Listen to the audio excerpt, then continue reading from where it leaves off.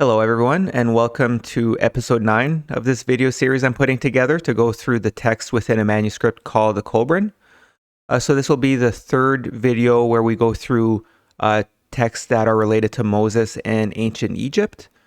So here's just a brief outline of the 3 parts. So in video 7 we went through some chapters that described the state of Egypt around the time of Moses' generation, and that's where we also got to find out who Moses' birth parents were, where his father is actually like a pharaoh.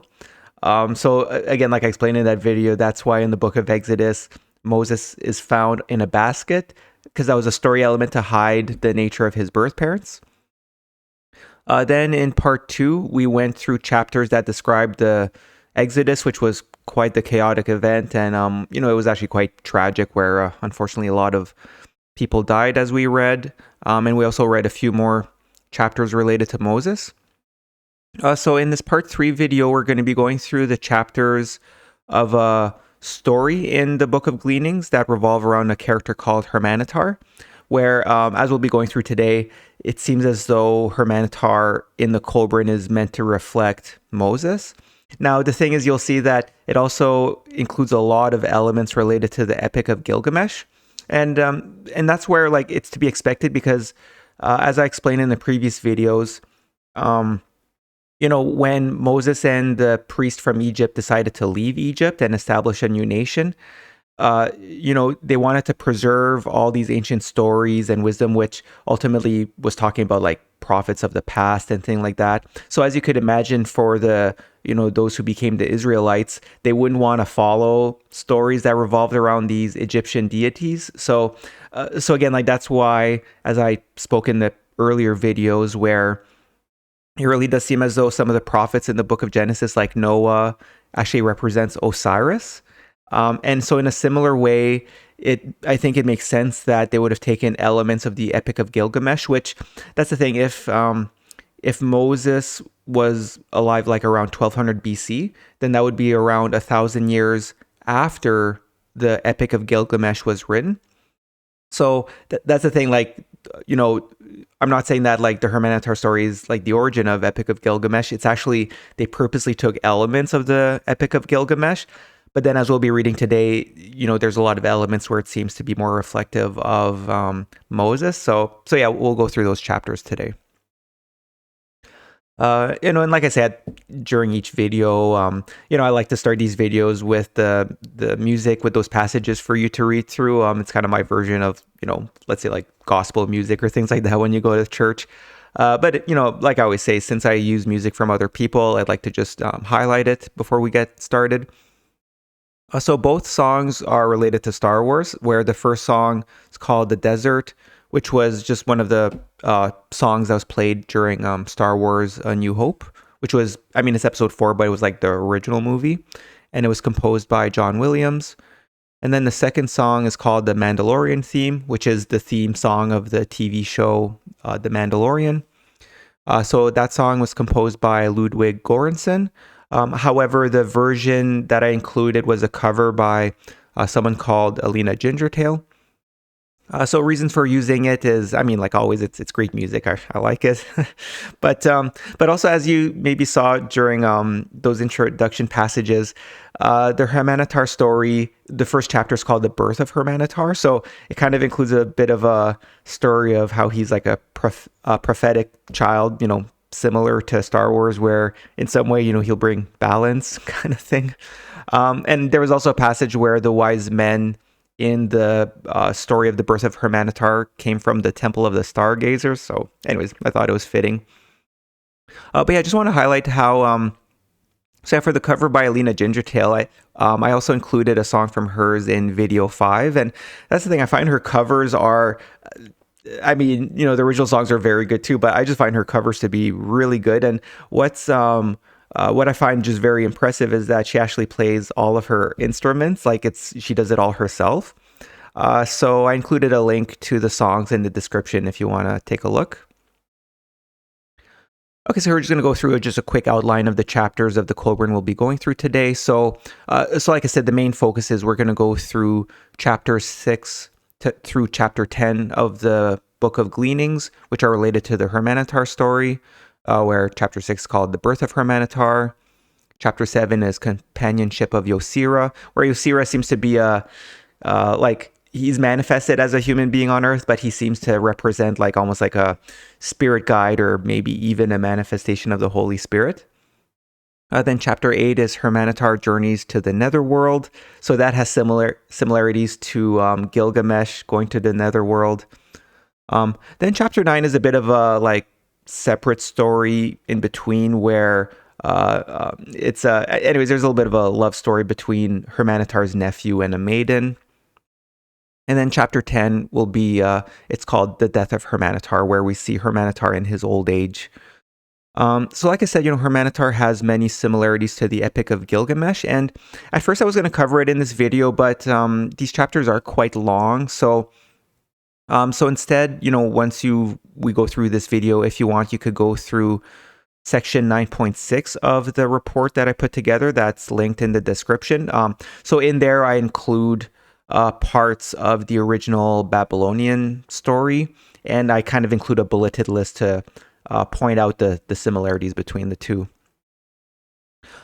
So since the next videos, we're going to be moving on towards videos related to Jesus and Joseph of Arimathea. We're going to end this this video by going through a story in the Book of Origins, which is part of the Celtic books. That's called The Tale of Gwinvera. And so that's saying it appears to have been written by those with Joseph of Arimathea, and it has a lot of similarities to the birth of Hurmanetar. So I think that the intent when they wrote it was for it to be representative of a story related to Moses. But what's also quite interesting is that there are elements that are similar to Arthurian legends. So yeah, we're going to end with that. Okay, so we're going to start here with chapter 5 of the Book of Gleanings, which is called The Birth of Hurmanetar. So this chapter introduces us to Hurmanetar, who, like I mentioned before, he's an important character since he appears to represent Moses.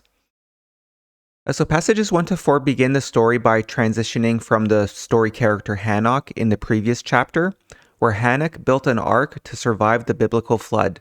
So we went through that chapter in video 3. So here it says, Hanok had 3 brothers by his mother, and 1 by Sedera. 2 were with him on the great ship, and 1 was saved in Megan. Hanok ruled all the land of Bolka, and his sons, Labeth and Hatana, were born at Nasira after the great ship became fast. His brothers divided the water-washed land between them. 1 went to Turdana and built a city there, and he ruled the western waters. 1 ruled the eastern waters and the swamps down to the waters of the sea. The other raised up Eraka in the midst of them, and he was the greatest. The city of Eraka stood for 1,000 years, but in the days of King Nadersa, the people made great images with faces of gold and bodies of brass. Children were offered to these demons conceived in wickedness. Then God, in his wrath, unleashed the winds, and they were swept through the city as a whirlwind. The gold-faced images were thrown one against the other and were broken. They fell and were buried under their temples. Eraka was then removed from the eyes of men. All the cities were rebuilt, and the kings were dead. The people had multiplied greatly when Lugadur, he who taught the working of metals, was born. He was the mightiest of kings, and his deeds are known to all men and written in his books. Wisdom came to the land by the hand of our father Hurmanetar, who was called Hankada, born at Egelmech in the land of Kalib, under Eraka, of Nintursu, maiden of the temple, by Gilameshor, builder of walls, son of Lugadur, the metalworker, son of Dumath, the shepherd, son of Gigaton, the tiller of the soil. So, I mean, the name of the cities and the other characters aren't terribly important. The important ones are, here like Hurmanetar and his mother Nintursu. So overall, in those first 4 passages, we see how Hanok and his brothers helped to build a city which stood for 1,000 years. However, the city became consumed by wickedness, and so it was destroyed. Nonetheless, humans kept multiplying and built many cities, and then one day Hurmanetar was born. So passages 5 and 6 have the king, or the pharaoh, having a dream which contains a premonition that one of his sons, who was born to a woman not his wife, would be against him. It also refers to 2 wise men being summoned by the king. It reads here, In the days when the mother of Hurmanetar carried him under her heart with pain, the king, his father, had a dream. He saw a woman and knew he had just lain with her, but could not see her face clearly, for whenever he almost recognized it, the likeness changed to that of another. The woman was purifying herself over a bowl of incense, and while so doing, she made water. Then a great cloud of smoke arose up from out of the bowl and filled all the room. and it went out through the doors and filled all the city and all the temples of the city. So, I mean, here is a link to, as we read in video 7 in Annex Scroll 2, where Moses was the son of a pharaoh, although he was more of an illegitimate child, because the pharaoh had ravished a temple maiden who was Moses' mother. So here we see this exact element here where, the king, his father, had a dream where he had just lain with her, like the mother of Hurmanetar, who is a temple maiden. So passage 6 here reads, "The following night the king was disturbed by the same dream. Therefore, knowing he had received an omen, upon his arising, he hastened to send a messenger to the temple of the stargazers. 2 wise men came, and he told them concerning his dream, requesting that they read its meaning. Having heard the words of the king, they thereupon left, going away to consult the book of heaven, to discover what was written in the future concerning such a matter. In 2 days they returned, coming in unto the king as he sat within the hall of judgment, and they bowed before him, saying, Woe unto us your servants for what we have to say, for thus it is written, One is to be born of a woman whom you have ravished, and he will be a slayer of kings, a destroyer of temples, and a contender with the gods. He is one born to be great among men, and his hand will be against you."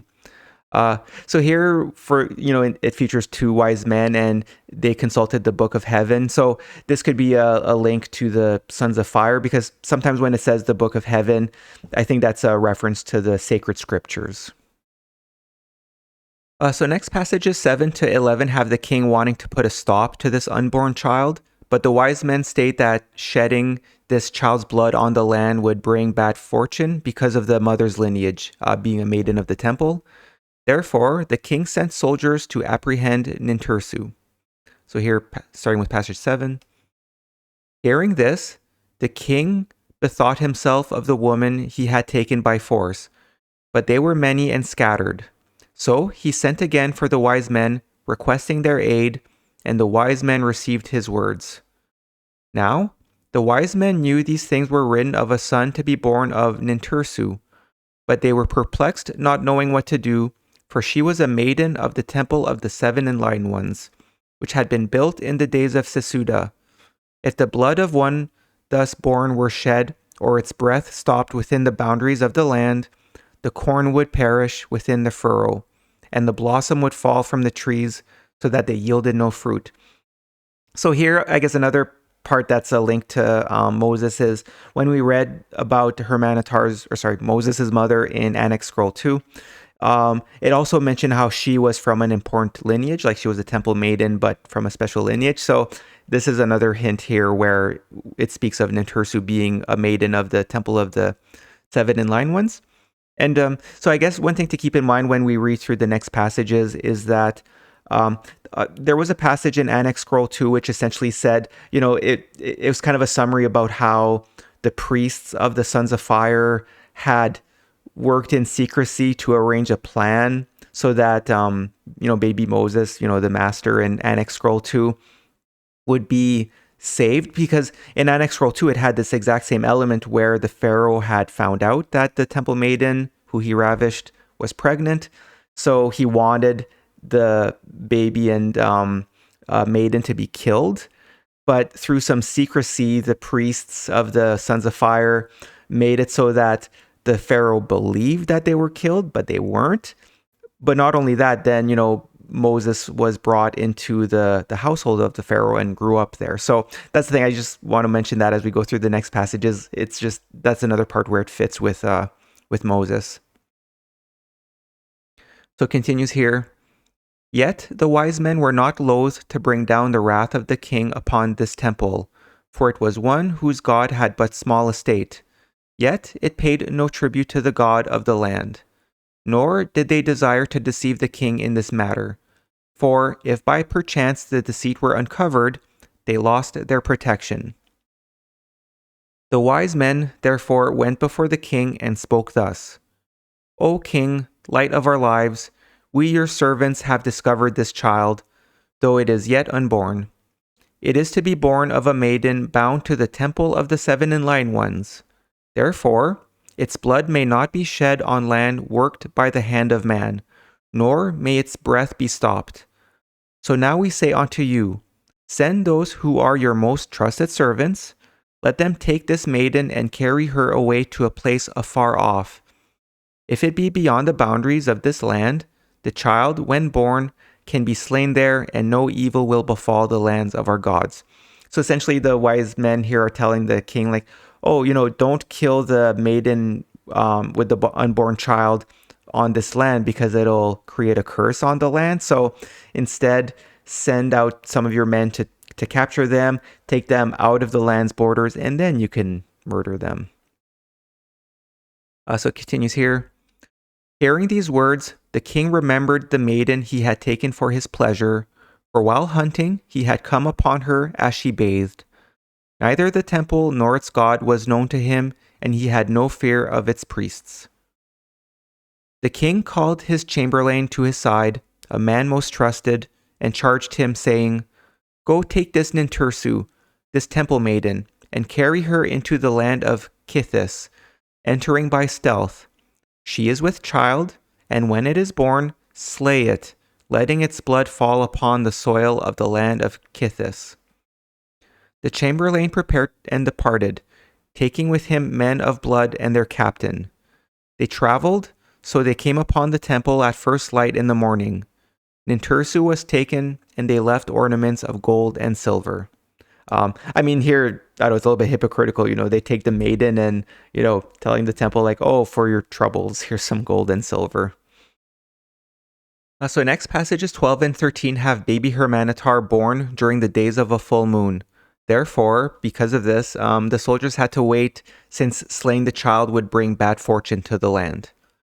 So here it says here, Now Nintursu was not delivered of the child when they came to the boundary of the land. So they camped there, and in the days that followed, men went out to spy.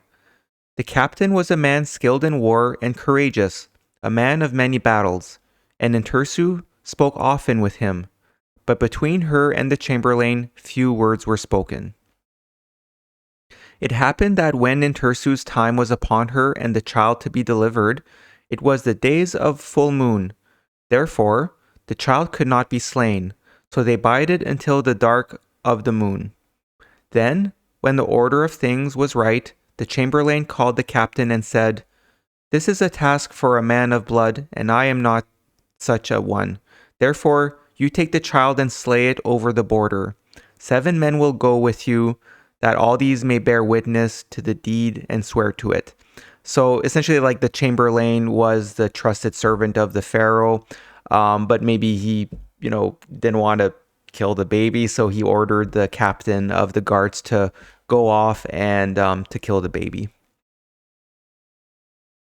So passages 14 to 16 describe the soldiers, and it mentions how some were companions of Nintursu, and one soldier was the son of a worshipper of the Temple of the Seven Enlightened Ones, which is where Nintursu was a maiden.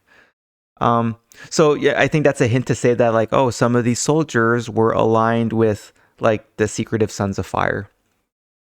So then we'll see how the soldiers then carry on and place the child in a basket. And it notes that it was a basket prepared by Nintursu. So that's maybe another hint where, the story of Moses in the book of Exodus, he was found in a basket. So here it says, Now the men of blood were grim men of battles, strangers to soft beds and the gentle ways of women. But some among them were the companions of Nintursu during the first days of her motherhood. Also, there was one whose father had been a worshipper at the Temple of the Seven Enlightened Ones before it was abandoned by all who followed the king. There were those who murmured, saying, This is a task for those in high places, who speak with honey tongues and carry concealed knives that stab in the back. This is not for fighting men. So essentially the soldiers are saying, like, why are we the ones killing this baby? They're soldiers meant to, fight on a battlefield. So it continues here, it says, It was true. This was no task for men of clashing metal. It was a deed more suited to squeamish-stomached quarters. But, lacking backbone, these have ever needed others to do their dirty work, spawned through intrigue and conspiracy. Lord, hasten the day when real men are no longer manipulated by half-men. The captain put the child into a basket prepared by Nintursu. It was placed upon an ass. And again, like an ass is a donkey. So it continues here. Then he and his men went over the boundary to a place where neither tree nor grass grew, but about 10 bowshots distant, a stream ran through it to water fields and pastures in the valley below. When they stopped, the captain took down the basket and opened it, but when he gazed upon the face of the child, his heart held his hand. He was a man of battles who slew in war, a slayer of men in combat, not a weak-kneed man of intrigue and slayer of children. He closed the basket and said to those who had come with him, "We will bide our time here until nightfall. If we lose the blood of the child here, it will be absorbed into dead soil and do no harm. But if we carry it further, down into the valley, it will fall on living soil." None with him answered, for they were but simple fighting men, knowing not that the blood could have been let into the waters. Or maybe they understood the heart of their captain. So essentially it's saying like, the captain made up an excuse like, oh, we'll wait a little bit here. And whether or not the soldiers were ignorant and like didn't understand, all of this talk about like, oh, you're not allowed to slay the child or else there'll be a curse on the land. Or maybe they understood what the captain was saying. So next passages 17 to 20 end the story with the soldiers being ambushed in some way, likely by people who were worshippers of the temple who followed baby Hurmanetar. And as we'll see in these passages, it seems as though the captain and maybe some of the soldiers also helped, who again, there's a little bit of a notion before that some of them were aligned with like the priests. So here it says, "The captain said, 'It is hot. We have time enough before those who dwell below are asleep. Therefore, let us drink wine and rest a while.' So they drank wine which had been brought and rested. Becoming drowsy, they eventually fell asleep. Darkness fell. Now the ass had not eaten since the morning, nor had it drunk at the stream. And the captain of men bided his time, for he had a plan, and this was a place known to him." So the underline, like that's kind of a hint about how there's some sneaky business going on. So it continues here. "In the gathering darkness, he put the basket with the child inside back on the ass. It was a good place of concealment under an overhanging rock with thickets of thorn all around, while below the ground fell away steeply, being covered with rocks and loose stones. Only the captain knew how, in the darkness, a large stone was loosed from above, bringing down many others with it, so that stones fell all about the place where the men lay under the overhang. They were heavy with wine, they shouted, they stumbled and fell. One was struck by a dart, another by a spear. There was a clash in the darkness, though none was killed. The ass, loosed from its halter, fled, and none could stop it. Wrathfully the captain shouted, 'What kind of men have I been given? Why have you not brought trumpets to announce our coming? Who can see the ass among the bushes, or hear it among the stones?'" So here, just to underline the though none was killed. I think this is to help illustrate that even though the priest had orchestrated this plan to capture baby Hurmanetar, they were careful to make sure that no soldiers actually were killed. So it continues here, and this is the end of the chapter where it says, "Then, as lights appeared below and the voices of men were heard in the night, they withdrew. Coming to a place of safety, the men took counsel among themselves, for the captain of the men said, 'If you would go unpunished for this night, then you must slay me now. Even then, can you return without me? Also, who knows where the blood will flow? Therefore, shall we not all say, with mine own eyes I beheld the blood of the child and know it dead? Are we men of wisdom who live, or are we foolish ones who die?'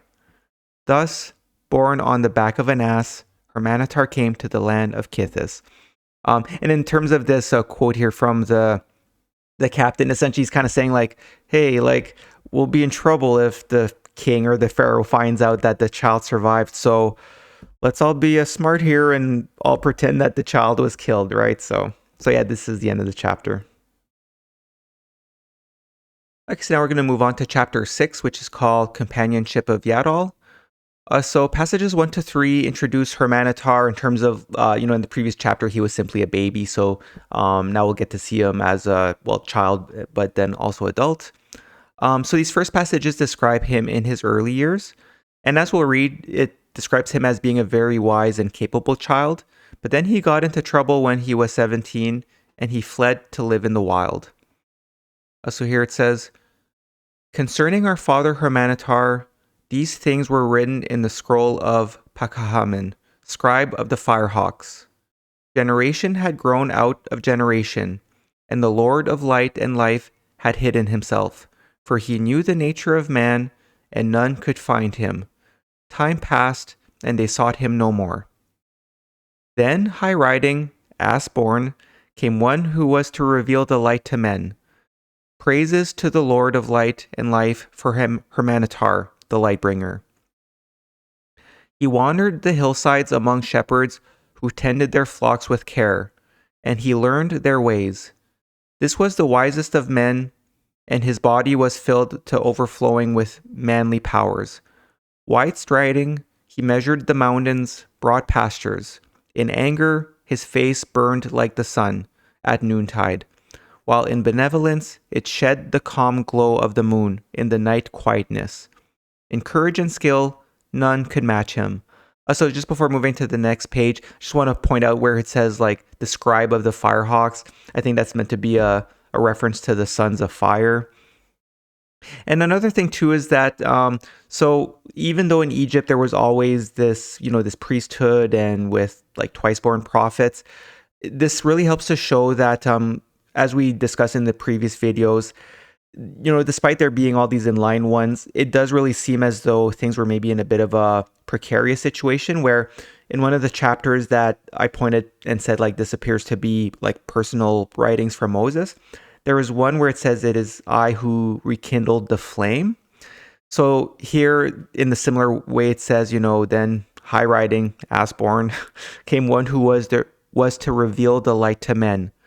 Praises to the Lord of light and life for Hurmanetar, the Lightbringer. So that's the thing. It's clues like that I've used to say like, oh, I think these chapters are related to Moses and things like that.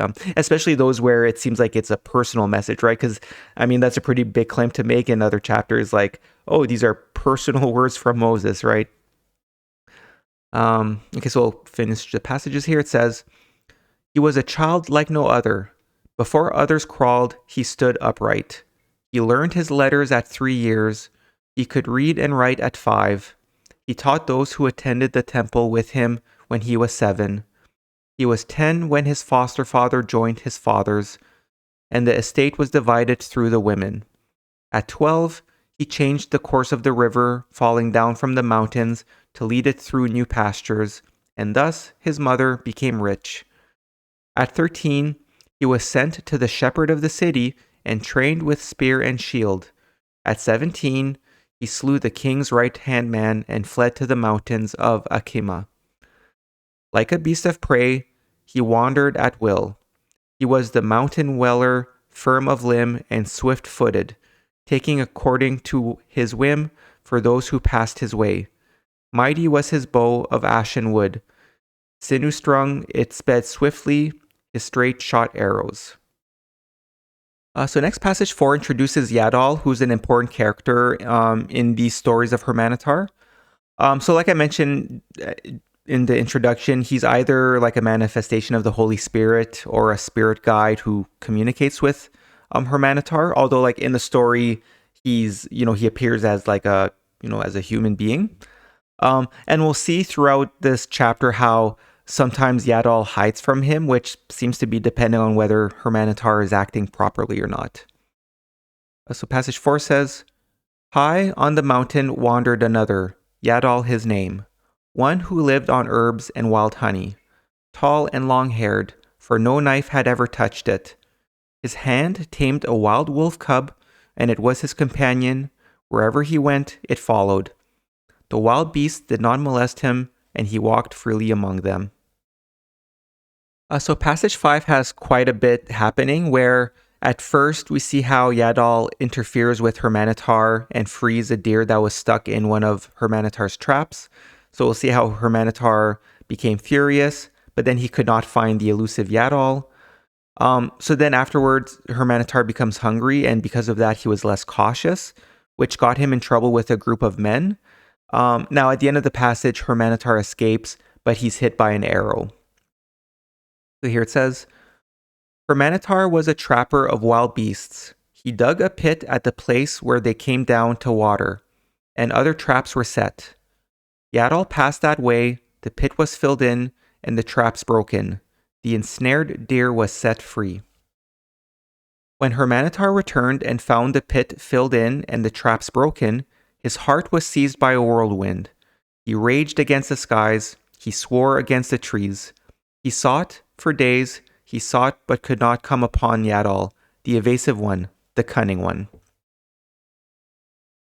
His traps were useless, his pits a vain labor. He hungered, and because he hungered, he became less cautious. When he lay in wait among the bushes to waylay men who passed, he was not held back by thought of their number, but loosed his arrows and leapt among them. Hurmanetar attacked stormy-hearted, like a whirlwind, he attacked, but when they saw he was one alone, they stood fast. Hurmanetar turned back into the bushes, but arrows sent after him found their mark. So essentially, because Hurmanetar was hungry, he went to attack like a group of people, but then when the group of people saw that he was just one individual, they defended themselves, and so Hurmanetar ran away, but then he was hit by an arrow. So in passages 6 and 7, which are on the next slide, we'll see how Hurmanetar is suffering for 3 days, which is likely a reference to the Twiceborn ritual, where they rise back up after 3 days. So, this has similarities to the stories of Herthu and Hoskaya, which we went over in videos 4 to 6, where those seem to be related to Osiris, where in the same way, like Osiris, as Herthu and Hoskaya gets injured, he's near death, and there's references to 3 days. So after the 3 days, we see how Yadol decides to visit, and he helps Hurmanetar, and then afterwards they go dwell in a cave. And one thing to note when reading through those passages next is that, one thing we see is that Yadol does not slay animals or eat meat, which I think is a reference to, him being a divine spirit. He does not want to hurt animals. But then Hurmanetar, on the other hand, is still acting on his carnal desires. So here it says, For 3 days he lay in his place upon the mountain. His legs swelled up, and he thirsted, for he could not get water. He lay in a body of pain, and his spirit prepared to depart from him. Right, so he was like near death. And then continues here. A wolf came, and his hand sought a stone, but weakness held his arm, so it could not be cast. Then lo, the wolf licked his hand and departed. Then Yadol came.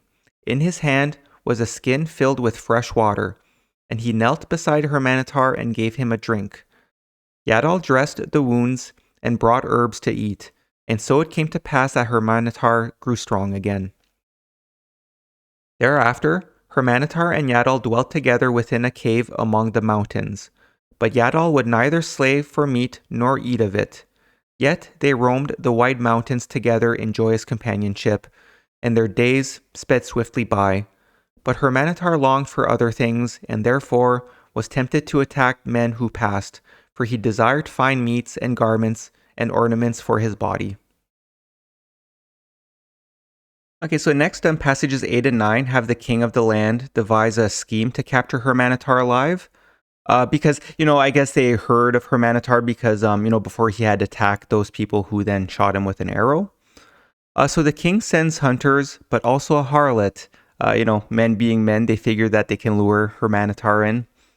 So here it says, These things were brought to the ears of the king, and those about the king said, Let us take men up into the mountain and slay this wild hill wanderer, this manslayer and robber. But the king bade them hold their hands, for he desired to see the man for himself. He wanted him taken alive, and he said, "Should any man slay him, that man is mine." The king therefore took counsel of the wise men, saying, "How shall we take this man, if man he be and not a spirit of the mountains? I would look upon him with my own eyes, for I know of none such as he. One such there once was, but he is no more." Then one among the wise men said, "This man of the mountains, if man he be, will follow the ways of men. Therefore, let us procure a harlot from the temple, a woman of pleasure, and let her go and take him, ensnare the hunter in the well-baited trap." The king said, "This is no new thing, and perchance it can bring the wild man of the mountains down to me in chains of silk, even into the city. Therefore, go and put your words into deeds." Then a man was sent to the temple, and he brought back her suta, a woman of pleasure, in exchange for gold, and she was taken to the hunters who knew the ways of the mountain. They set off, journeying for some days, the hunters, the harlot, and those with her, until they came to a place where there was a waterhole, close by the way of Elameque. They passed beyond the waterhole to the spring above, sending men into the surrounding forest. The day came when one returned, saying, "The wild man comes." Then the chief of the hunters said to the woman, "O woman, bare your breasts and sit beside the waters. Use the wiles of your calling. Have no shame, but welcome him boldly. When he comes up close, reveal your secrets, drawing him to you. Teach him the arts of the harlot that ensnares men." So I guess for just as a reminder, when we read through the Herthu story in video 4, remember, like, this is a theme that they make a point of in the stories in the Kolbrin about the dangers of a harlot and how inherently men are tempted by them.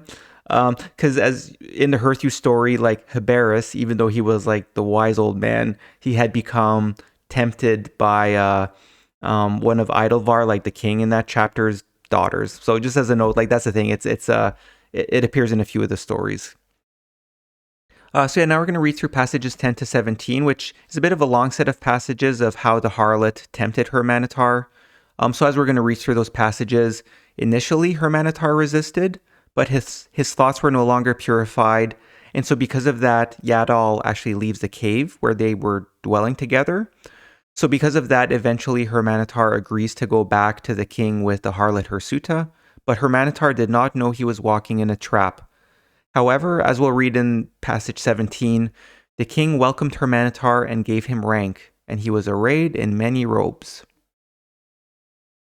So we'll start here. It says, "The woman was not loath to take him, responding well to the task, sitting by the waters, singing. However, Hurmanetar circled warily about the place, but discovered nothing, and no harm came to him.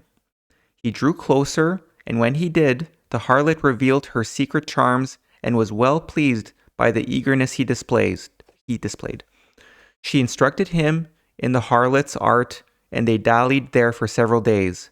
But the hunters did not come to take him, for they found no way to come upon him furtively. Then, after 7 days, Hurmanetar departed, passing up the incline of the mountainside, without looking back.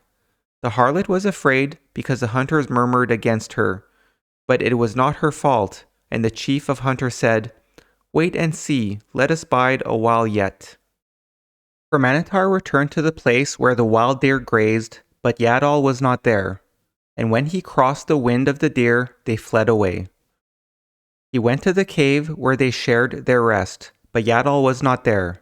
The wolf alone lay close by, and Hurmanetar called out to it, but the wolf stayed afar off.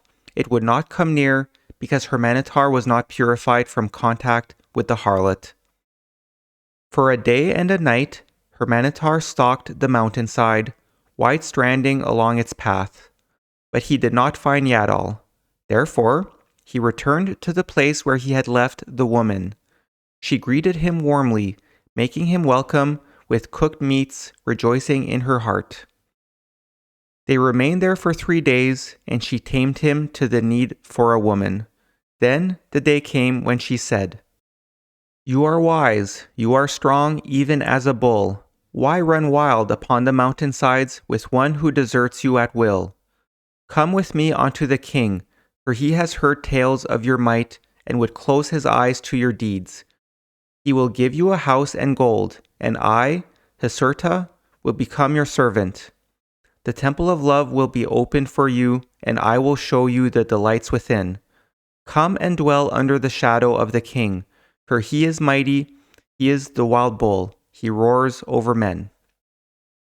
Hurmanetar thought and said, "No, I will not go before the king, for he does no good in my sight. Do not the people murmur against him, saying, 'Woe for these days, the hand of the king rests heavily upon us. His pride knows no bounds, and no maiden is left virgin for her husband, neither the daughter of a man or of blood, nor the wife of a prince walks freely in the city.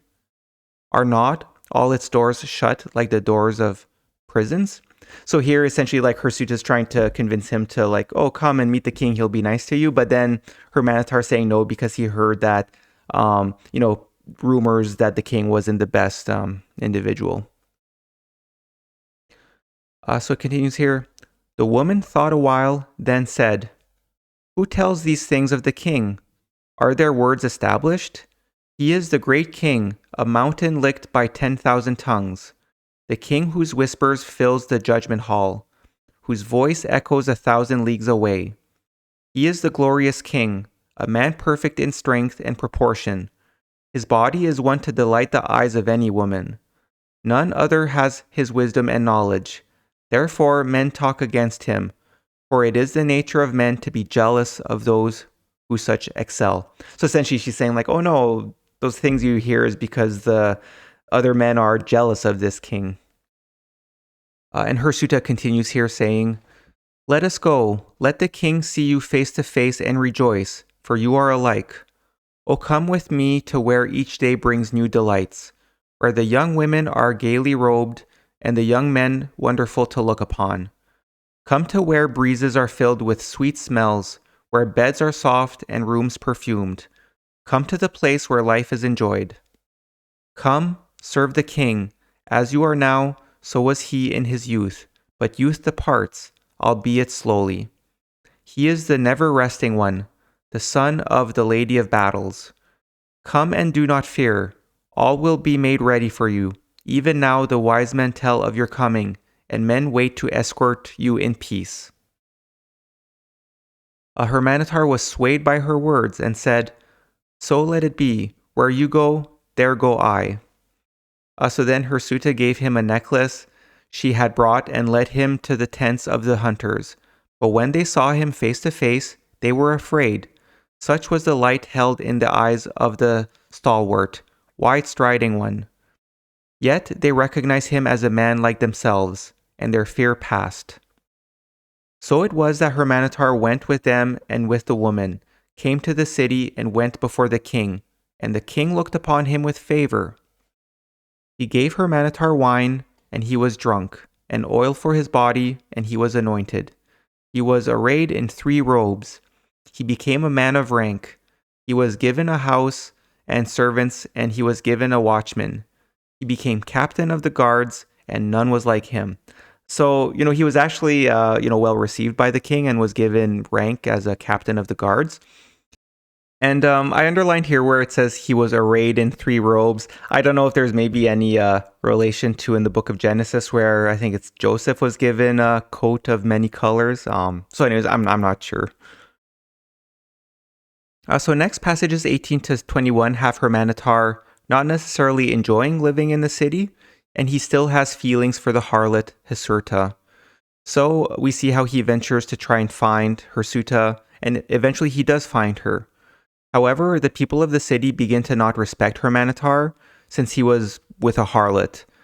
So because of that, they both leave the city and go back to the mountain to find Yadol. So we'll see this in the next passages here, where it says, "To the woman of pleasure, the harlot, the king gave bracelets of gold and sent her away, saying, 'Go to your proper place, for you have completed the thing required of you. There you will be great among women, while here you will be degraded among them. Hasurta departed in sorrow, for even a harlot can feel faint stirrings of affection through the oft-soiled, winding cloth which enwraps her sordid spirit. Hurmanetar learned the ways of the palace and walked as he willed, but soon he became restless, for his thoughts turned towards Hasurta. He missed her ways. Yet many women cast their glances towards him, but behind these was the threat of the sword. He was not a man of smooth and subtle ways, being unskilled in the deceit which flourished under the shadow of kings. Though favored by the king and safe under his mantle, he was a man alone in the palace and courtyards. He set out to find Hasurta, seeking her at the temple of pleasure within the temple gate, where she had served as a harlot, but the priest said, "The woman is no longer here, for a harlot, given gold, thinks herself a queen, and the women have driven her out." Hurmanetar sought her throughout the city, but she was nowhere to be found. Persisting, he eventually found her at a harlot's post beside the river, among wineskins and men of the waters. There was one who sat with her, and he was a man of blood, therefore armed. So when Hurmanetar came up to them seeking to talk with the woman, he drew his sword. When the man of blood saw that Hurmanetar was undismayed by this and prepared to settle the issue, he mocked him, saying, "Why should men fight when women are plentiful and we have half a measure of corn?" So essentially, like, Hasurta was sitting with like this soldier, at the place where harlots are. So at first, the soldier kind of went to get his sword to scare Hurmanetar, but since Hurmanetar was unfazed, then the soldier kind of made a hypocritical reason, like, "Oh, why should we fight over this?" and kind of cowardly walked away. But anyway, so continuing at passage 20 here, it says, Hurmanetar bought the woman from those who grow rich on the defiled bodies of women, and established her in his house. The men about the king murmured against him, speaking poison words in the ear of the king. The women of the palace also turned from him. So here, essentially, like, Hurmanetar paid money and essentially like bought Hasurta from whoever owned the place of harlots. So continuing here, it says, meeting Hasurta on the street, they caught her and tore her veil off her face, while men of subtle ways who served the king mocked behind their hands. The men of blood serving the king set their faces against Hurmanetar, while in the city men said, and he passed, "There goes the great one who bathes in dirty water." Therefore Hurmanetar departed from the city, going to dwell without its walls among men who tilled the soil. So essentially here, because Hurmanetar was with the harlot, this is where the people of the king's palace kind of mocked him, so Hurmanetar left the city. So continuing with passage 21 here, it says, It was not long before the day came when the woman saw that Hurmanetar was downcast, and so she said to him, "O man of might, when my eyes rest upon you, I am raised above all women, and now my heart is cleansed of all that polluted it. My body rejoices in freedom, and my life is a song of gladness. Yet I am saddened because my heart tells me you are sorrowful and not at ease within yourself, that half your heart remains in the mountains. Therefore, hear what I say. Go there once more while I remain here to await your return. Perhaps this time you will find Yadol." Her words made Hurmanetar sad, and he said, "How can I go away and leave you here? Who will protect you? What man can I place over you who will not know you? Yet go to the mountains I must. Therefore you shall come with me." So this is actually kind of nice, where Hasurta notices that, like, hey, you're kind of sad, Hurmanetar, knowing that he missed Yadol. So she actually suggested, hey, maybe go back to the mountains and see if you could find him. But then Hurmanetar says, oh, I can't leave you here, so let's go together back to the mountains. So next passages 22 to 26 have Hurmanetar and Hasurta failing to find Yadol. So afterwards, they go to another city and then they join a feast where during the feast, Hurmanetar drinks too much and falls asleep. So then when Hurmanetar falls asleep, a man who's at the feast tries to get Hirsuta since he says he knows she's a harlot. But then a fight ensues and Hirsuta slays the man. So afterwards, Hurmanetar and Hirsuta are brought before a judge or arbitrator where, because of the murder of the man. So then if ever Hurmanetar could prove that he and Hirsuta were rightly married according to certain customs, they would not be judged as guilty for the murder. So we'll start reading them here. It says, they departed, crossing by way of Hamrama, and came to the mountains high-standing and steep-sided. They searched many days, but Yadol could not be found, neither would any bird or beast approach them. They wandered the mountains, they searched the valleys, and they grew weary in the search. They returned to the foot of the mountains, below the place where shepherds dwelt, and into the tillage where there was a city. It was the time of Akitoa, and Shera, chief of the city dwellers, was to be married. Being invited to remain in the city as guests, they stayed there. When the days of feasting commenced, men came in from the mountains and tillage, and there was much dancing and singing. Hurmanetar and Hirsuta were made welcome, taking their places among the guests and storytellers, eating and drinking their fill. There was strong drink brewed from corn and wine from the palm, and Hurmanetar became overfilled with these, and, drunk, he fell asleep. While he slept, a man came upon Hirsuta and seized her, saying, "Come, let us be together, so I may have pleasure, and you may have silver. I know you are a woman of many pleasures, a servant to the vices of men." When she denied him his desire, he sought to take her by force, but she drew a knife and slew him, for a woman cannot be taken by man except she surrender herself to his needs. Hearing the clamor, men came and, seeing what had happened, they seized the woman. Others took Hurmanetar, and both were brought before the headman, who delivered them to a place of confinement. When the feasting was over, they were brought before Petosi, one who sat in judgment. So this is where they were brought in front of a judge. So here it continues. Petosi said to Hurmanetar, "You have come among us as a guest and a man of good standing. Therefore, we know not whether you have been wronged or whether a man of the city has been slain unjustly. If you have been wronged, then also establish the standing of this woman. It is said that she is a harlot without standing. This being so, then you shall pay the price of he who is slain to his kindred, and no more will be required of you." So then Hurmanetar answered Petosi thus, "You are one filled with the essence of wisdom, who justly occupies the seat of judgment. I ask with due humility that you give ear to my plea for this woman, who may not speak for herself.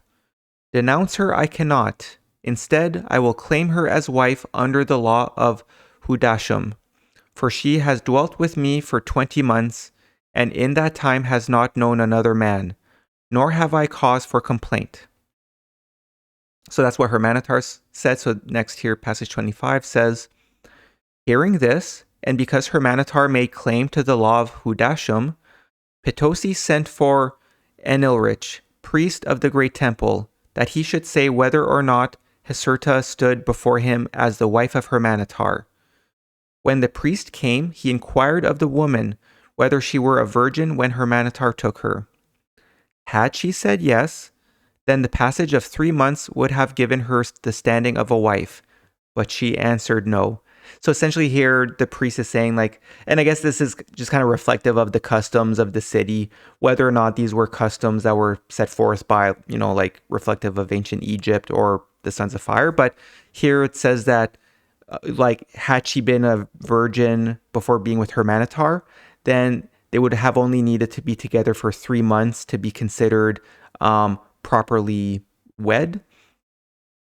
So that's where it says, had she said yes, then it would give her standing as a wife, but she answered no.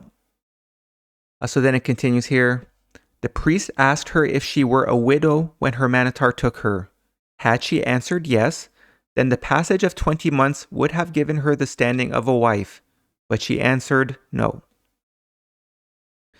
Then the priest asked if she were a harlot when Hurmanetar took her, and she answered yes. Therefore, as 7 years had not yet passed since Hurmanetar first took her, she could not have the standing of a wife, nor could she claim to be a harlot of the temple, for she had left its protection. Now the mark of a harlot was upon her, and Hurmanetar had forfeited his standing in the place of judgment. So, and I mean, that's the thing, I guess it might seem a little bit harsh, like that they would have had to be together 7 years, but anyways, that was the custom here. So now because of that, Hurmanetar lost his good standing in this place. So here it says, the woman would be strangled with cords after the manner of harlots, while Hurmanetar would be left to carry her as a burden within the enclosure for 7 days. Then, if the gods willed that he lived, he would be led out to wander as he willed, all he might take with him being 3 handfuls of corn and a gourd of water. The judgment was fulfilled, Hurmanetar lived. He departed and went his way, and the kindred of the slain men failed to catch him. So essentially here, I mean, kind of tragic where Hirsuta was killed. And that's the thing. It seems like they had a bit of a custom here. I think it was also in the story of Ysera that we went through in video 6, where there was this idea of like, essentially they would, for Hurmanetar, instead of just killing him outright, and I guess in part because like he's not the one who murdered the man during the feast, they had a challenge for him where I guess the idea seems that if he were able to survive, then the gods willed that he should live. So that's what happened. So essentially these passages end with Hirsuta being killed and Hurmanetar survives.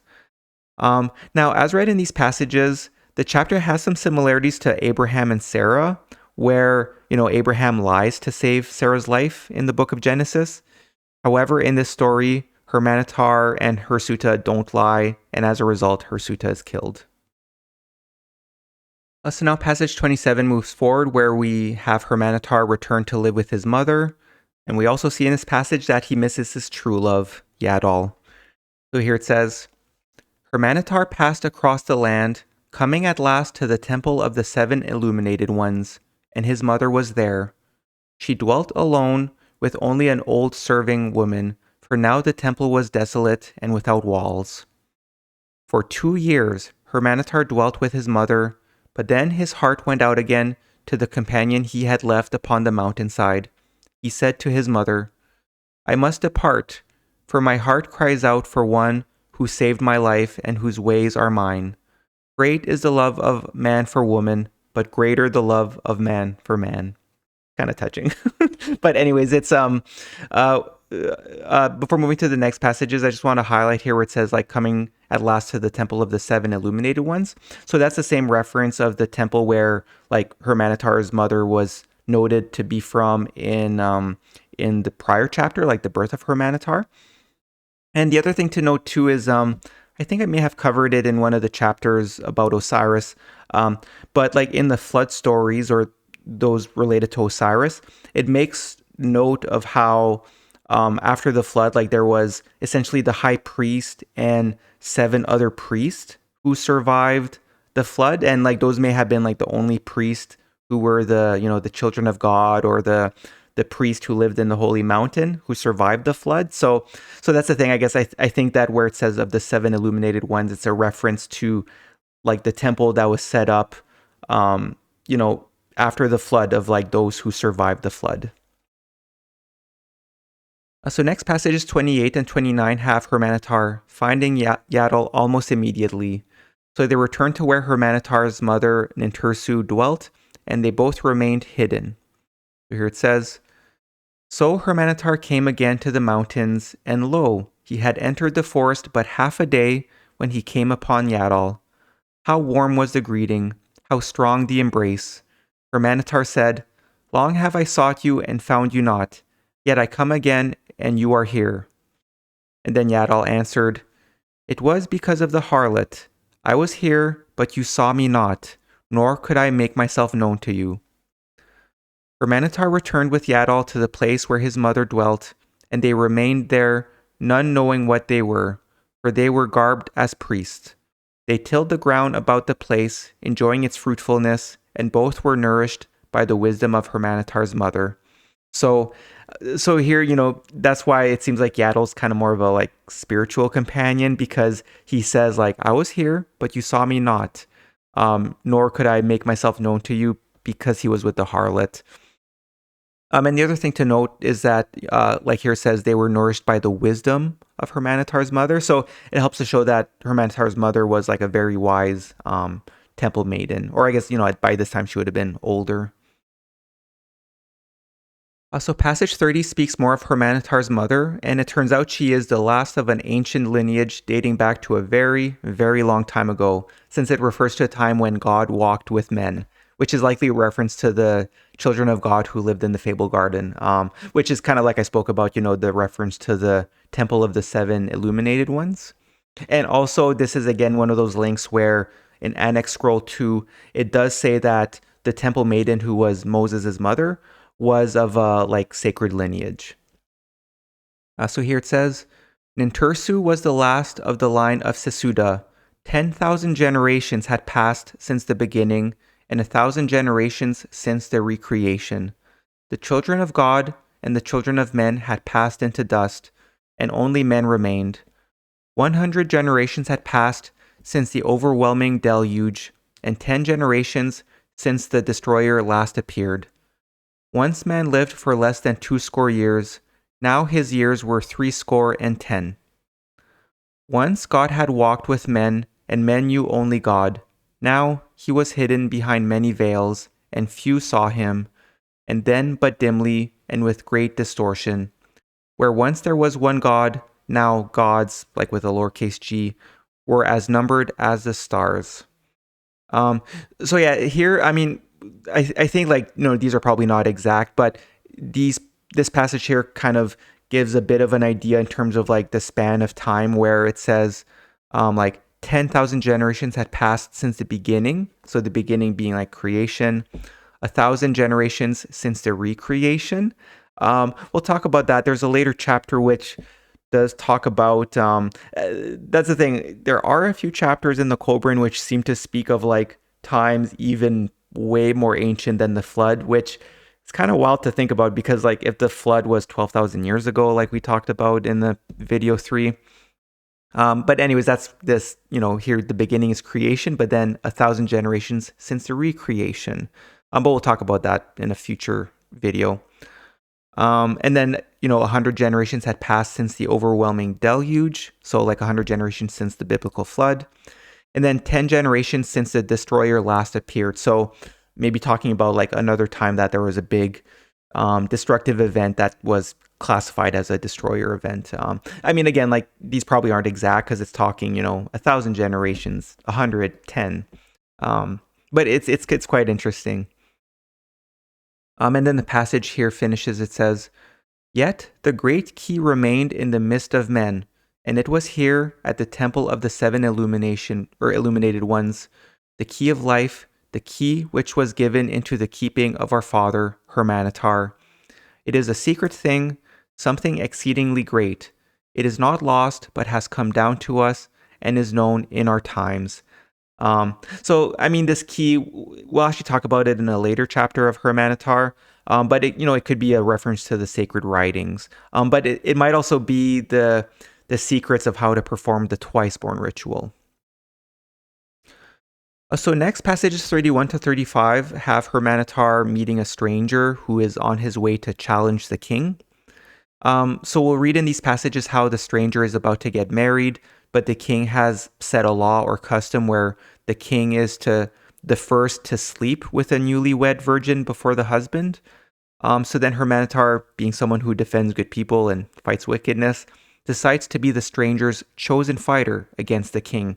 And actually, this part here has a very clear similarity to the Epic of Gilgamesh, where I think it's Gilgamesh or Enkidu, one of the two, fight the king. So, and this battle seems to resemble it quite a bit.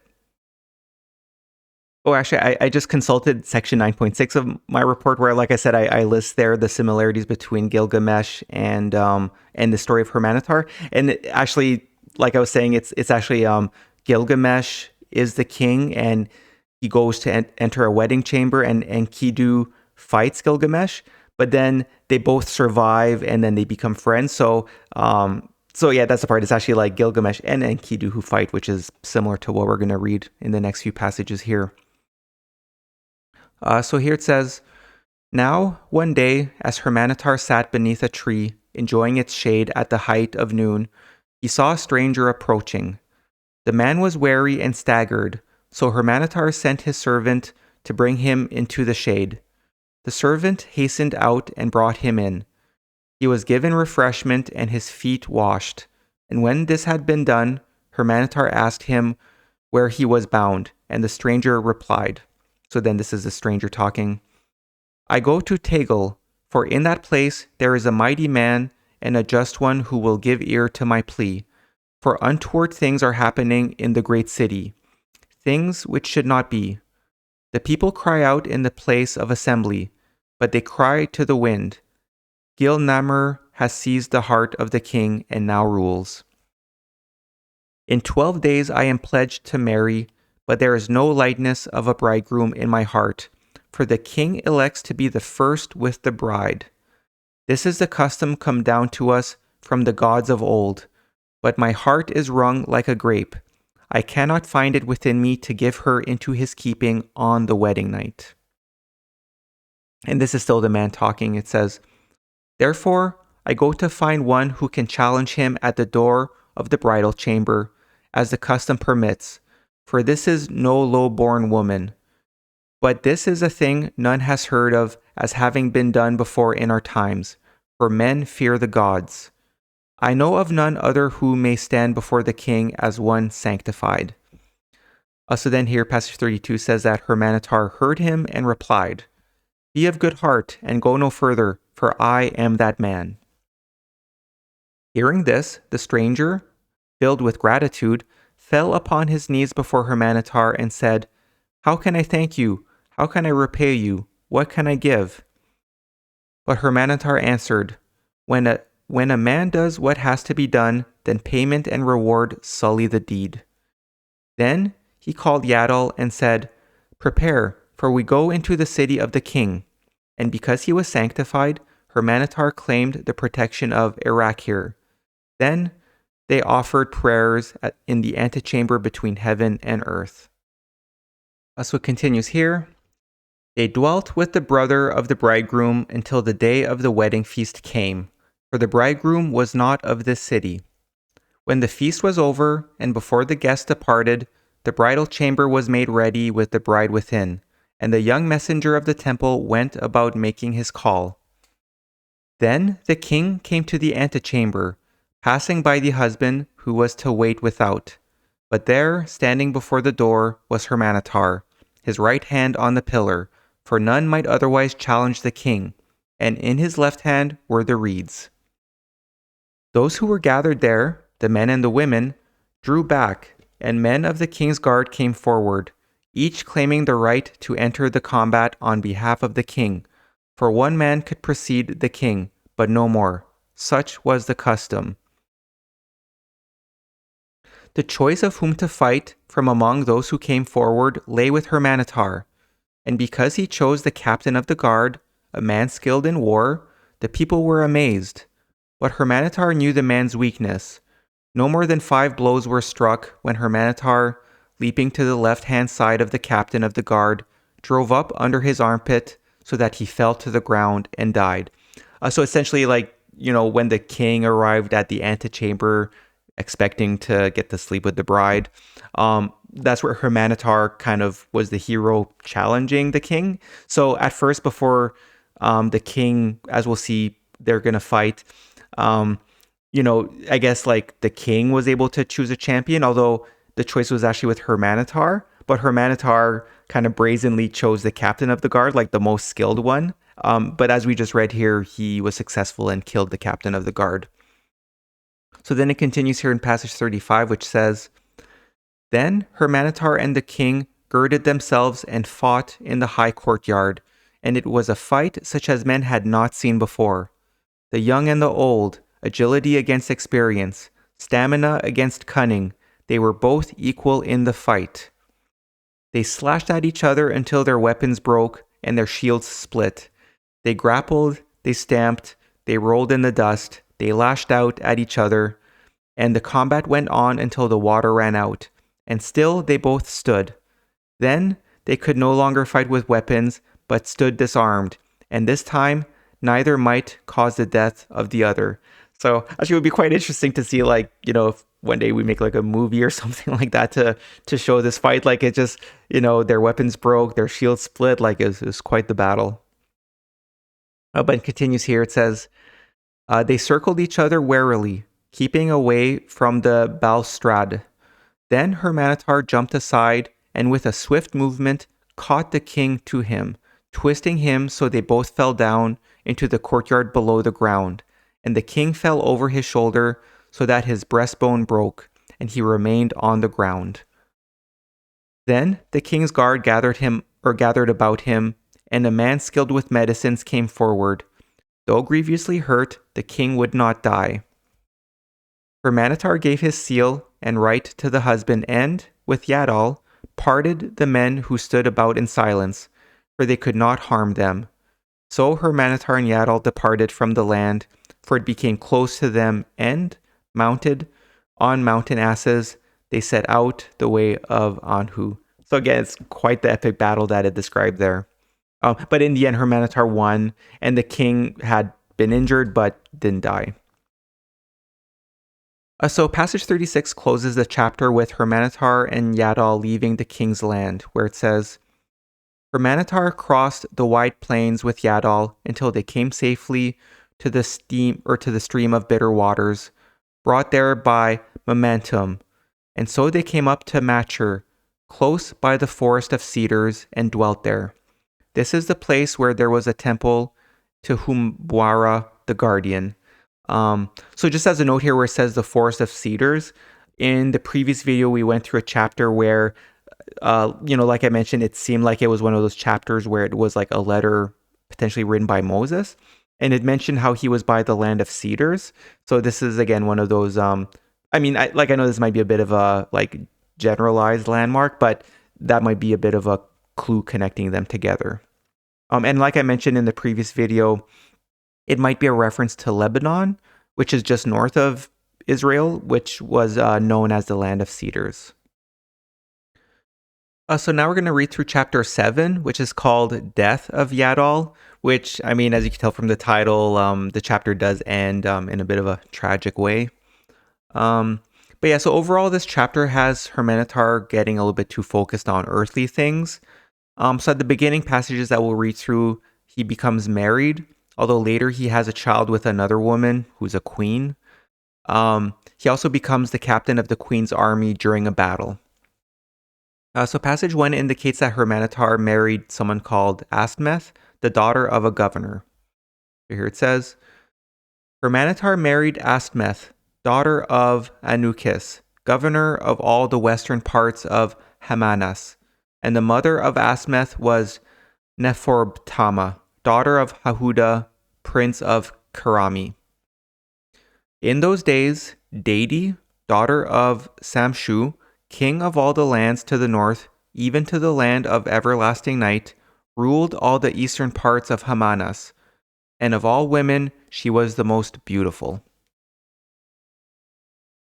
So passage 2 speaks of how Hurmanetar became wealthy but then lost his way. So here it says, Now, as time passed, Hurmanetar grew rich.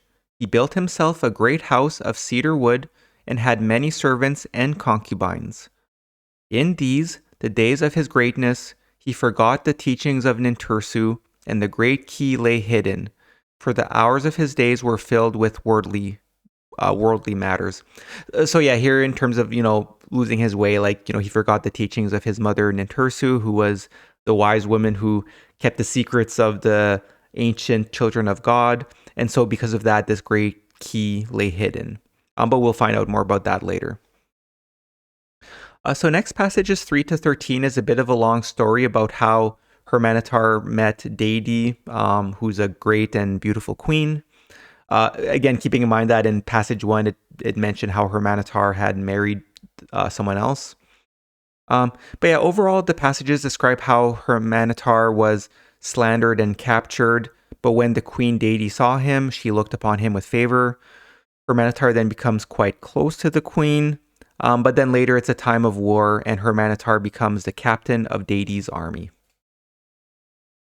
Also here, passage 3 says, "The overseer of Hurmanetar's cornfields was Noman, a man of Loza, a man whose word was not worth an obol of sand, for he falsified the measure. Therefore, fingers were removed from him, and he was driven forth out of the lands of Hurmanetar, and he became the servant of one Sabater.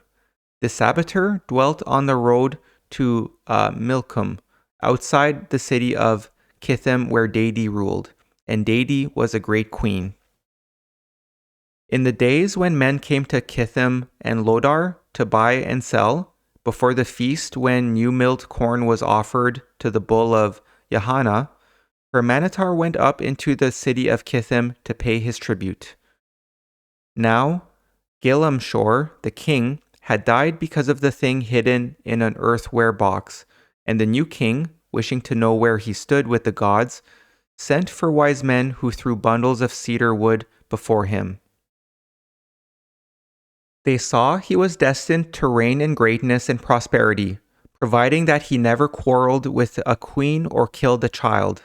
Therefore, the king deemed it wise to strengthen his peace with Deity, and sent his son to her with many gifts. The prince journeyed some days, then stopped at an inn a day's journey from Kithim, and supped there. And while he ate, word was brought to him that someone wished to speak with him. It was Noman, and he spoke poisoned words regarding Hurmanetar, so these should be brought to the ear of the queen. Thus, when Hurmanetar entered the city of Kithim, he was seized and brought before the queen. But when she saw him and spoke with him, Deity found no fault with him and looked upon him with favor. Therefore, though the prince departed, Hurmanetar dallied at the court of the queen Deity. So essentially, this just kind of sets up a bit of a story element with how Hurmanetar ended up meeting the queen Deity. And it continues here. Time passed, and Hurmanetar came frequently to the court, and he was well favored. But it came about that strife arose in the lands about, for the mother of the gods strove with the father of the gods. It was a time of turmoil, when the hand of brother was against brother, and all the while Hurmanetar rose in the esteem of the queen. So it came about that a son was born to Hurmanetar and Deity. So anyways, like it said in earlier passages, Hurmanetar had lost his way at this point. So it continues here. While the lands about had been ravaged by war, there was peace in Kithim. But when the son of Hurmanetar and Deity was scarce 1 year old, men came bearing tidings of war. The host of the king had gathered, and voices were crying in the marketplace. Prepare to die, for those who are mightier than the Humbala are upon us. None shall be spared from the fire of the pit, neither old men nor women and children. So again, I think this is just kind of the story element where there was some war in the lands. Hurmanetar had a child with Deity, but at this point now they're saying like, oh no, like the war is coming within our lands. And it continues here. For those who came were the children of Githsad, the serpent, the cunning one, whose mother was one of those who brought defilement into the race of men. These people knew neither justice nor mercy. The priest and the people went up into the mountain to gather before the cave of Yahana. They cried out to be delivered. They were overpowered with weakness, and their teeth shook. Their knees became weak. But Deity remained in the city, and she appointed Hurmanetar captain of her war hosts, and he gave the orders. The arms makers bent to the task, making spears of willow wood and casting axes. Hurmanetar freed Turton because he had renounced his father, had become a slave, and gave him command of the bowmen, For Turton was a man of might and a bowman of renown. So essentially here, they're preparing for war, and Hurmanetar is the captain of the army now. And it continues here. In the days when men feared because of the bull of heaven, the war host of the children of Githsad gathered on the plain, and the fires of their encampment were, at night, numbered like stars. The men of Hurmanetar encamped against them, and when he led the war hosts of Queen Deity out in the morning light, the men of blood faced one another. Turton, the bowman, had been made a war captain, and he went out before the host of Deity to see how those who stood against them were arrayed. When he returned, he spoke thus to Hurmanetar. Behold, my lord, great is the host of the children of Githsad, and well set in their order of battle. Behold, the long-limbed spearman, Kami the mighty, far famed among men, leads them. And here, it continues. This is the bowman who was a captain of Hurmanetar's army, kind of reporting back after he scouted the army that was approaching. Here it continues. See the powerful bowmen, whose wide-raging arrows speed from behind tall shields, which stand before them. What has Holmes failed to teach these people? Behold the host of the Huisgen, who are with them, led by Acnim of the firm standard. See to their left the spearmen of Evermight, Markuda. They stand firm in line. They are like the point of a nail, ready to thrust inward. See, already the horns of the bull spread out for the encircling clash. Slingers already harass our foreguards, while bowmen sting us on either side. Still, let us take heart. Have we not, ourselves, many mighty men ready to give their life's blood for you? Are they not all armed with every kind of weapon and masters of war? There are far-throwing slingers and keen-eyed bowmen. There is tall Lugal, with the flashing weapons of fire.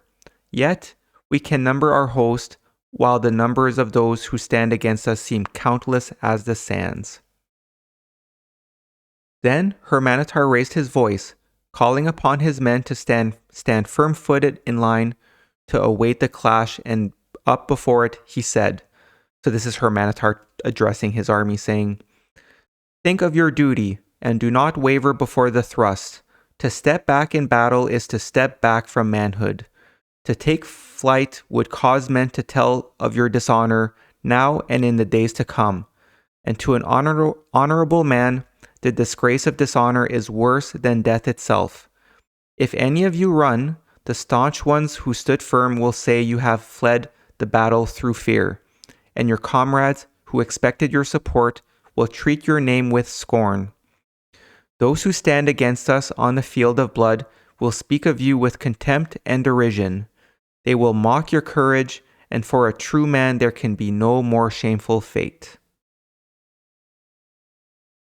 Then, to encourage those who were faint-hearted, Hurmanetar sounded the loud, thunderous war cry. It resounded like the roar of 10 bulls. Then he caused his companion of the shield to blow the far-sounding war horn. After this came a rolling boom of war drums, the ringing sound of clashing cymbals, the loud shrilling of trumpets, and even louder trumpets filled the sky above with thunder. Turton of the powerful bow and Lugal of the bright weapons prepared their men to meet the clash. The war host drew closer, and the flight of arrows and slingstones began, followed by the hurling of flight spears. Heaven and earth trembled under the fearful sound of war cries and the clamor of war horns. Even the hearts of stout fighting men shook before they commanded themselves. Yet those with Hurmanetar stood firm, eager for the clash, and saying, Let us smite those who come full of fight and fury to do evil will of their dark king. So next, passages 14 to 16 continue from the same setting, so like the war where Hurmanetar is a captain. But now the passages become narrated by a new character, a young man named Ancheti. And as we read in these passages, Ancheti is with Yadol, and Yadol bemoans the fighting. So here it says, Now I, Ancheti, stood behind the slinger's wall, My limbs trembled, and my mouth was dry. My tongue craved for water. My scalp moved in fear, and my hands loosened their grip through moisture. My heart thumped in confusion, and I saw a mist of redness before my eyes, for this was my first battle, and I was but a youth. Beside me stood Yadol, the wild tender man, and he said. So essentially this first part of passage 14 describes how like Anchedi, he's a young man, and this is like his first battle, so he's like incredibly nervous. But he happens to be beside Yadol, and the next parts here is words spoken by Yadol. So here Yadol says, I see no gladness in victory, if victory be granted. I crave no kingdom that I may rule over other men. What would be its pleasure to one such as I? For what do men slay one another? Which man seeks spoil and its pleasure, and which man the joys of life? Against us stand men of living flesh and blood, men who have mothers and wives, men who have children, men who are good, even if those who lead them are evil. These good men I have no wish to slay. Better would it be were I to be slain myself. Not a man will I slay with these hands. Not even for the kingdom of the three spheres would I do it, such less an earthly kingdom. Were those who stand against us all men of evil, it would perhaps be a good deed to slay them. But in the clash of war, the good slay the good, and the evil ones live safely behind the shields. And we slay men made in our own likeness, brother beings. What peace shall we henceforth enjoy in our hearts? Will not the memory make our hearts heavy, so that life becomes an unbearable burden? Even if there are others among us, these great war hosts, who are so overcome with greed for spoil, that they see no evil in the slaying of men, shall we not withhold our blows from this awful deed of blood? So I mean, essentially here Yadol's saying like, what are we doing here? Like, it's such a evil thing that humans do when like armies fight each other. And I guess one of the important points is how I underlined here where it says, but in the clash of war, the good slay the good, and the evil ones live safely behind the shields. So that mentions how it's like it's the rulers who are generally evil and send out their armies potentially for like selfish reasons, to gain more power and gain more land or resources. And at the end of the day, all of these soldiers might be good people who, like it said in the previous slide, like, they have mothers and wives and children. And the other part too is that, it kind of talks here about like, will not the memory make our hearts heavy so that life becomes an unbearable burden? So that's the thing. I mean, today we could put more words to it in terms of like, yeah, I mean, soldiers who go out and kill people, like they themselves might get traumatized or they'll feel guilt and sorrow for the rest of their lives. So it's like it becomes a burden on them. So yeah, this is what Yadol's highlighting. And Yadol's speech continues here where he says, O doom of darkness, O day of sorrows, what evil has moved the hearts of rulers, that men be slain in thousands for the gain of treasure and the rule of an earthly kingdom? What do we hear on the field of blood, we who are men of peace and goodwill? Better by far that I stood unarmed, my breast bared, unresisting, and let them slay me, that I might lay in my own innocent blood. Thus spoke Yadol as the class drew nigh, but only I and Chetty heard him. So next passages 17 and 18 indicate who Anchedi is, where we'll see he's Hurmanetar's nephew. So it says here, Then the lunge and thrust was upon us, and I heard another voice beside me, that of my uncle, Hurmanetar, who was there, red sword in hand. The press of the foe drew back, and in the lull Hurmanetar stood beside Yadol, the companion of his wanderings, and placed a hand on his shoulder in compassion, for Yadol was a man without fear, a man of more courage than Anchedi. On the field of blood, the craven-hearted are truly separated from the men of peace and goodwill. The foe swept upon the thinning ranks again. They came like waves breaking upon a beach. They swept in, then sullenly, tardily, they rolled back. only to reform and crash again. As they came, I heard Hurmanetar open his mouth and cry out. So I underlined this because next here, this is a speech from Hurmanetar where he says, "They come yet again, they are upon us. Arise and greet them. Arise above this field of blood like men, for this is the day of heroes. This is the final test. This is the last trial of strength, the last effort to cast back. Why this lifeless rejection of all that is manly? Strong men cannot despair in their hearts when facing conflict and death. This gains neither victory on earth nor peace in heaven. Stand as you have done, firm-footed, rising to the battle clash like the whirlwind that carries all before it.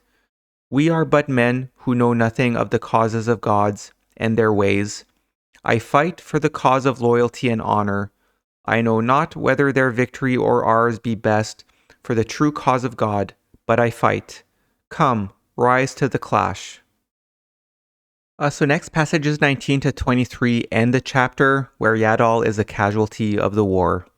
So it reads here, "Then the remnants of the war host came together in the clash of arms. The cruel weapons struck one against the other, blow and counterblow. There were dull cries of death, the shrieks of pain, and the shrill shout of victory. The last efforts of weary bodies, the last cries of dry-throated voices. The men of Hurmanetar stood firm in the line, and the war host of those who sought to overwhelm them broke like a wave upon the seashore. They came no more. Hurmanetar stood blooded and proud in the exultation of victory, but it passed in a moment when he saw Yadol lying among the dead and dying, wounded to death, but not yet dead.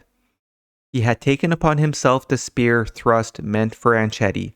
So in this case, essentially it's the end of the battle. Hurmanetar's army was victorious. So Hurmanetar was quite happy, but in a moment, he then had a moment of dread because he saw Yadol injured. And so at this point, Yadol's not dead, and we'll see in the next passages here. So it continues, "Hurmanetar lifted him up, his knee under his head, and Yadol opened his mouth and said," so then the next few passages are words spoken by Yadol. He says, "The Great One has given you the victory, and for you, behind and beyond the victory, I see a great destiny, and therefore a difficult one. Be not heavy-hearted, nor let your spirit grieve, heavy laden with sorrow because of me. Weep not, for this I know. He who thinks he can slay another, or be slain by him, is devoid of enlightening truth. The spirit of man cannot perish by the sword, or be overwhelmed by death. The sharp weapons of war cannot harm the spirit, nor can fire burn it. Waters cannot drown it, and soil cannot bury it.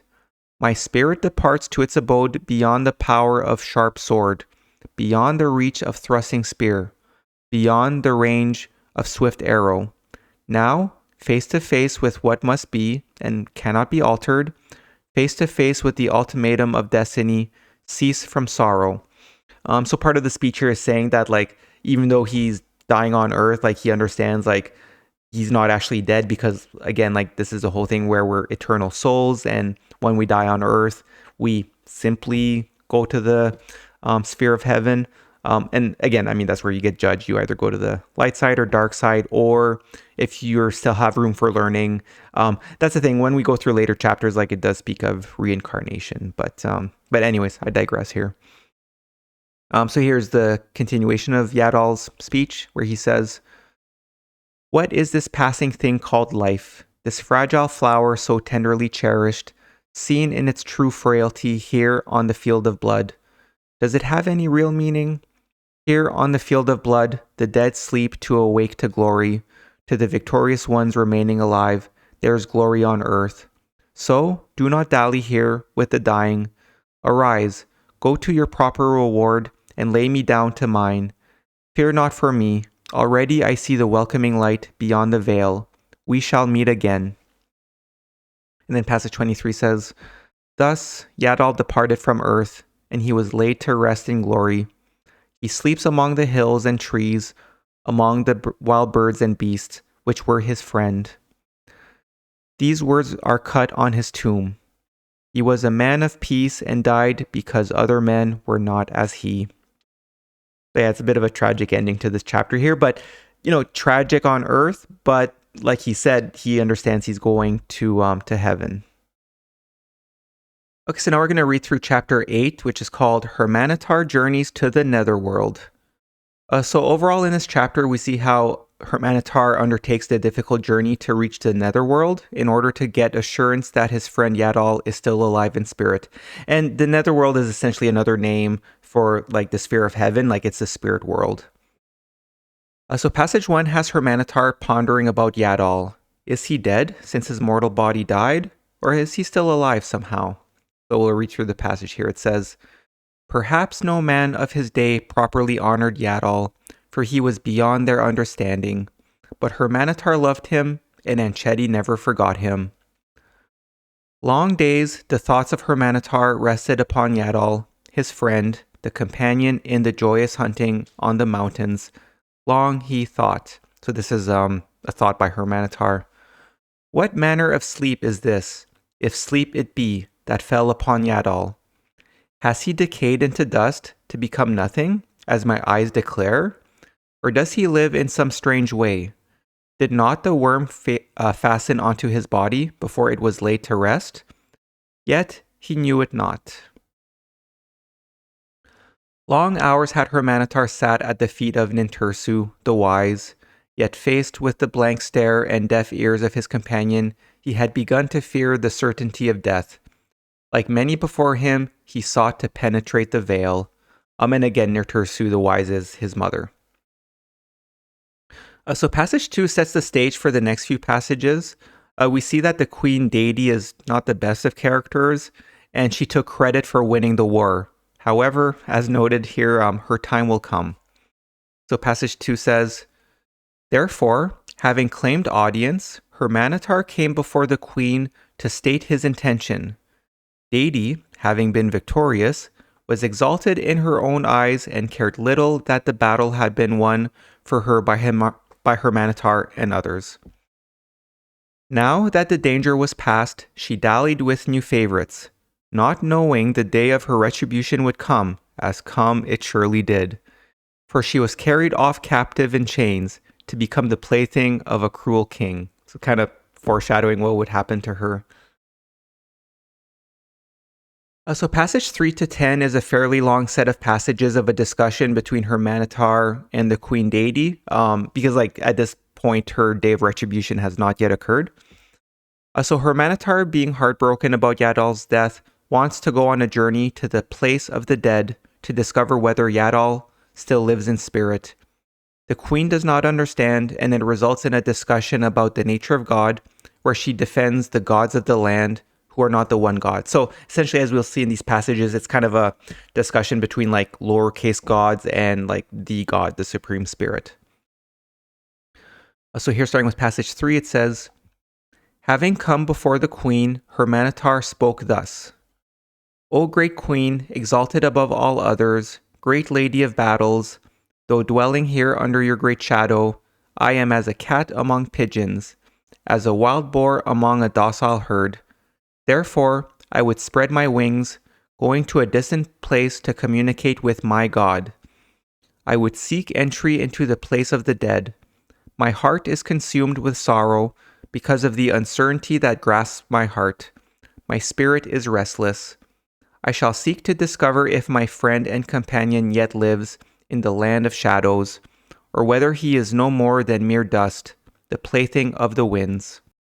The queen deity answered, "Wherefore must you go to some distant place to communicate with your God? Is he some little god to be found only in one place?" And then Hurmanetar replied, "O great queen, no little god is this, but the greatest God of all. It is not because of his littleness that I seek him out, but because of his greatness. The handmaiden goes to the dressmaker, but the dressmaker comes to the queen." Then Deity inquired from Hurmanetar as to the nature of this god, for she was curious, he not having previously discussed such things with her. She asked him for which god he fought, but Hurmanetar said he had fought only for her.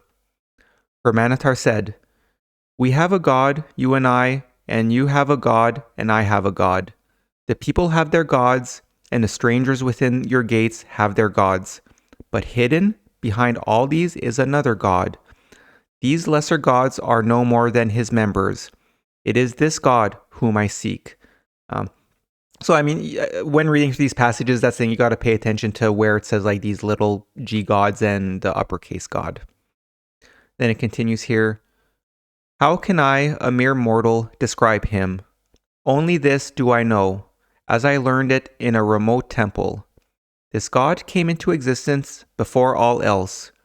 He ever was, so none could know him in the beginning, and none knows his mysterious nature. No God came into existence before him. How can I even name one who had no mother after whom his name might have been made? He had no father who could have named him and said, 'This is I, your father.' None can display his likeness in writing, nor can it be cut with knife in wood or stone. He is too great that men should even inquire about him. With what words could he be described to their understanding? No other God knows how to call him by name, even the greatest of them being less than a servant before him. Yet this I have been told, that the spirit of man can know this great God, and can even know his nature. Therefore, perchance, the spirit of man is greater than any of the gods." At this, those who stood about the queen deity murmured against Hurmanetar, but she gave no heed to them, gazing long upon him. Then she spoke. "Perchance, too, this great God does not exist. Who beside you knows of him? If he be so great, is it not more likely that he would be worshipped by gods rather than by men? Is it not more likely that lesser gods stand intermediate between him and men? If a shepherd or husbandman comes to the palace seeking justice or grace, does he see me or an official under me? You say your God is approachable by anyone. Does this enhance his stature? Which is greater, the ruler who judges disputes between swineherds and listens to their complaints, or the ruler who appoints effective officials to deal with the swineherds? Surely the former rules amid chaos, while the latter rules with efficiency. Do not both of us believe, as all men believe, that there is one great God above all gods? But we believe that, being so great, this being is beyond approach by mere mortals? Only in this do we differ, you and I." So then Hurmanetar answered her, saying, "I know him not as he is. All I know is that he exists. Look about you, you who are enthroned so mightily high that your eyes are bedazzled by your surroundings, so you cannot see the truth lesser beings discover for themselves. Why, even the lowly worm crawling beneath your palace proclaims that nothing less than an almighty God could have created it. Wise were our fathers in olden times, and wiser our fathers' fathers. Whence came their wisdom? Did it not come from the great God, who holds the key to the meeting place of the two kingdoms, which now stands apart? Who lifted the lofty vaults of heaven and spread earth out in wide expanse?" And then deity said, "Does it matter whether it was this God or that, your God or mine? Suffice it was some God, named or unnamed. These are labyrinths, arguments unsuited to those to whom time is precious." Then those who stood about the queen set a snare for Hurmanetar, asking him whether the great being of whom he spoke was the mother of all or the father of all. But Hurmanetar answered, "Let he who has examined the great being answer, for I am but a mere mortal man, one not even claiming to be wise. Let the wise among you answer for me." So like I said, that's overall kind of a discussion just talking about, I mean, I shouldn't say just, but, it's talking about the difference between like God, the Supreme Spirit, and the lesser gods. Which again, like the lesser gods, like we spoke in previous videos, like it's kind of similar to, praising saints. Like the idea is that it's like who the people follow, like who do people try to emulate in their lives. So now passages 11 to 17 have Hurmanetar leaving with Enchedi to seek the portal of the dead. So we'll see how they arrive in a new land and take shelter with a man named Formana, who becomes their guide in the area. Hurmanetar discloses that he has a great key for entry through the portal. There are also a few passages of Hurmanetar praying to God, speaking of his fate. And then eventually Hurmanetar and Formana depart for the temple that lies hidden in a forest, while Enchedi stays behind. So we'll read that in the next few passages here. Then Hurmanetar departed from the presence of Queen Deity. In a few days he left her land, driven by the God-given restlessness that marks the true seeker after light. With him went the youth, Enchedi. Tame goats guided them to the border of the land, and from thence they followed the way of the chariot until they came to the land of Mikan, where they rested. In this place dwelt Formana, the strong-limbed, who gave them shelter. Formana asked Hurmanetar whither he went, and Hurmanetar replied, I go to seek the abode of Hurmanetar, which is set atop a mountain in the midst of the great forest, just beyond the river. There is a door therein which I would open, to which I hold a key. So then Formana said, This is an enterprise doomed for failure, for none may pass that way and return. I, who have dwelt here for many long years, know the truth of this, nor do I understand this talk of a key. This is a thing new to my ears. So Hurmanetar drew forth the great key, shaped like a sword, but like no other sword, for it could not be gazed upon for more than a moment without blindness striking the beholder. Yet within its strange scabbard it harmed none. So then Formana said, This many-hued weapon is a strange thing, indeed, and I have no knowledge of its like or its power. But this I do know, it is an unequal struggle when men alone, however weaponed, have to face the dread Akamen, the terrible one. This is not all, for first they must pass the fearsome watchman at the gate, and he never sleeps. So as we'll see in the next passages, like the Great Key, I guess, is kind of just like a storied item, which I think it's meant to represent the knowledge and wisdom within the sacred writings, in particular for like how to properly journey into the netherworld, for when they accomplish the Twiceborn ritual.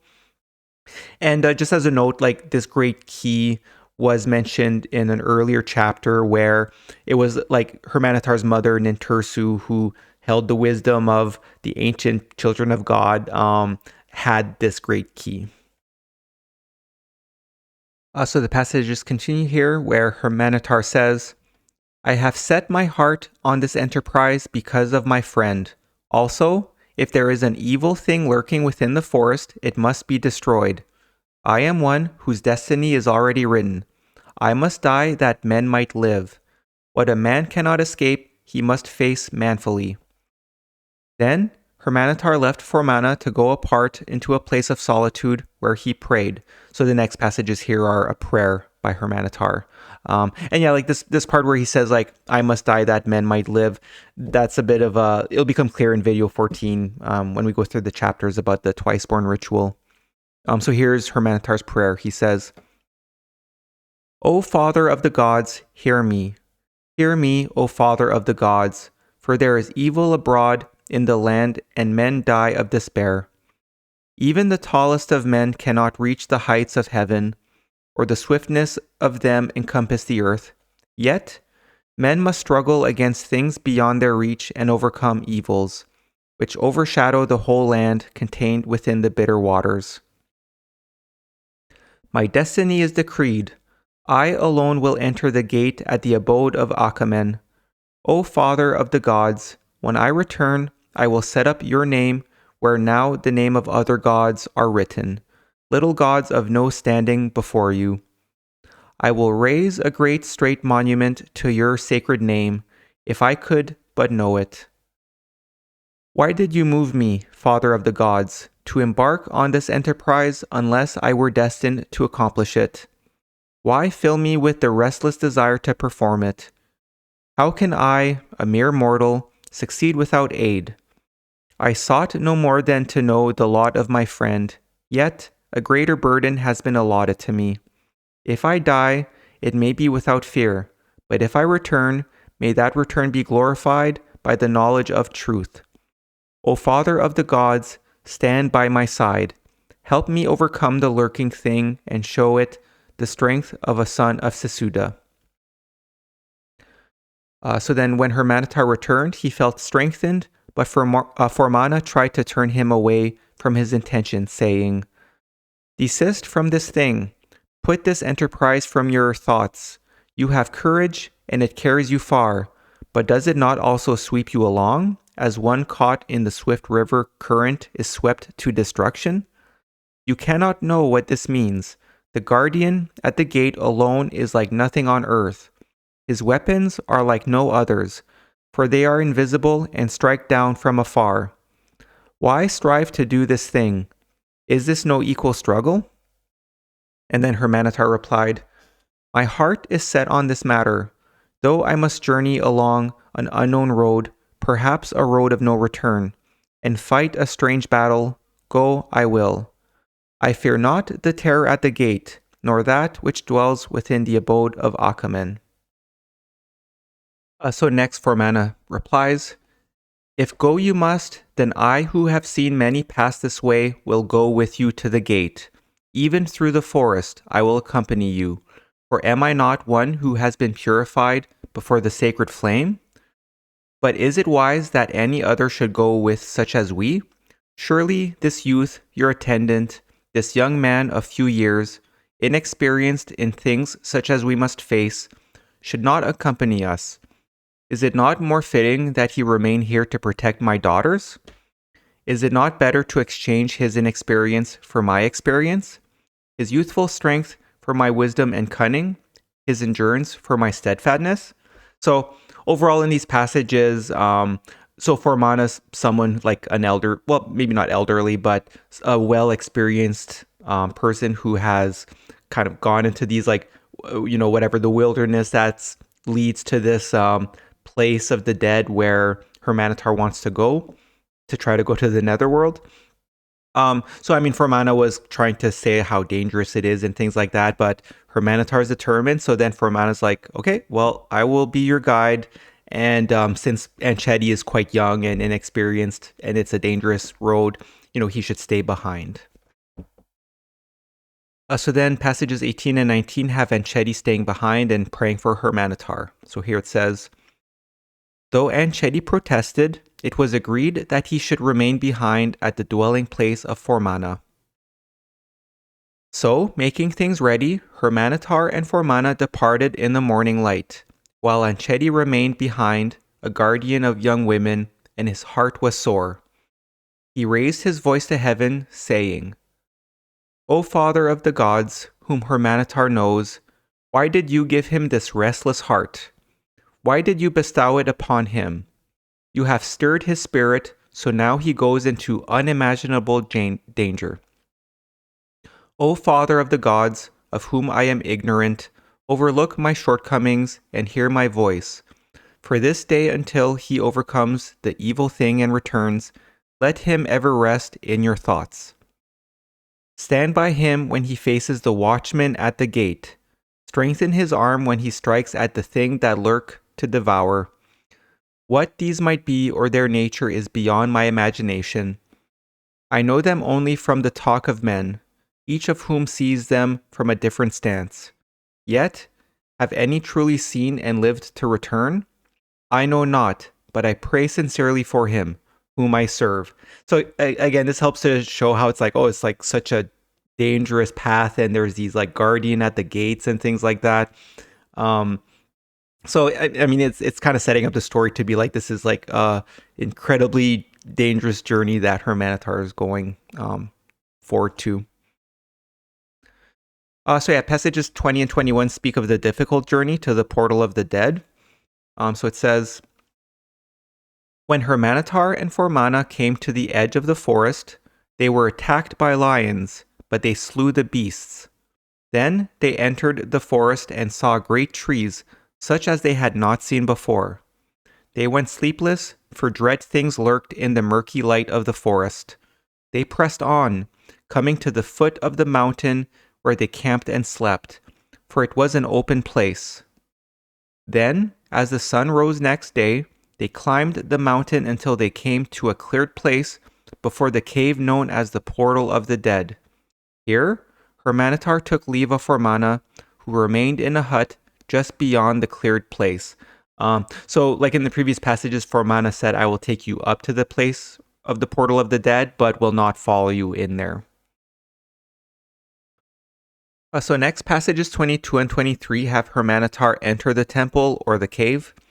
He meets an old wise woman who prepares a potion of some sort to begin the ritual, like the ritual to enter the netherworld. So here it says, Now Hurmanetar looked about, seeking the guardian, for he knew what had to be done before he could enter the cave. Then he saw, to his right, and beside the cave, a stone hut, and seated before it was a very old woman. Going up to the woman, he greeted her and saying, I am one who would enter the dread place, the abode of death, the threshold of the other world, the door replacing the misty veil. I am one sanctified, one knowing the lesser mysteries. I am an enlightened one. And then the woman replied by asking the 3 questions, which all who would span the spheres must answer. And when this was done correctly, she invited Hurmanetar into the hut. Inside, she indicated a stool where he was seated. She spread a cord around him in a circle. Then she placed a fire pot before him, onto which she poured the contents of a small leather bag. She also gave him a pot of green water, which he drank. So here in terms of like the 3 questions which all who would span the spheres must answer, like this again is like references to like Hurmanetar knew some of the knowledge required. So then the woman's like, okay, you are worthy to undergo this. So next, passages 24 to 26 have Hurmanetar wake up, and he must face the watchman who kept guard. So here it says, Sometime later, after he had slept a while, Hurmanetar was conducted to the cave and left there at a spot known as the Devil's Mouth, for there an evil breath came from an opening in the ground. He remained there for a while, and again he slept. Awakening, he moved forward into a dark passage, but his movement was strange, and he saw as through a narrow tunnel, while his body appeared light and airy. He came to the place where the watchman kept guard at the gate, and beside him the terror squatted. Hurmanetar drew his sword and faced the awful pair. He advanced cautiously towards them. Then, when they met, the air was filled with a loud clamor. Great hissing noises beat at the ears. Shouts and screams tore overhead. There was a howling such as no mortal has heard outside of that awful place. Hurmanetar drew back a pace, then advanced again, and, behold, both the watchman and the terror suddenly vanished, and the hideous clamor was stilled. Hurmanetar passed through the portal and came to a wider, more open place, wherein there was a pool of water. It was deep, dark, and still. He gazed into the water, and surely no mortal has ever seen such sights as he saw pictured in its stillness. He passed it by. Terrifying shadows leaped and quivered over the walls as he entered a narrowing passage, cast by some hidden, ruddy light which seemed to dance as though alive. Then he saw daylight ahead. So, in case you're wondering, like this is where like he's in the spirit realm now, right? Because he took the potion and slept and awoke in the spirit side. So, it'll be interesting when we go through in video 14 about the chapters about the Twiceborn ritual. But that's the thing, it seems like because when they do the ritual, it's a test where apparently the soul undergoes some sort of testing by the spirits on the other side. So, I mean, this being a story, it's kind of putting a bit of a like mythical story behind that. So next, passages 27 to 30 speak of all the challenges that Hurmanetar had to pass in order to make it through to the netherworld. There's a lot of symbology and numbers. which, I'm not too sure. It's something that could be like looked into more, later. So here it says, he came out into the daylight. On one hand, the mountainside reared up. On the other was a vast chasm.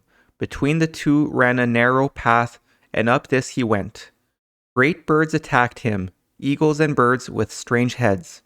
He fought them off and continued upward until he came within sight of the abode of Achamen.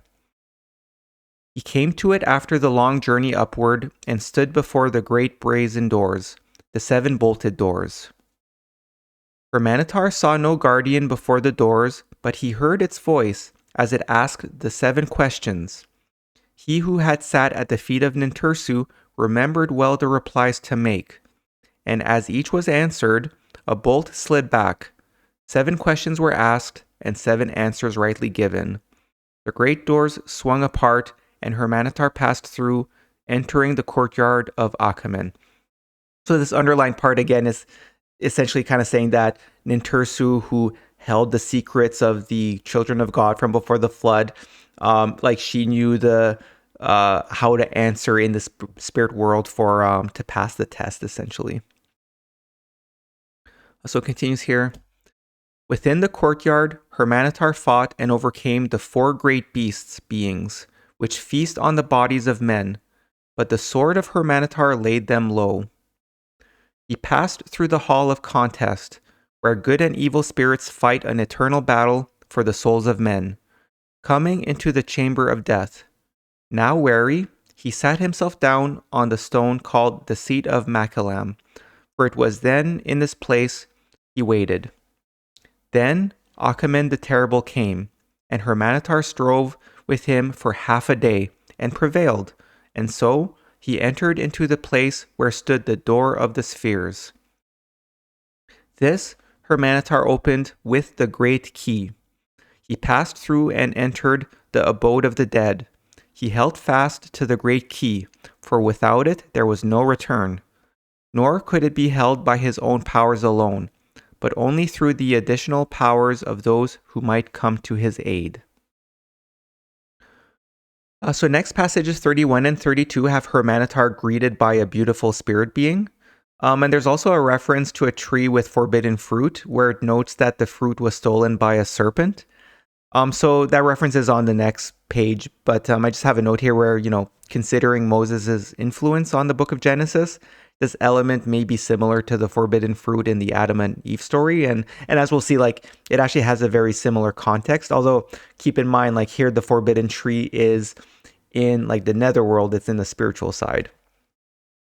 So here it says, a mist gathered before him, gradually thickening, and as it thickened, it gave off an ever-increasing brilliant light, at the same time shaping itself into a glorious form of brightness.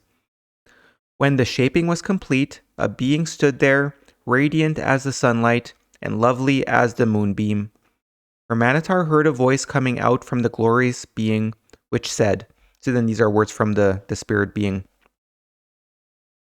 who are you that comes hither, wan of cheek and with lowered countenance, heavy-hearted and dejected in spirit, weary from a strange fray? There is lamentation in your heart, and surely none such as you has entered here before times. Brave indeed is the one who seeks entry by force of arms. And just as a note here where it says, surely none such as you has entered here before times, I think before times here is a reference to before the flood, where the prophets from the children of God may have, been a little bit different. And then here Hurmanetar answered, O beautiful vision, indeed my heart is not light, for I have fought an inhumane contest. I have been assailed by hideous things unknown on earth, things which haunt the night dreams of men and are spoken of only in whispers.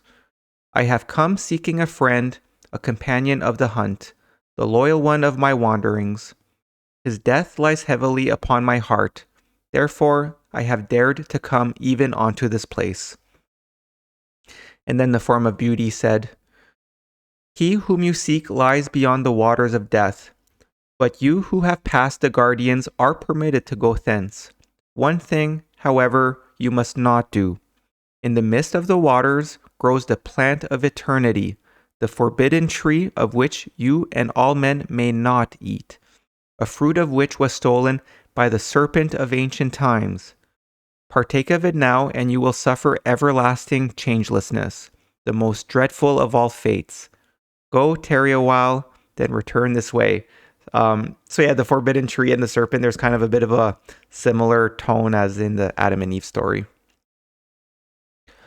So next passages 33 to 35 describe Hurmanetar and Yadol's reunion.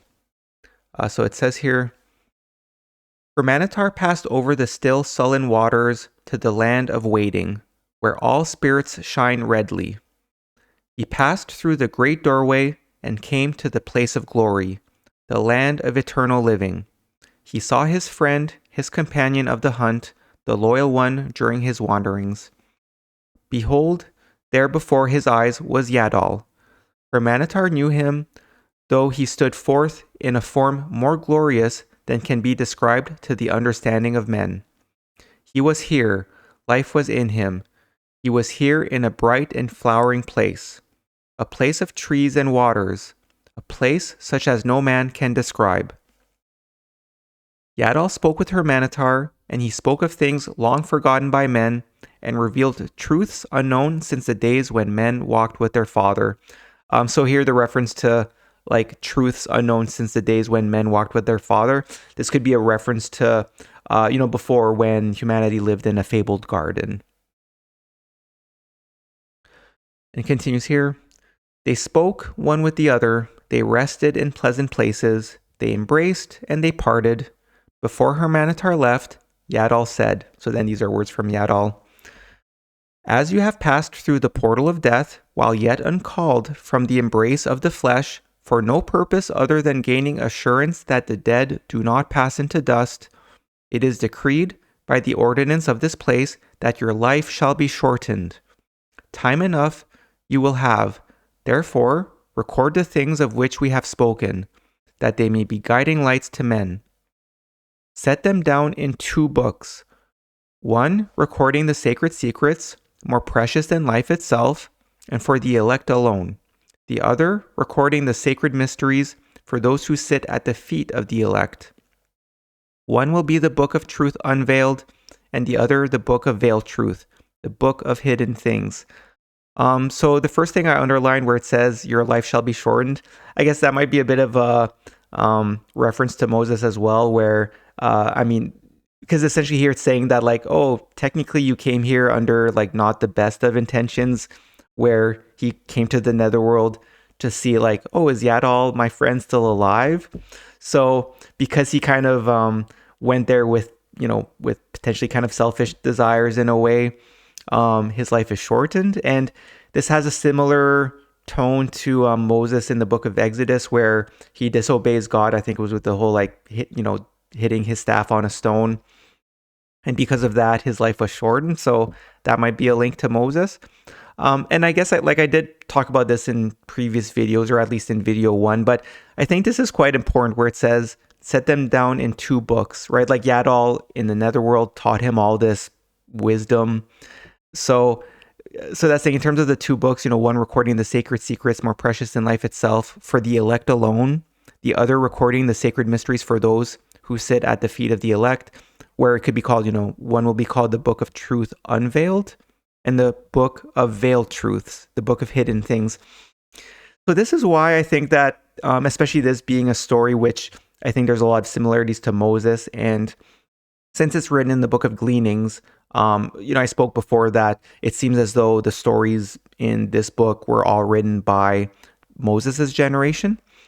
So that's the thing. Like, again, I know it's incredibly controversial to say this, but I'm quite sure, like, the more you read through this book, it's kind of like, oh, it seems like the stories and the chapters in the Kolbrin are the book of truth unveiled, where, like, the truth is reflected more clearly.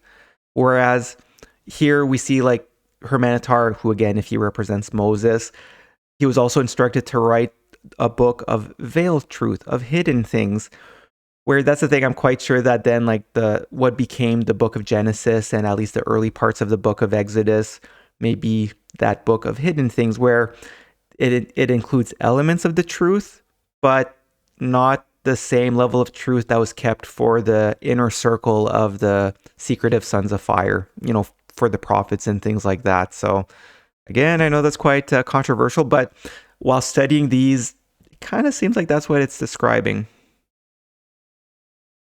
So next, passage 35 has Yadol speaking again, where it says, Yadol continued, once men could pass easily from one sphere to another, then came the misty veil. Now, men must pass a grim portal to span the spheres, and, as the generations pass, this, too, will be closed to men. The secret of the substances, which, compounded together, become the horse which can bear men here, will remain with those who know the mysteries. But these will become even harder to reach. As the ages roll by, there will be many false mysteries, and perhaps the path will become closed or the way lost. And then it says, these things Yadol said, and they talked of other things. So here, the first part I underline where it says, once men could pass easily from one sphere to another. That's the thing, like in the fabled garden story, there's kind of this element too where it seemed that when all was well and before the forbidden acts were performed, it seemed as though it was easier for humans, or at least for some of the humans, to maybe see or at least understand. That's saying I'll maybe talk about this a little bit more when we go through the Twiceborn ritual, because I guess it could go either way. Like, is this talking kind of factually, where for whatever reason, like humans could see spirits sometime materializing and things like that, which kind of gave them like a greater assurance that like, oh yes, we're eternal beings and technically they're living in matter, but that there were like other spirits. Or it could be symbolic in terms of maybe there was a time that like all humans, or at least those of the children of God, like maybe that was just a common thing where, they would get raised up, and just the way that their community was, it made it so that like, oh, like all these humans, at least from the children of God, were able to perform the Twiceborn ritual and have their own experience on the spiritual side. So that's the thing. It's a little bit tough to tell whether or not it's like, was it like manifested in a material way where they could see the spirits, or was it that the society itself, and again, this would have been a relatively small society if it was, before the flood and in the fabled garden, but ultimately that's the thing. It's, maybe we'll discuss about this a little bit more, especially after going through the chapters about the Twiceborn ritual, but then also after going through the chapters about Jesus.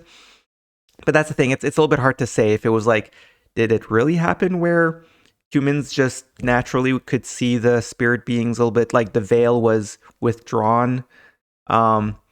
But now the other part, because the other part I underlined where it says, as the generations pass, this too will be closed to men. So that's the part where, again, like whether or not it was like actually where humans, like the veil was withdrawn and people could see just on Earth, or not, would change the interpretation of this quite a bit, because like I guess the part that's a little bit maybe scary in a way, it's kind of like, oh, like as the generations pass, maybe for whatever reason it'll become even just more and more difficult for whatever reason for humans to maybe like do the Twiceborn ritual and experience the netherworld. Because that's the thing. I mean, that's why it's like maybe a discussion for later, because it's like, oh, that would suck. Well, I shouldn't say it sucks in a way, but like maybe that's just part of God's creation, where it's like as the ages roll by, for whatever reason, we're supposed to treasure whatever information that the prophets of the past obtained from the other side. And it's like, okay, that's it. Like it's up to humanity to treasure this wisdom of the prophets and don't lose it because you're not going back, kind of thing. Like we won't get the prophets of old, kind of thing. Or it could be talking about just this idea that like humanity was descending into a night of ignorance. So like as the ages roll by, more and more ignorance set in, which in itself would make it inherently more difficult for human beings to maybe perform this Twiceborn ritual. So yeah, it's kind of a bit of an interesting discussion to have. So maybe we'll talk more about that later. So then passages 36 to 38 end the chapter with Hurmanetar returning to the material world. So that's on the next page here. So it says, Hurmanetar returned. He passed over the waters of death. He was upheld by the guardians of form, by those who safeguarded the powers of the great key. He saluted the glorious being. He passed through the manifold chambers, through the courtyard and the many bolted doors, down the winding path lit by strange torches, through the cavern and out through the cave. So this kind of describes him like backtracking the way he had come in. And then here, passage 37 says, At the entrance, Formana still waited. He arose from his watch and greeted Hurmanetar warmly, saying, I saw you as one dead, lying stiff between the twin flames, and I feared for you. Now, behold, you come forth with shining countenance, as one in whom life has been renewed. My heart rejoices for you, but let us not delay. Let us depart from this dread place, for I have spent the whole long vigil in fear-enshrouded watchfulness. So here in this passage, we'll see it's clearly talking about the twice-born ritual, because where Formana says, I saw you as one dead, when we read the chapters about the twice-born ritual, like those undergoing it who are kind of in a sarcophagus of sorts, like they are near death. But then when it says, my heart, like now behold, you come forth with shining countenance, that kind of fits the description where it talks about when someone successfully accomplishes the twice-born ritual. So again, like I know I keep saying, we'll talk about it in video 14, but yeah, we'll talk about it. And then passage 38 here is the last passage where it says, They departed the mountain, they passed through the forest, they fought with things that lurked in the gloom beneath the tall overhanging trees. They came through the gate of many cubits and back to the pleasant pastures of Formana. So like the chapter ends with, back on Earth, and they've traveled back to Formana's household. Okay, so now we're going to move on to chapter 9, which is called Asarua. And ultimately, this chapter is a story of how Anchedi meets a beautiful maiden who is of royal blood. Now, the first part of the story occurs while Hurmanetar is on his journey to the Netherworld. Because if you remember from the previous chapter, Anchedi stayed behind at Formana's household. But then later in the chapter, like in this one, Hurmanetar comes back and he helps Anchedi, like a good uncle. And actually, I kind of like this chapter in terms of especially the placement. It's a little bit of a, not a break, but it's a little bit of a lighter chapter where, in the previous one we had Hurmanetar journeying to the Netherworld. And then chapter 10 is the death of Hurmanetar. So it's kind of nice to have just a little love story chapter here. So passages 1 to 3 introduce Asarua, a young maiden living with her mother, Mamua. They are under the protection of Asura's father, who is a strange king, but Asura's mother is not of his household. So here it says, Anchedi had been left with the daughters of Formana, who, having just reached maidenhood, were willful and vexed him sorely, so that he sought places of solitude, being an unbearded youth unlearned in such matters. Beyond the place where they dwelt, there was a river, and from the hillside away from the forest, a small stream flowed down to join it. Upward of the stream was a valley, in which lay a small lake fed by an unfailing stream of sweet water. Here, in a house of wattle, dwelt a maiden whose name was Asarua, and she lived with her mother, Mamua, who was a wise woman and blind. The young woman had barely reached maidenhood, and neither hunted for food nor dug in the ground. She dwelt in a garden of trees, her implements of toil being pruning, hook, and knife. Her days were spent in joyful tasks, and a song was ever on her lips. She worked happily among the trees, loosening the soil about their roots, cutting away the overgrowth, and pulling up the weeds. She knew the art of fostering twigs, so that fruits grew on trees, strange to them. She grew vines, the fruits of which were not used for wine, and these she twined around bowers and over the branches of trees. So I had underlined here on top where it says Mamua, like Asarua's mother, was a wise woman and blind. So actually we'll see in the chapter 10, the death of Hurmanetar, where there's a little bit more of a context in terms of sometimes in these chapters, a blind woman represents, like, the fact that she's blind is symbolic of them also being quite wise. So yeah, we'll see that more in the next chapter of the Hurmanetar story. And actually, after the Hurmanetar story, we're going to read that chapter in the Book of Origins, which seems to have some similarities to this, where, like, here Asarua is living in the forest and she's pruning all the trees. Like, she's very in sync with the forest and things like that. And then in the tale of Gwinvera, which we're going to read, which, like I said at the introduction, I think has elements especially similar to the birth of Hurmanetar, but she also ends up living in the forest with forest men, and she's not blind, but we'll see when we read it, there's an element where there was no mirror, so she was blind to her beauty. So yeah, we'll discuss it more in the later chapters. And then here, passage 3 says, "The women dwelt under the protection of Asarua's father, but the mother of Asarua was not of his household, for he was a strange king, though a mighty one. The place wherein they dwelt was fenced about and guarded by 7 fierce hounds, tawny-coated and long of body. The maiden was supple and firm-breasted. She was tall and graceful, red of cheek and light of skin.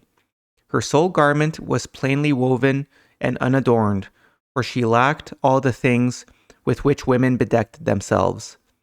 Upon her head she wore a garland of leaves, and her only ornaments were flowers. She was shy and restrained of glance, nevertheless she was not unobserved, for the eyes of men had fallen upon her from outside the place wherein she dwelt. They did not enter the place, for to them it was sacred ground, upon which men feared to trespass." So here too, like we'll see in the tale of Gwinvera, some of the description of Asarua is similar to her in that story. So next, passages 4 to 6 speak of how at first a hunter, but then others begin sitting by the fence of the land where Asarua lives, since, as we read, she's a very beautiful maiden. And then afterwards, we see how a rich man boldly enters Asarua's sacred fenced-in area, but she was not interested in his offer of gold and treasure. Here it says, "One day, a hunter passed by and became smitten by her beauty and modesty. He thought also of what she had to offer, fine fruits and green growing herbs, a garden of plenty where, in her embrace, he could find rest from the rigors of the hunt. He came to pay his court, garbed as for the chase with a bow on back and spear in hand. He brought with him 2 wild geese and a young piglet to lay at her feet. But when his steps brought him within the fence, the hounds were loosed upon him. The hunter, seeing that he was unwelcome, took counsel with himself and thought, 'Perhaps if I am uncouth in her sight, my brother the shepherd will seem better in her eyes.' Therefore, the shepherd came and sat on the grass outside the fence, paying his court with music from the pipes, but she paid no heed to him. Still he remained, until wearying of his piping, she called out, 'Go, for what want I with one who sits blowing wind all day? Go learn music from the flowing waters.'"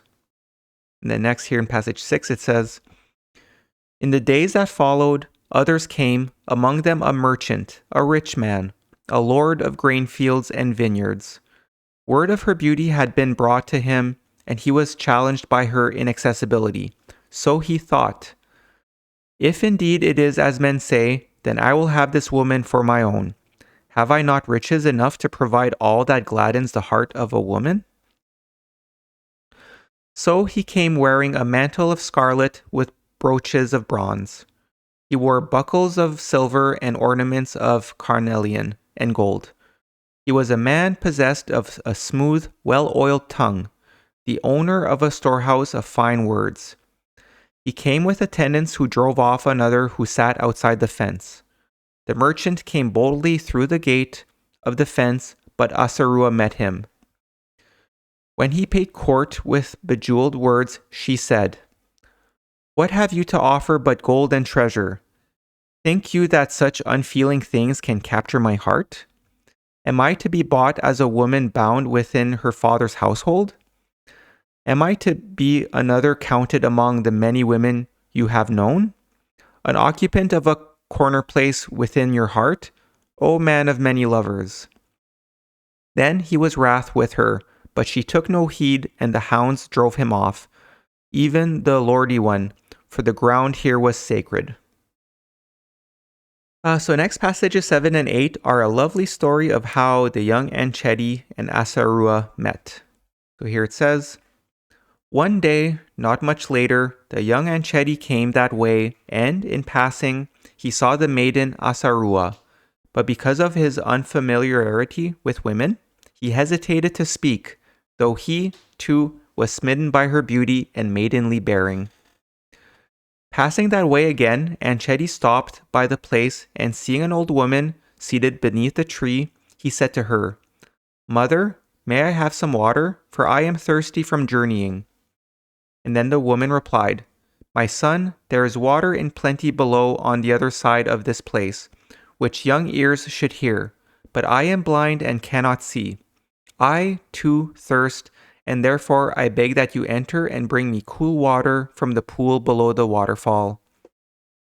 So Kailedy entered and drank, and he gave water to the woman. Though Asarua espied from afar, she did not come near, but neither were the hounds allowed near him. So essentially here, Kailedy ended up meeting Asarua's mother, who was blind, and he helped her to get water. But then Asarua ends up she noticed and was kind of staying behind and, watching from afar. So next passage 9 has Hurmanetar return from his journey to the Netherworld, and he gives advice to the young Kailedy. And, keep in mind that Hurmanetar is Kailedy's uncle. So here it says, Hurmanetar had returned from his strange journey, but was puzzled when he saw Kailedy was silent and spoke little, that his thoughts were not inside him. So Hurmanetar questioned him, Wherefore are you sick? What ails you? Then, when Kailedy spoke to him of the maiden he had seen, Hurmanetar said, This is a delicate matter, and one not for the heavy tactics of men. Does not the fawn take flight at the sight of the hunting hound? While the moonflower that closes its petals at the touch of a man opens them at the touch of a woman? Your heart has guided you rightly when counseling caution, for you are ill-equipped to catch this rare bird of beauty when unaided by wisdom. For a woman's errand, let us send a woman. The nightingale sings in the presence of the owl, but hides in silence when the hawk roosts nearby. I just like this passage where just keeping in mind that Hurmanetar just went through his whole journey in the Netherworld, had to use his great key sword and fight all these dreadful spirits. It was full of danger, and then he comes back and it's ooh, this is a very delicate matter. So anyways, I just like it. But ultimately he's saying this isn't for me to intercede, but let's get a woman to help out. So yeah, passages 10 to 16 end the chapter with a fairly long set of passages that we'll read through where essentially Hurmanetar sends a maidservant of Formana's household to speak well of Kailedy to Asarua and her mother. So then we'll see that the maidservant speaks very well of Kailedy, and the plan essentially works. So it starts here. Then Hurmanetar spoke with the maidservant of she who had mothered the daughters of Formana, and the maidservant agreed to do the things he told her. Thus, on the morrow, she went forth unaccompanied, and coming to the place where Asarua dwelt, sat down outside the gate. When the eyes of the maiden eventually fell upon her, Asarua saw the bent old woman, weary and travel-stained from the journey, and out of kindness, for she was gentle and compassionate by nature, brought the old woman in that she might sit under the shade of a tree to rest herself and eat some fruit.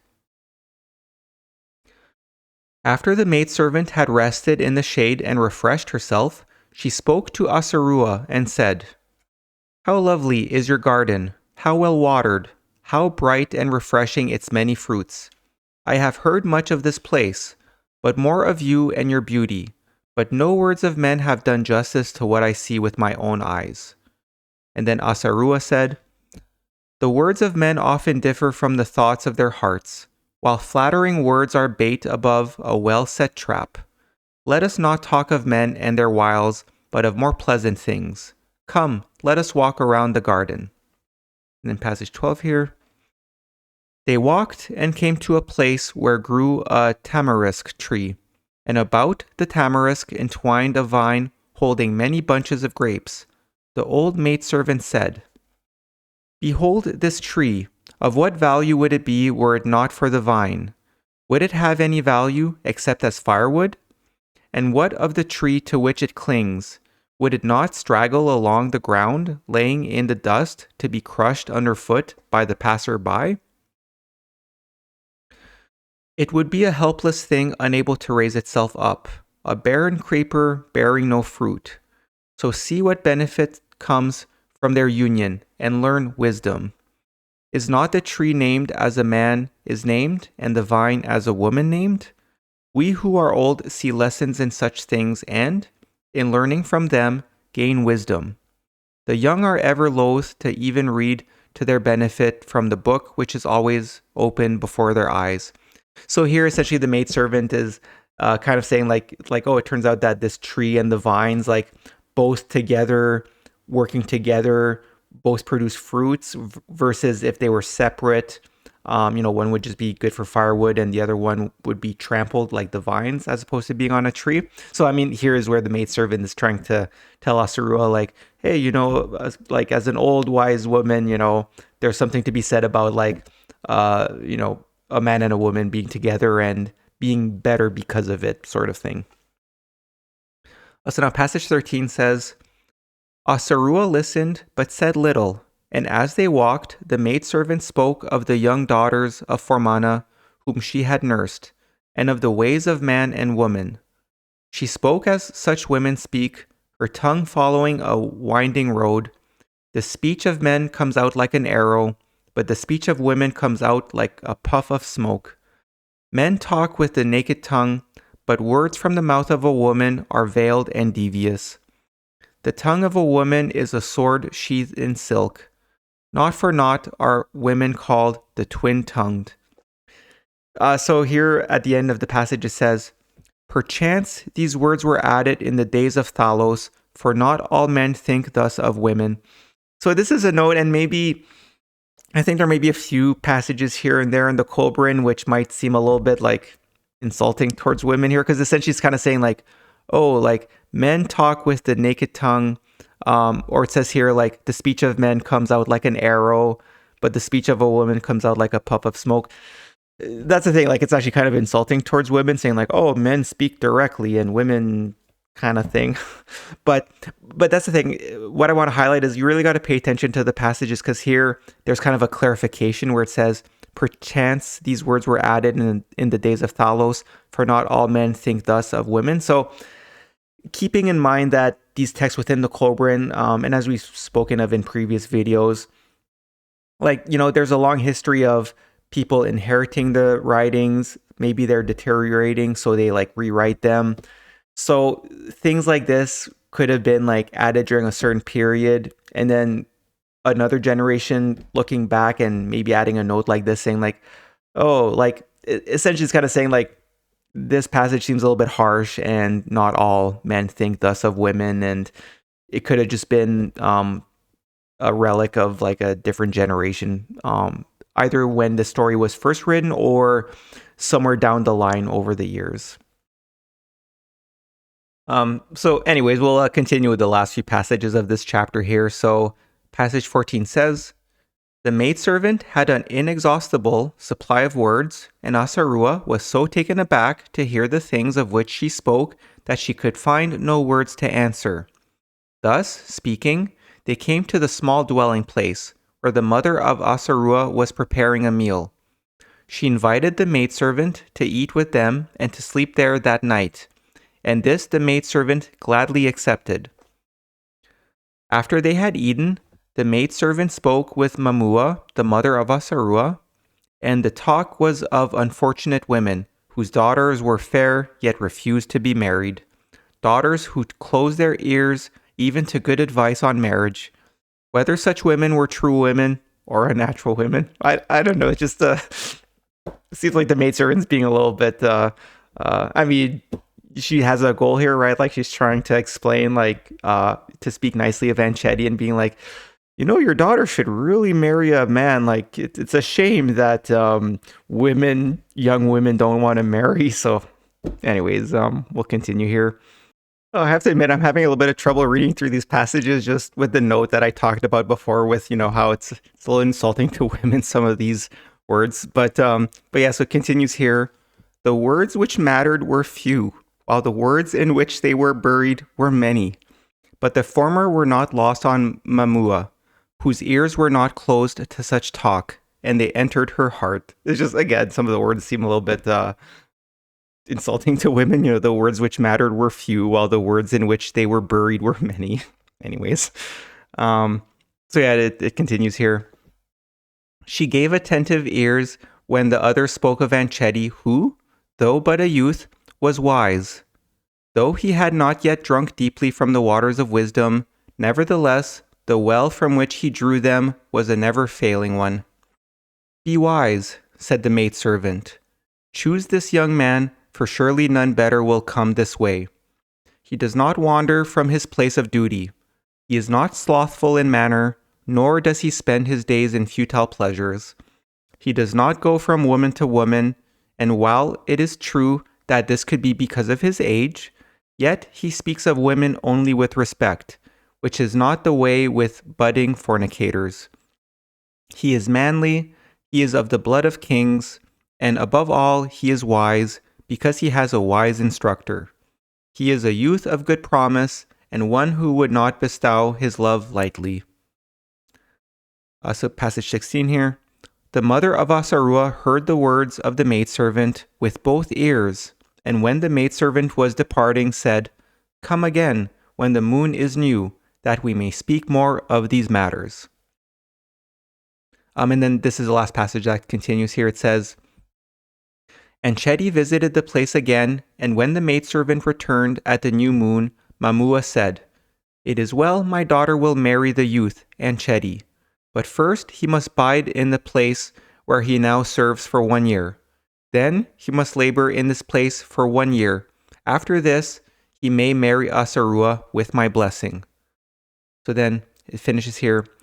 This seemed good in the eyes of Anchetti, and so it was that he labored 2 years in order to marry Asarua. So, I mean, those words aside, one thing to maybe focus on in terms of, I think it's kind of maybe more the moral, or at least it helps to understand what the intent of the wisdom here is. Like in terms of the 2 years of labor before Anchetti is able to marry Asarua, it may infer to how the first year there is no physical intimacy since Anchetti stays on his side of the fence. And then if Asarua, or just a woman, is interested in taking the next step, she can invite him onto her side of the fence, but he must still prove that he is worthy, in terms of proving he will be a loving husband and father for 1 more year while together before marriage, and maybe more specifically before having children. Because we'll just read again what Mamua said, where she said, It is well my daughter will marry the youth Anchetti, but first he must bide in the place where he now serves for 1 year. Then he must labor in this place for 1 year. After this, he may marry Asarua. So again, there's 2 years, but distinctively, it's like I said with the fence, keep working for a year. And presumably this is where they would have a relationship and hang out or things like that, I guess. But anyways, I guess, jokes aside, or maybe the laughing aside on the previous slide, it just, I think there's a lot of good wisdom in there where, because that's the thing, especially when we talk more about the meaning of life and things like that, the whole idea, and that's the thing, there's actually passages in the Gospels of Jesus, which we'll be going through in the next few videos, where he talks a lot about marriage, and it'll become a lot more clear where essentially the idea is that there seems to be this dynamic where a married couple can actually stay in union in the light side of heaven. But it's very important that they have a spiritual connection as opposed to, it being more, because that's the thing, they talk about like love and fornication, where, as we saw in the early passages from this chapter, like a lot of men were really just enticed by Asarua's beauty. So anyways, just as a note, like, I think there's a lot of wisdom in this in terms of, if a man in this case, like, it doesn't necessarily have to be today, like 1 or 2 years, but the idea is that I think it's good for like a man to maybe prove that he's in genuine love with a woman, and vice versa, in terms of like to help form that spiritual connection, as opposed to if you start with intimacy, then maybe a lot of people will stay together because they enjoy the intimacy.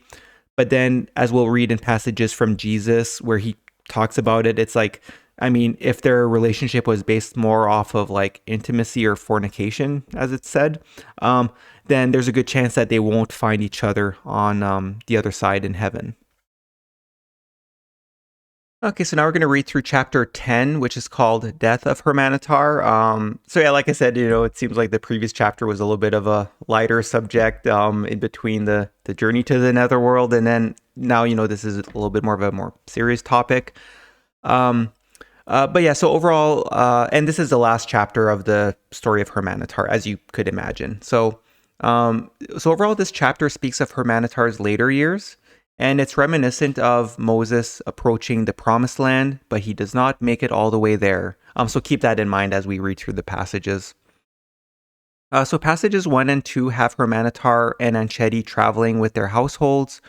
We'll see here how Hurmanetar is feeling defeated since he is now old and he did not accomplish his goal, which, I mean, here I just put in brackets, which, presumably his goal was teaching everyone about God, as described in the more ancient writings that he inherited.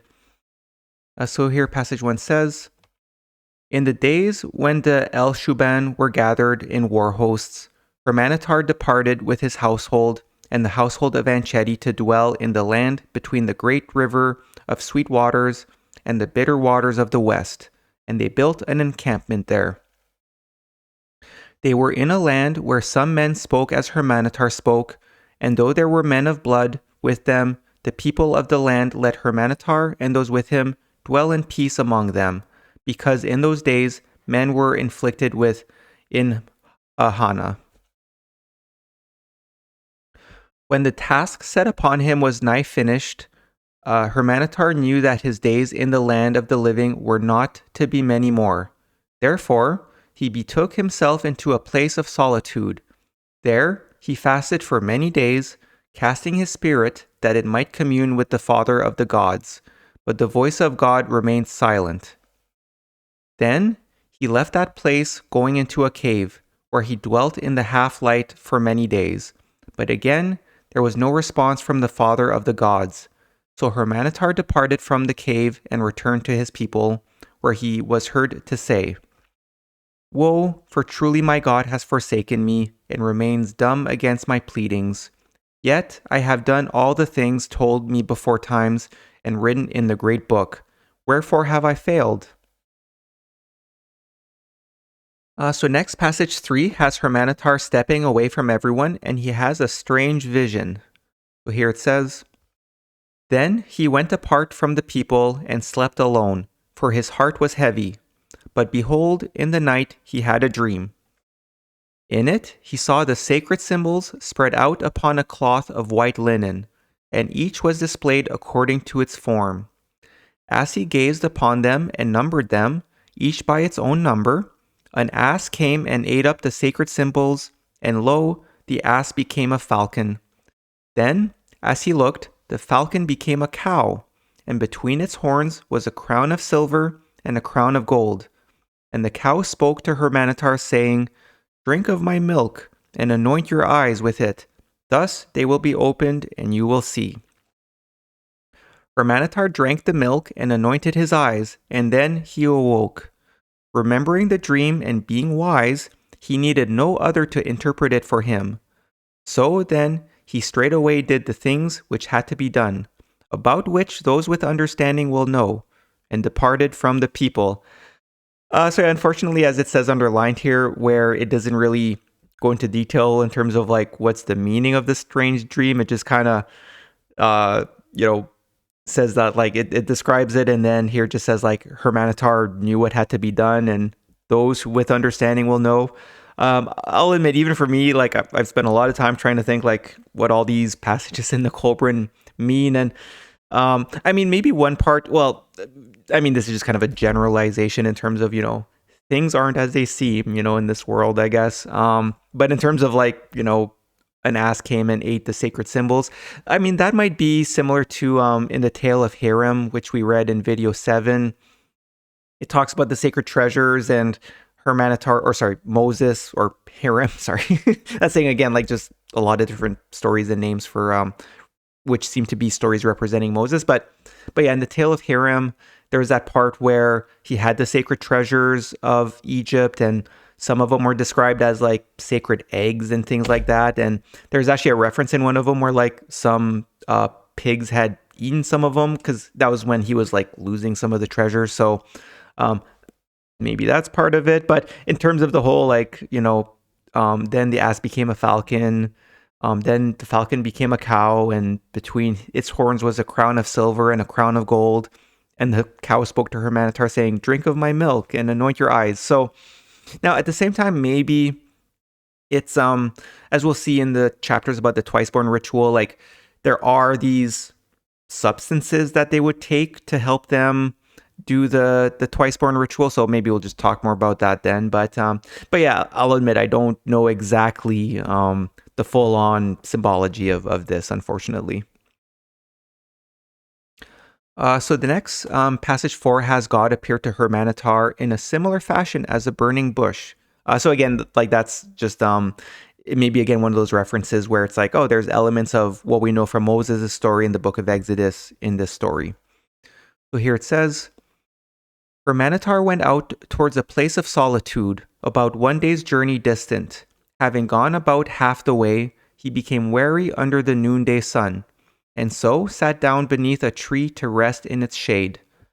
Then, as he drowsed, behold, a great flash of light came down from out of heaven, and it smote the ground before him.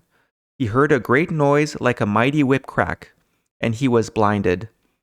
Then he heard a voice saying, Behold, I am here, the God of gods and the God of men in the beginning. Hearing this, Hurmanetar fell on his face and cried, O Great One, I am your servant. So next passages 5 to 11 are a fairly long conversation between God and Hurmanetar, and yeah, it's a bit of an interesting discussion here. So starting with passage 5, it says, Then God said, Wherefore would you open a door unto me? Because the race of man has been defiled, and men are no longer with me. Am I not the withdrawn one, the hidden one? And then Hurmanetar, still on the ground, answered, O Father of the gods, I, your servant, would know your will. I have a task nigh finished, and seek to know whether it is well in your sight, or whether it is a thing done without your blessing. And then God answered Hurmanetar, saying, Is this not a sacred thing, a heritage saved and handed down from the days when men walked with me? Therefore it is a good thing, though care must be taken to ensure it is not disclosed to the eyes of profane men. So again, this is a direct quote in terms of, God saying, when men walked with me, talking about the before times. So this really helps to illustrate that, Moses may have been like, there was thousands of years in between like Osiris's generation and Moses's generation. And, there were a lot of prophets in between. But I think a combination of various observations in terms of in the Kolbrin where, like back in video 5, I think when we read some of the chapters about like the Brotherhood of the Sons of Fire, it really seems as though, they were talking about the laws of Amos and the laws of Hoskaya. And afterwards, like, yes, there were other things written, but it really doesn't mention any like big prophet in between like Osiris and then Moses. So that's the thing. It seems as though maybe for Moses, when he had his own journey and became like a genuine prophet, like he may have even noticed that like, oh, like he maybe had a even deeper understanding than some of the prophets before. So for him it may have been like a real genuine, like he felt like, oh, like even he became aware of things that other prophets before him didn't recognize. So he felt like, oh, I'm inheriting like this wisdom from the great Osiris and things like that. And in terms of the underlined here, it says, though care must be taken to ensure it is not disclosed to the eyes of profane men. So that's the thing that further adds to the fact that, like I said, I'm quite sure that the book of Genesis and the book of Exodus, or at least the early parts, were kind of that truth veiled, because like here it's saying like you must really be careful with the secretive knowledge to keep it within the secretive society, which then later, as we're going to read through in videos 10 to 12 coming next, where like then essentially there were other prophets in between, but then Jesus became the next like very significant prophet to inherit them. So, but yeah, that's the thing, because I'm sure a lot of people might roll their eyes and be like, oh, how could this be, and things like that. But it's like, no, there's a lot of clues in here that really make it clear that they purposely kept the hidden truth hidden from the people. So so it continues here, and these are still words from God, where he says, the concoctions which, when properly compounded, will enable men to span the spheres, can also, used otherwise, give men near unlimited potency and extreme pleasure with womankind. Therefore, such things must be carefully safeguarded, for in the hands of lesser men they will certainly be abused. But let it all be as it is written. Do with it as you have been instructed. Like I said, it's a bit of an interesting conversation here that God's having with Hurmanetar. So, like I said, I think just a little bit before that, when we go through the chapters that describe the twice-born ritual, it does make a lot of references to, like it even mentions maybe some of the items that were used in this concoction, because that's the thing here. This concoction, when properly compounded, will enable men to span the spheres.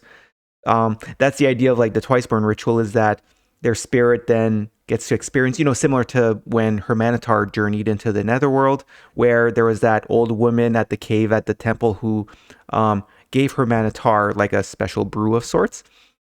And I mean, I'll admit, like where it says, use otherwise, give men near unlimited potency and extreme pleasure with womankind. It's kind of like, what's this compound? But I shouldn't be joking. I mean, these are words from God in here, but I mean, I guess that might be a clue to help understand what exactly the concoctions are. Anyways, we'll talk more about it when we go through the chapters about the twice-born ritual. But continuing with passage 8 here, which is still words from God. You call upon me as the Father of the gods, nor do you err in this. Yet I am the hidden God, the God of secret manifestation, the wronged God, the betrayed God, the disappointed God. I am the God who sought to give love divine to men by making them my heirs, making them partakers of divinity, co-creators with me. But men spurn their birthright, not through wickedness alone, but through their weakness and love of pleasure. Therefore, the love once offered cannot be displayed in all its glory. It cannot be revealed in its beauty. It must now be leavened with servility and chastisement. So I underlined here where it says the disappointed God. That's the thing. One thing to note is that in all of the other chapters that we're going to read about God in video 20, that's the thing. I think this maybe helps to understand why in the book of Genesis there is this idea of God being vengeful, because that's the thing. I guess the idea is that like if these were written like either by Moses or with those of his generation, and again like the book of Genesis, the same thing. That's the thing. It's just in all the other chapters in the Kolbrin, it's very clear like God is the supreme spirit, the most loving, caring, like he loves all of us, his children. He hopes the best for all of us. That's the thing. All the other chapters doesn't mention God in terms of like feeling betrayed or the disappointed God.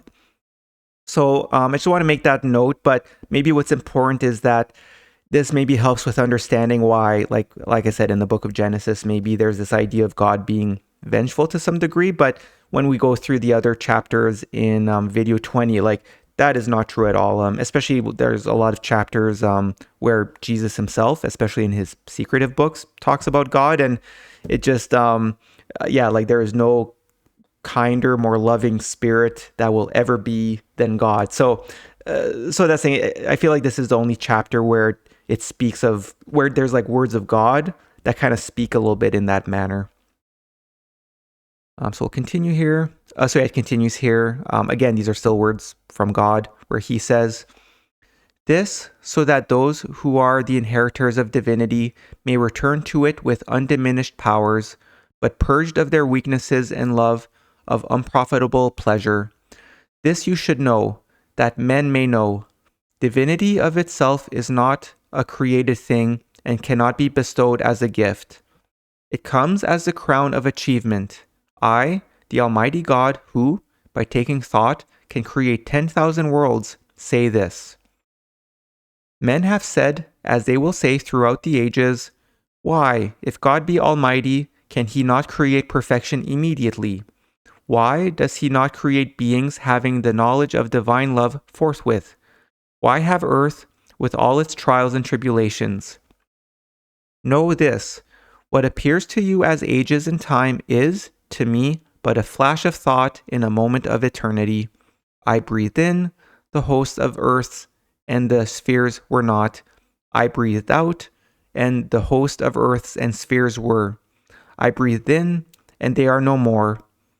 All things exist within the Eternal One, and that which men know as the span of time is the act of creation." So here essentially God is saying, like, when he breathes in, like the earth and the spheres, which I think is also talking about like heaven, are not. He breathes out, then that's like the act of creation, like there's earth and heaven and all that. But then eventually he breathes in, and I mean, I think the main intent is to say how like the way that we see time and, you know, the way God sees time are just completely different scales. That's like almost unimaginable. But maybe we'll talk about this a little bit more when we go through the other chapters about God, because you know, there's maybe like other things we could kind of dig through these passages. And then passage 10 here, like still words from God, where he says, "Mark the flight of an arrow from the hands of a bowman. It flies from the bent bow, time passes, then it finds its mark. But to me, the arrow leaves the bow and strikes the target together. Distance, time, and change are not with me. Once I, your God, was not apart from man, my offspring. Now I am veiled from his sight, not because I have willed it so, but because man has chosen to bring this about. The barrier between us grows ever more dense, as man wantonly spurns his birthright. Henceforth, it may be penetrated only by long and arduous preparations, and even then, those who would do so must know the key. I come to you not because of your preparations, but because your God is ever ready to incline towards men. Though there is this barrier between us, it is not impervious to sincere prayers of a pure heart. This men should know."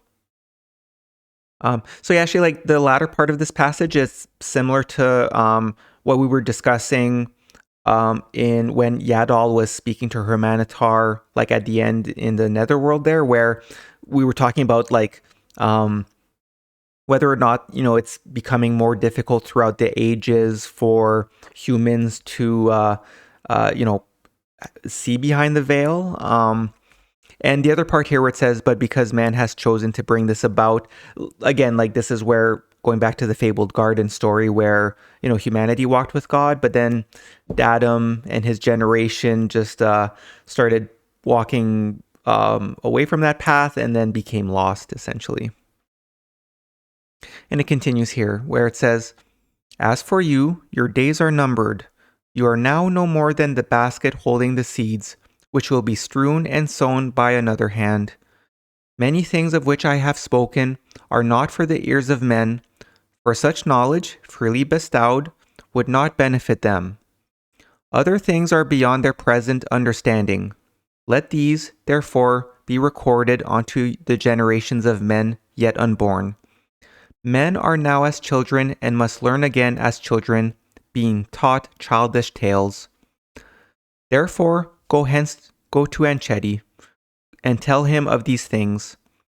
Say also that his God, I who am, chooses him as a sower of seeds. Let him know that I who am will guide his steps and will open a door in the barrier that he may hear my voice. Let your eyes now see again, and behold, I am who I am. So here's something we see in the Old Testament, like God speaking of himself in terms of I am who I am, all in uppercase letters.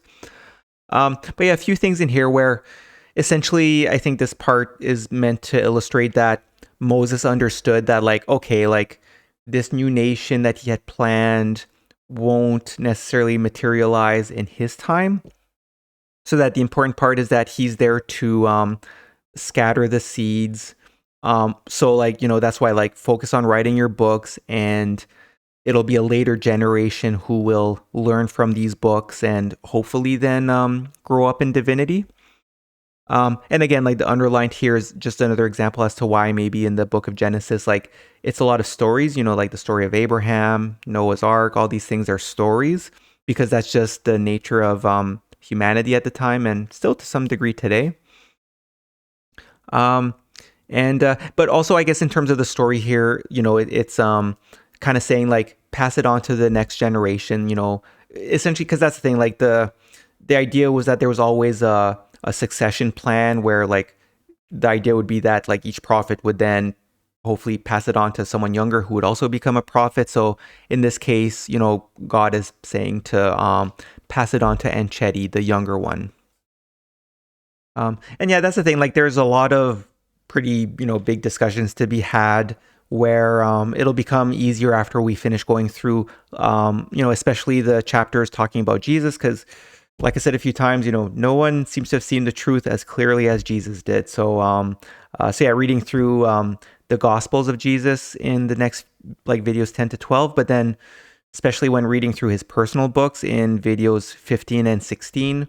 And then later, that's saying there's still quite a bit to read where, especially videos 20 to 22, which will go through chapters talking directly about the nature of God, heaven, the meaning of life, our souls, and all that. So yeah, and at the same time too, I'm just one person, I've been studying this for quite a bit and I have my thoughts on it and all that. But that's the thing. I think it's, I'm looking forward to when more people are aware of this and study it. And because there's just, this is a real treasure trove of information, which I think it's meant to create a new chapter in our human history. But anyways, with that, we'll continue with the story here. So passages 12 to 15 it's a story involving cows, which is reminiscent of the book of Exodus, where Moses comes back with the 10 commandments and finds the people already blaming God for their troubles. And then Moses gets angry. So like I mentioned before, there's no, maybe this is a little bit reminiscent because in the prior passages, Moses or Hurmanetar here just had a long discussion with God, and then now he's coming back to the people. But he's not carrying tablets or anything like that.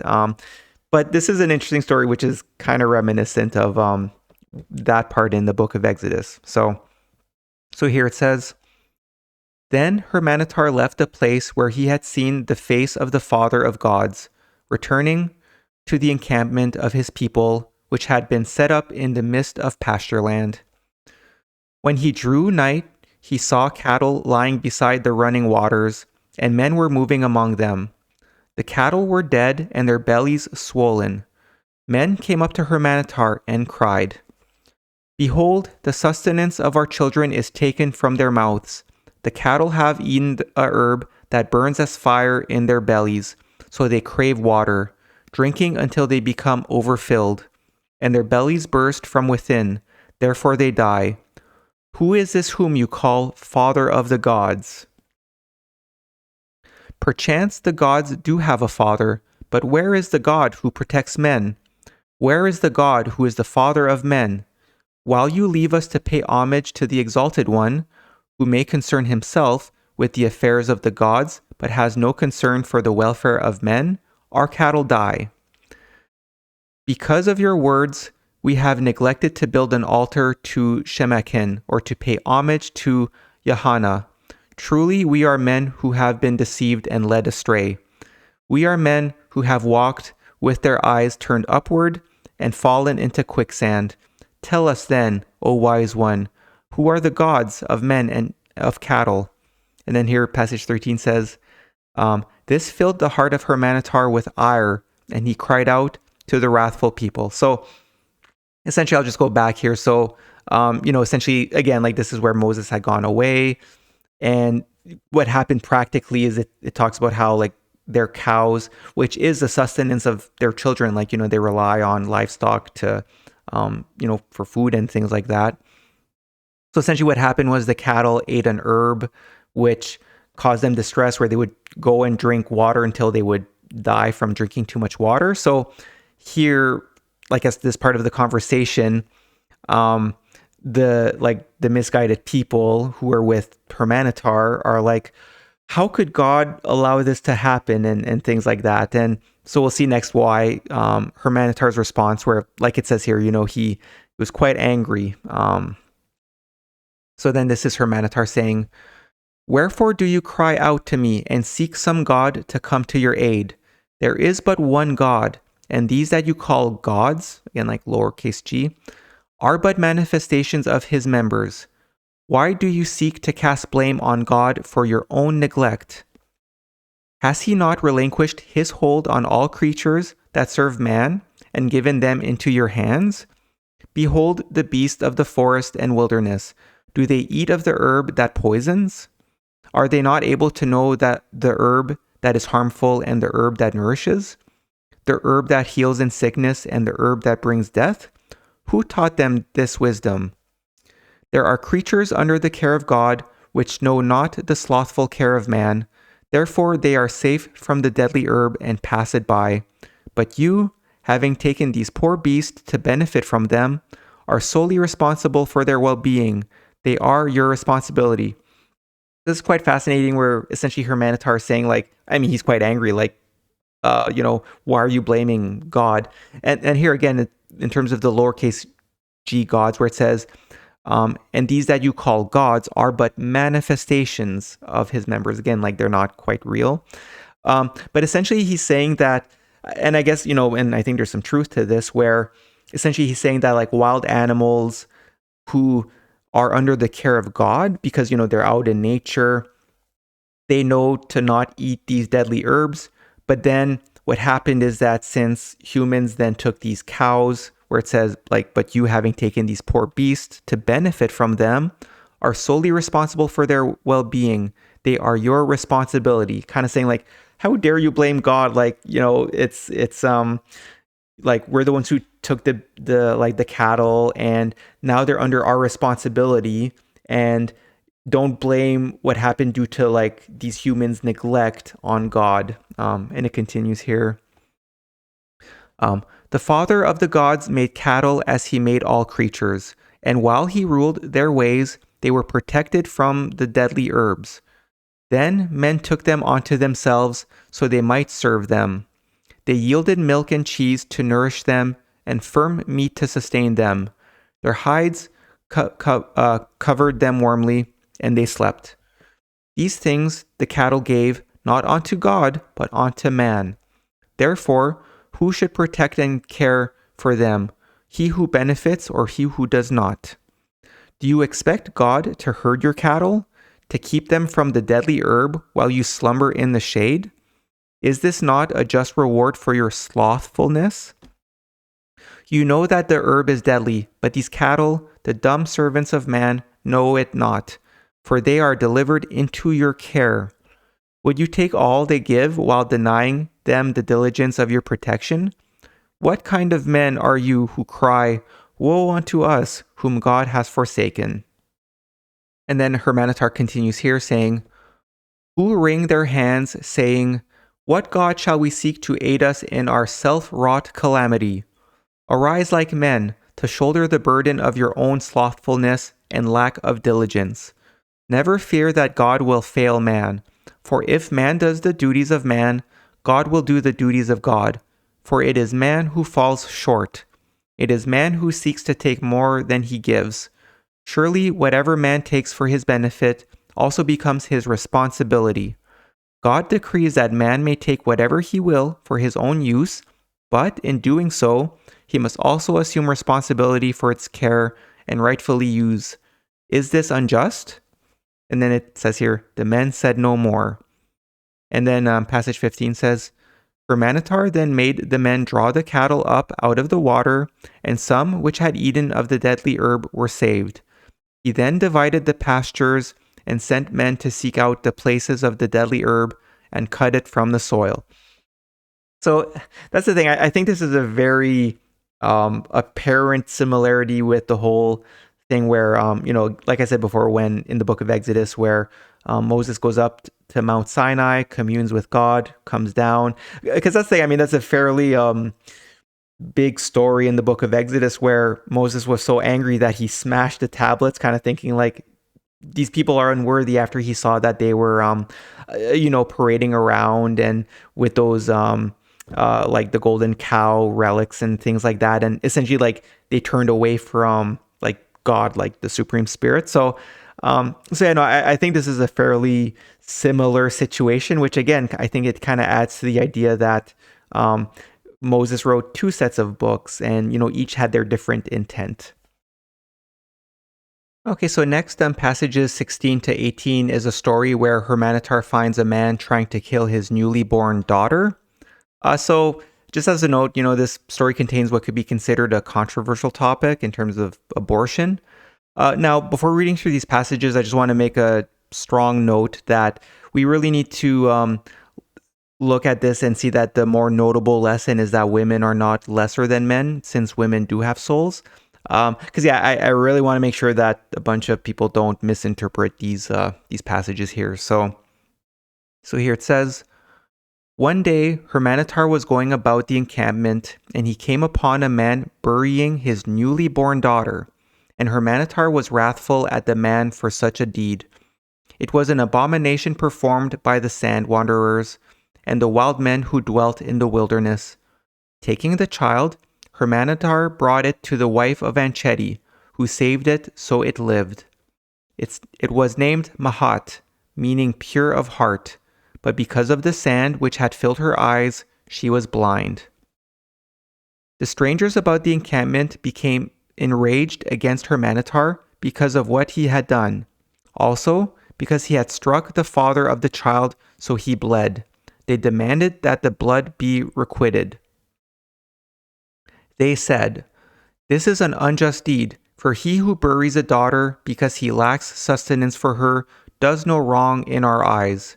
It is not better that she be buried in the ground out of sight than kept with disgrace? Is it not for the father to decide whether a daughter should live? Has a woman a soul of her own? Is she not no more than the maker of the body, while the soul is given into her keeping by man?" And then passage 18 says, "The strangers about the encampment were not so many, while those with Hurmanetar were many and strong. But he dealt justly with those claiming payment for the blood. They were given a piece of silver and a calf that was ready for the slaughter. Thus Mahat came into the household of Anchedi." So that's saying the underlying parts here where, like that's saying, especially when you read through the entire chapters in the Kolbrin, it usually, and actually I noted here, like as underlined here, the reason the father tried to murder his newborn is clearly because it's a daughter. Had it been a son, then the conversation would be different. But that's the thing, when you read through the entirety of the Kolbrin, it is not just a 50-50 coincidence that they specified a daughter instead of a son, just based off of how the texts in the Kolbrin are written. But especially with the underlined here where it says, "Has a woman a soul of her own? Is she not no more than the maker of the body, while the soul is given into her keeping by a man?" So that's the thing. It's just, I think that's the main intent of these passages. Maybe we'll talk more about something like this, like abortion in like videos 23 and 24, where we talk a little bit more about, like, after having read all the a lot of the chapters of the Kolbrin, then we could have these sorts of discussions. But that's the thing. I guess I am a little bit worried because like I do see how a lot of people are interpreting some of the Old Testament today and things like that. So that's the thing. It's just that's one of my worries. But like I underlined here, it's very, very clearly where these people who tried to kill their newborn daughter, it's clearly specifically speaking of a daughter because of this ignorant belief that women don't have souls. So passage 19 has Hurmanetar transfer the teachings to Anchedi. So it says here, Hurmanetar was sitting with Anchedi and said to him, I have spoken to you of the happening while I sat beneath a tree in a place of solitude, and of matters which you should know in order to be wise. Into your keeping have been given the treasures I have wrought by my own hands, and you are well instructed in the sacred things and the mysteries. And where sacred things and mysteries are uppercase. So like again, it often uses uppercase when it's talking about like the sacred writings. So it continues here.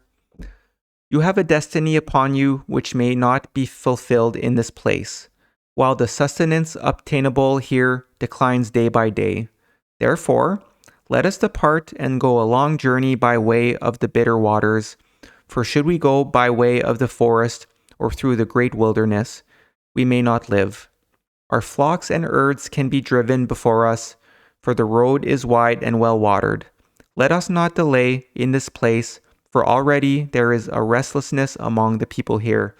So actually I will add, in terms of that conversation I had at the end of video 7 about where it seems to make a reference to potentially Jerusalem, or at least the city that was established by Moses and the inline ones after the Exodus, where it says, nonetheless, due to the inclinations of the people, the city's days were numbered.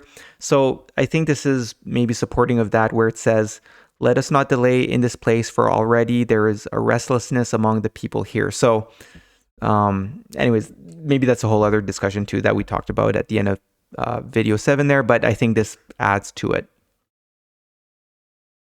So now passages 20 to 23 describe the last chapter of Hurmanetar's life on earth. The story is similar to how Moses did not make it to the promised land.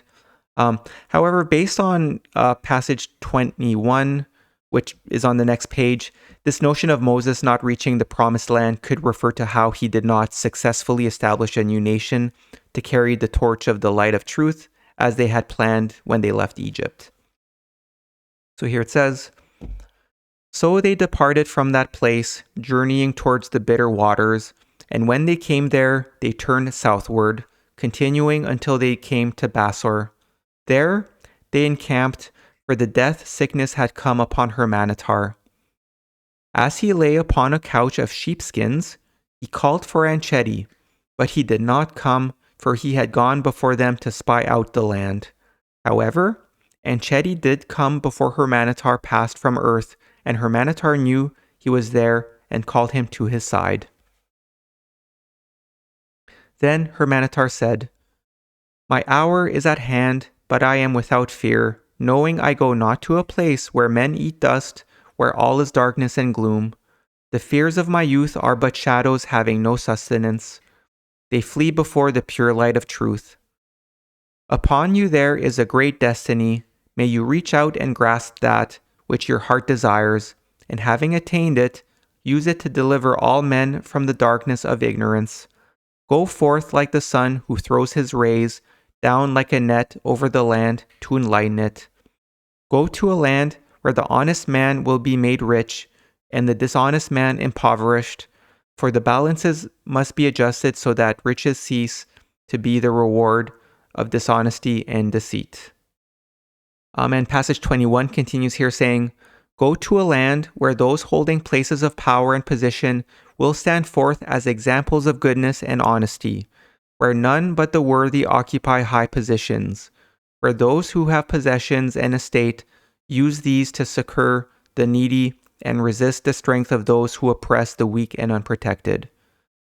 So those were the words from Hurmanetar, and then here Anchedi says, But where is this land, and how shall I find it? And then Hurmanetar answered, Were there such a place, what good purpose would you serve by going there? What you will have to do would have been done already by another. Then passage 23 says, Hurmanetar died and was buried deep within the ground, and none knows his tomb. May he live forever and dwell with the Father of the gods whom he served. So yeah, even though this is a story, it's a little bit sad reading through it in terms of, I guess this is reminiscent of Moses maybe in his last days. But yeah, I think what becomes clear from this, even just this whole chapter where, those with Hurmanetar in terms of the general population of people who I think represents those who followed him during the Exodus. And that's the thing, it's just, I know it's a tough conversation to have, but I think a lot of what happened in the later parts of the Old Testament, where there's this whole idea of, Moses kind of saying like, hey, you the people who followed him during the Exodus, you're the chosen ones. We're going to go to this new land. It's just, when you kind of go back, especially if we go back to what we read in the early parts of Annex Scroll 1, where it was like these lamentations of Moses, and then especially Annex Scroll 2 and things like that. That's the thing. It becomes quite clear that, those who were the slaves of Egypt, through no fault of their own, were probably quite traumatized and things like that because, they lived under a cruel, corrupt Egypt as slaves. And again, I'll mention, in the movie, The 10 Commandments, there's the whole, like, I think they were, even getting like whipped and things like that. So that's the thing. Again, I know it's going to be a bit of a tough conversation to have, but what seems to have happened is that, like, this was such a monumental task that Moses had, including like the inline ones, from the secretive priesthood, where like they saw like Egypt just fell apart, like we read in Annex Scroll 2. They knew they had to leave. They had an intent of establishing a new nation.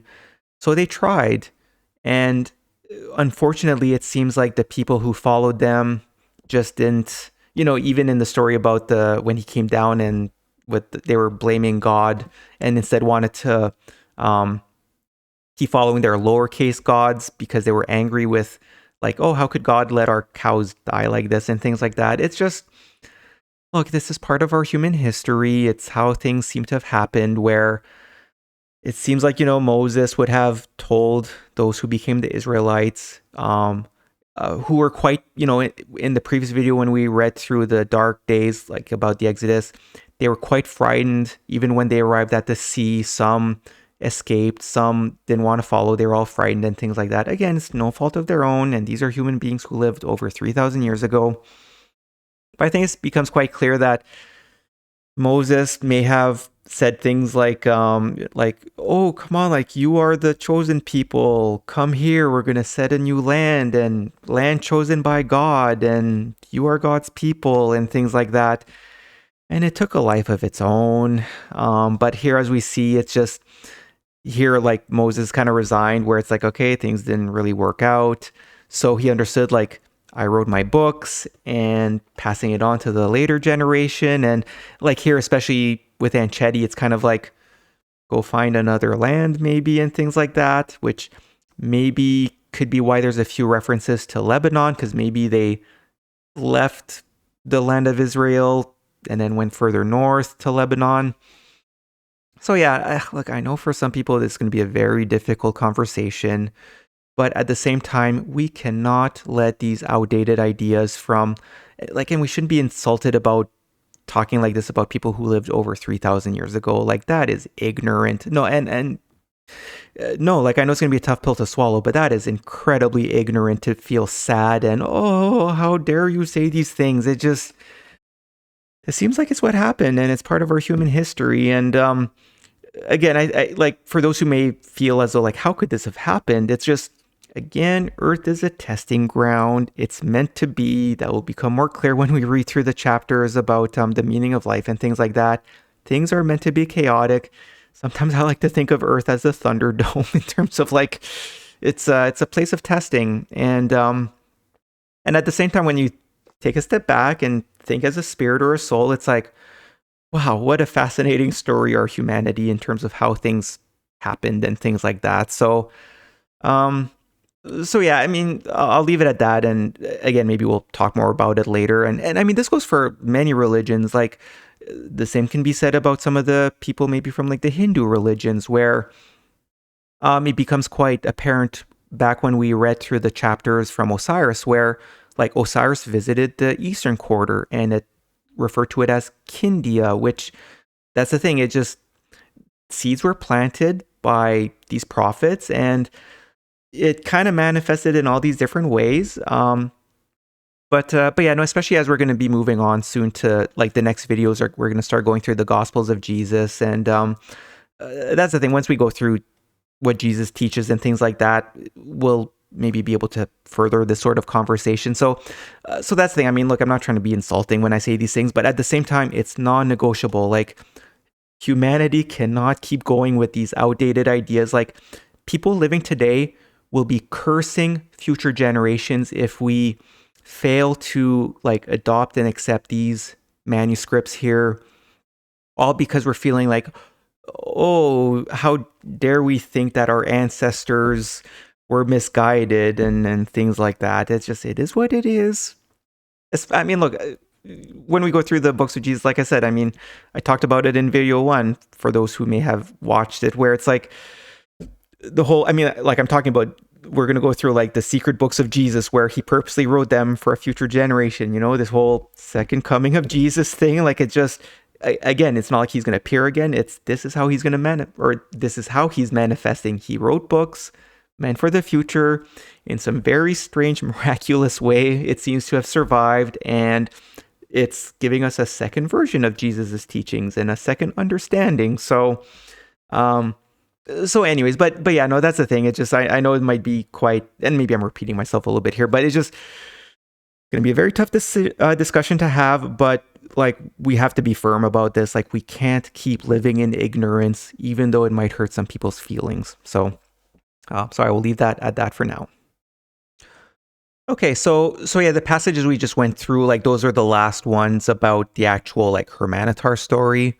But there are a few more passages in this chapter that we'll just kind of go through quickly here. So passage 24 notes that 25 to 30 are passages that were added afterwards. So here we'll read 24 here. It says, "These things concerning Hurmanetar have been rewritten many times, but the copies have always been true. That which follows has been added on, but when made and by whom it is impossible to discover." So again, this is what's kind of fascinating. Sometimes there's passages like this where it really gives the point of like, these have been inherited, rewritten, and things like that. But ultimately what it's saying is that the Hurmanetar story itself, where it says like for each copy, like, but the copies have always been true. So it seems like whoever, these people who wrote this passage 24, whether it was those in Britain who translated into English, or maybe this would have been those of Jesus's generation or things like that. It says that the following passages that we're going to read, like 25 to 33, were added afterwards, but by who, it's actually not certain. So we'll just go through them pretty quick here. And passages 25 to 31 might include some archaeological clues. So here it says, "Hurmanetar is buried in the land of Philistia. Is this Okichia? The father of Hurmanetar was Nimrod, of the twin bows. This I doubt, and it is not stated. The stone of Makilim is at Bethgal even now. The words on the tomb of Yadol are," and here it says, "He died because he was not as other men. And then I, Phrastonis, have seen it. Could this be when 80 generations have passed? Men of this race are unsound witness. The Samarites say that Yadol was not mortal man."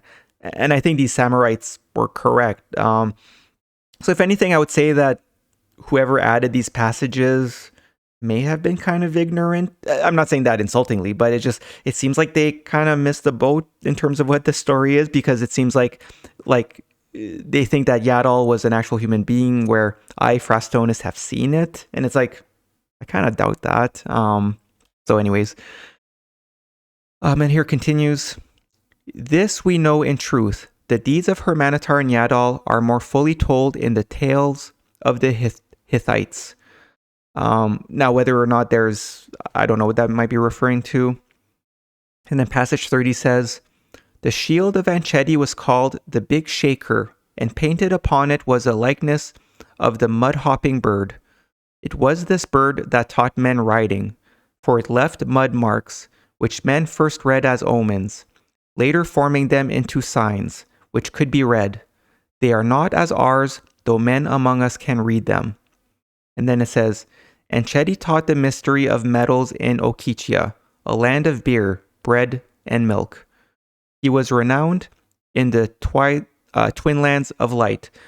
So again, maybe this is where like historians or archaeologists might have a better idea of maybe what this is, but at the same time, it seems like there's maybe some parts of like they misunderstood, or maybe Enchedi found himself with a different group of people who were again more primitive, and this is a result of it, where it's like some of this is like, oh, this is a land that Enchedi then went, whether it was in Lebanon or somewhere else. So yeah, but I mean, it's not terribly important here. So passage 32 is an interesting reference, which states that it was a wise, blind woman who found the way to the promised land, where Mahat is the baby that was saved in passage 16 from this chapter, where like she was the one that people tried to kill, but then Hurmanetar saved, but she became blind because of the sand in her eyes. So here it says, Mahat, the blind one who remained virgin, guided Enchedi to this land while yet a child. She was filled with the inner light of wisdom and saw with the Spirit.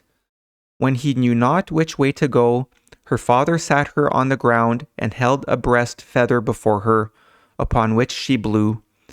He went whichever way it inclined and was never led astray. Later, she used this method when settling disputes and giving judgments.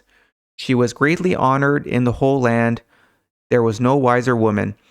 So, I mean, this could be true. She may have become like incredibly wise, especially if she was where Enchedi would have been like her father, and Enchedi had the sacred wisdom from Moses, like Hurmanetar in this story. So, I mean, that part could be completely true. But the part in terms of how they would put her on the ground and drop a feather and have her blow and what direction it went, that seems like it may be more of a superstition.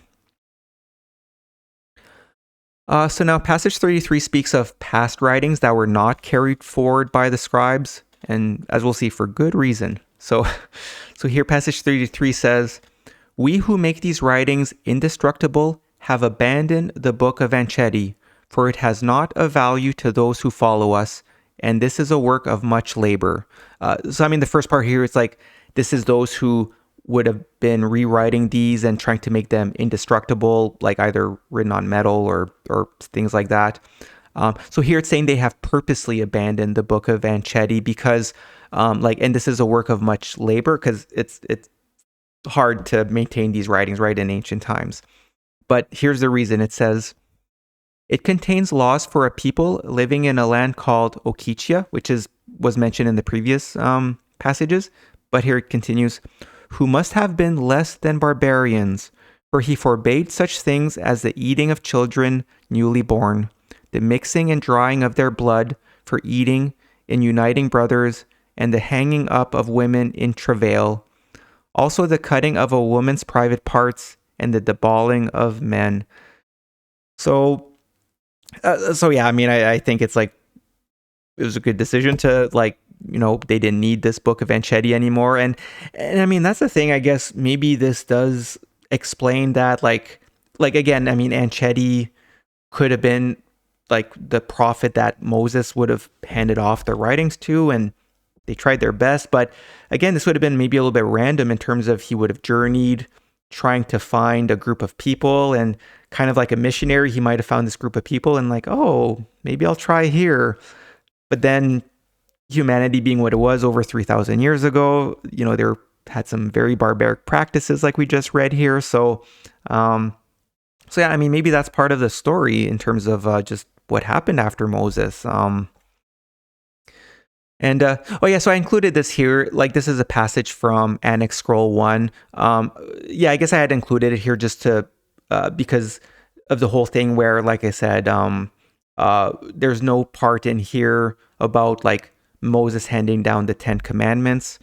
So I'll just read this here, but like I did cover it in previous videos where it says, "Later, Osiris went up into the sacred high place and there learned the ordinances for the well-being of man.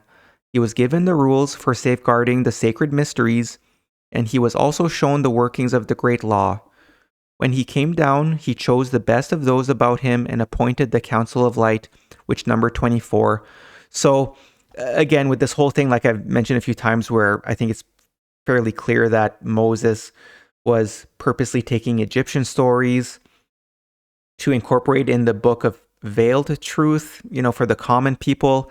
Like that's the thing, the whole 10 Commandments part, he may have written in the book of Exodus because of what he wrote here about Osiris, where, he went up into the sacred high place, he learned ordinances of the well-being of man, which is like, in theory, what the 10 Commandments would have been. So this is the last passages, or the previous one was the last passages of the story of Hurmanetar. So it's quite the story, but it's good. And again, like I said, if you want to, I did note again, like in section 9.6 of the report I have linked, if you want to go and see some of the other similarities between this story and the Epic of Gilgamesh. Okay, so now we're going to go through the last chapter I wanted to cover in this video, which is chapter 7 of the Book of Origins, which is part of the Celtic books in the Kolbrin, and it's called The Tale of Gwinvera. Before going through this chapter, I just want to make a note. So, like I discussed in the video 1 of the introduction, for those who may have watched it, it does seem as though those with Joseph of Arimathea are the ones who wrote the Book of Origins using ancient Celtic stories, because there's this, in video 13, we'll be going through all of the passages of Joseph of Arimathea in Britain, which includes his interactions with the Celtic and Druid people. But there's this passage here where it says, "The art of the scribe came to Britain with the high-browed one who taught Gwydlum of Ivern, who had 7 subscribes. He said to the king, 'This strange art will make the Britons wiser and will improve their memories, for it is the very essence of memory which has been brought to this island.'" So essentially, it seems as though when reading through those passages or chapters that like those in Britain had some sort of writing, but that those with Joseph of Arimathea, like including his scribes, knew like a more advanced form of writing that they taught the people in Britain. So because of that, I'm quite sure that ultimately like all of the Celtic books would have been rewritten by those with Joseph of Arimathea, although like some of them in the Book of Origins reflects like some of the more older Celtic stories, which were maybe passed down more from generation to generation vocally. So then those who converted and were with Joseph, they would have taken the time to write them down, or at least some of the more important ones with this more advanced writings. So that's why I think that the Tale of Gwinvera was written by those with Joseph of Arimathea. But at the same time, the reason I want to cover it here is, like the next videos we're going to be moving on to the Gospels of Jesus and things like that. So kind of as a bit of a transition, it turns out that I think this, at least some elements of the Tale of Gwinvera, I think was meant to reflect in some part like either Moses' story or at least like the Hurmanetar story that we just read through.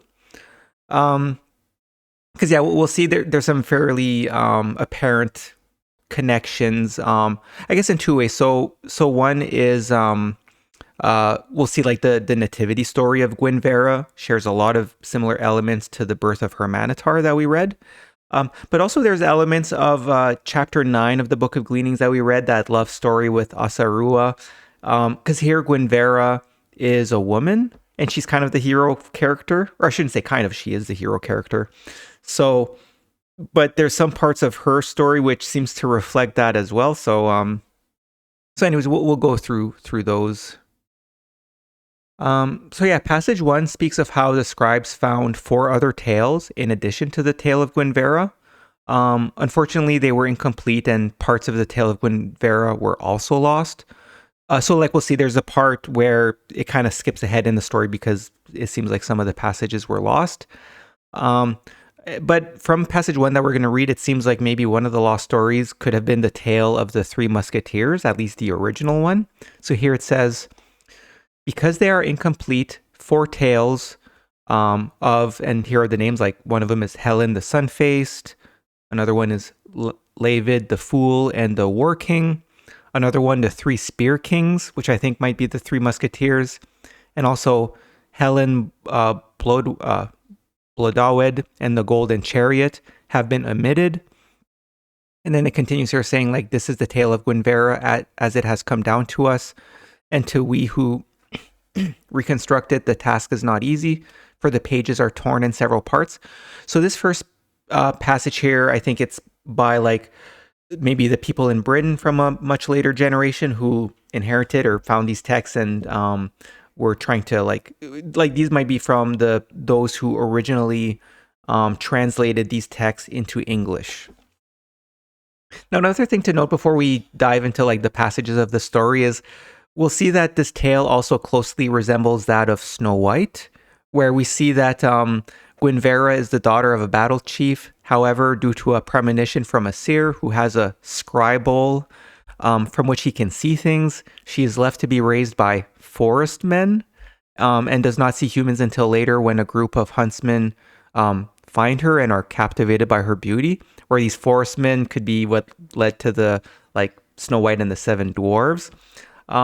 So anyway, I mean, like, I guess for that, you know, again, it's just like, I'm not a historian. So, that's like, I know there's maybe going to be some resistance to that, but the fact that here it's saying how, like these writings were like falling apart, I think like it just shows that even though unfortunately, like I said, the Kolbrin, we don't have a version of the original manuscript to show that like, hey, it was ancient. But just from this description, like when they inherited this tale, it was falling apart. So I think it's fair to say that like this could be quite ancient and could be more ancient than I think it was the Brothers Grimm in the 1800s who wrote like what led to the later modern version of Snow White. So anyways, I mean, maybe just putting that aside in terms of like no sense in getting to arguments about that for now. But I just want to point it out because when we read through the passages, we'll see there's some very apparent similarities. So I'm proposing that like this would have been the original tale that led to Snow White, and however it happened in Britain where like some people had access to this secret book and things like that, however it later led to like people making these tales. I'm not sure, but anyways, I'll leave it at that and we'll move forward here. So passage 2 is a long passage where the first part is it's a bit of an interesting concoction of things to describe how the perfect woman was brewed in a way.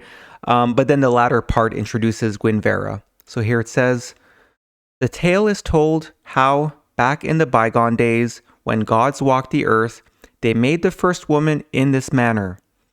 They prepared a vessel shaped by the future desires of men, placing into it these things. The gleam of sunlight mixed with the yellowness of ripe corn. This became her hair. The cold, clear dawn dew mixed with the hue of the violet. This became her eyes. The pale radiance from the moonbeam mixed with down from the neck of a swan. This became her brow. The red from the cherry mixed with the color of mayberries. This became her lips. The whiteness of the snowflake mixed with the mayflower's purity. This became her bosom. They took the sparkle from running waters for her smile and the cooling of a dove for her voice, the heat from the fire to fill her passion, and the edge from the sword to arm her tongue. And actually, I mean, this might have some similarities to when we read in the Fable Garden, like that Fanvar and Arua, where it kind of speaks of Arua, who was the first woman, was described as being very beautiful and things like that. So again, where underlined it says, you know, they made the first woman in this manner, it could be a reflection of that. And it continues here. It says, from the core of a flint worked keenly, they made her mind, and from the fall of a snowflake they made her touch.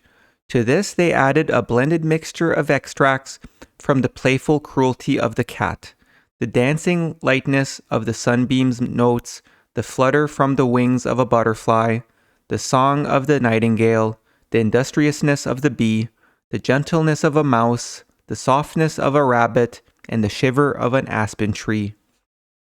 If this were a god-made woman, then Gwinvera was the product of their hands. But did these gods not try to keep this woman for themselves, as being something too good for man? But man, in his brave audacity, stole her, and she became the great woe-maker. Truth is embedded in the old tales for the wise to find and use as they will. Okay, so next is essentially like the start of the story now, where passages 3 to 5 speak of how during the queen's pregnancy, the seer of the battle chief claimed that this unborn daughter, Gwinvera, would be the death of her brother, who's called Helva, the chief's heir. So here it says, when the mother of Gwinvera was in child labor, her father, the battle chief Kuma, was at the festive board, and as was the custom, he called upon the soothsayer to foretell the future.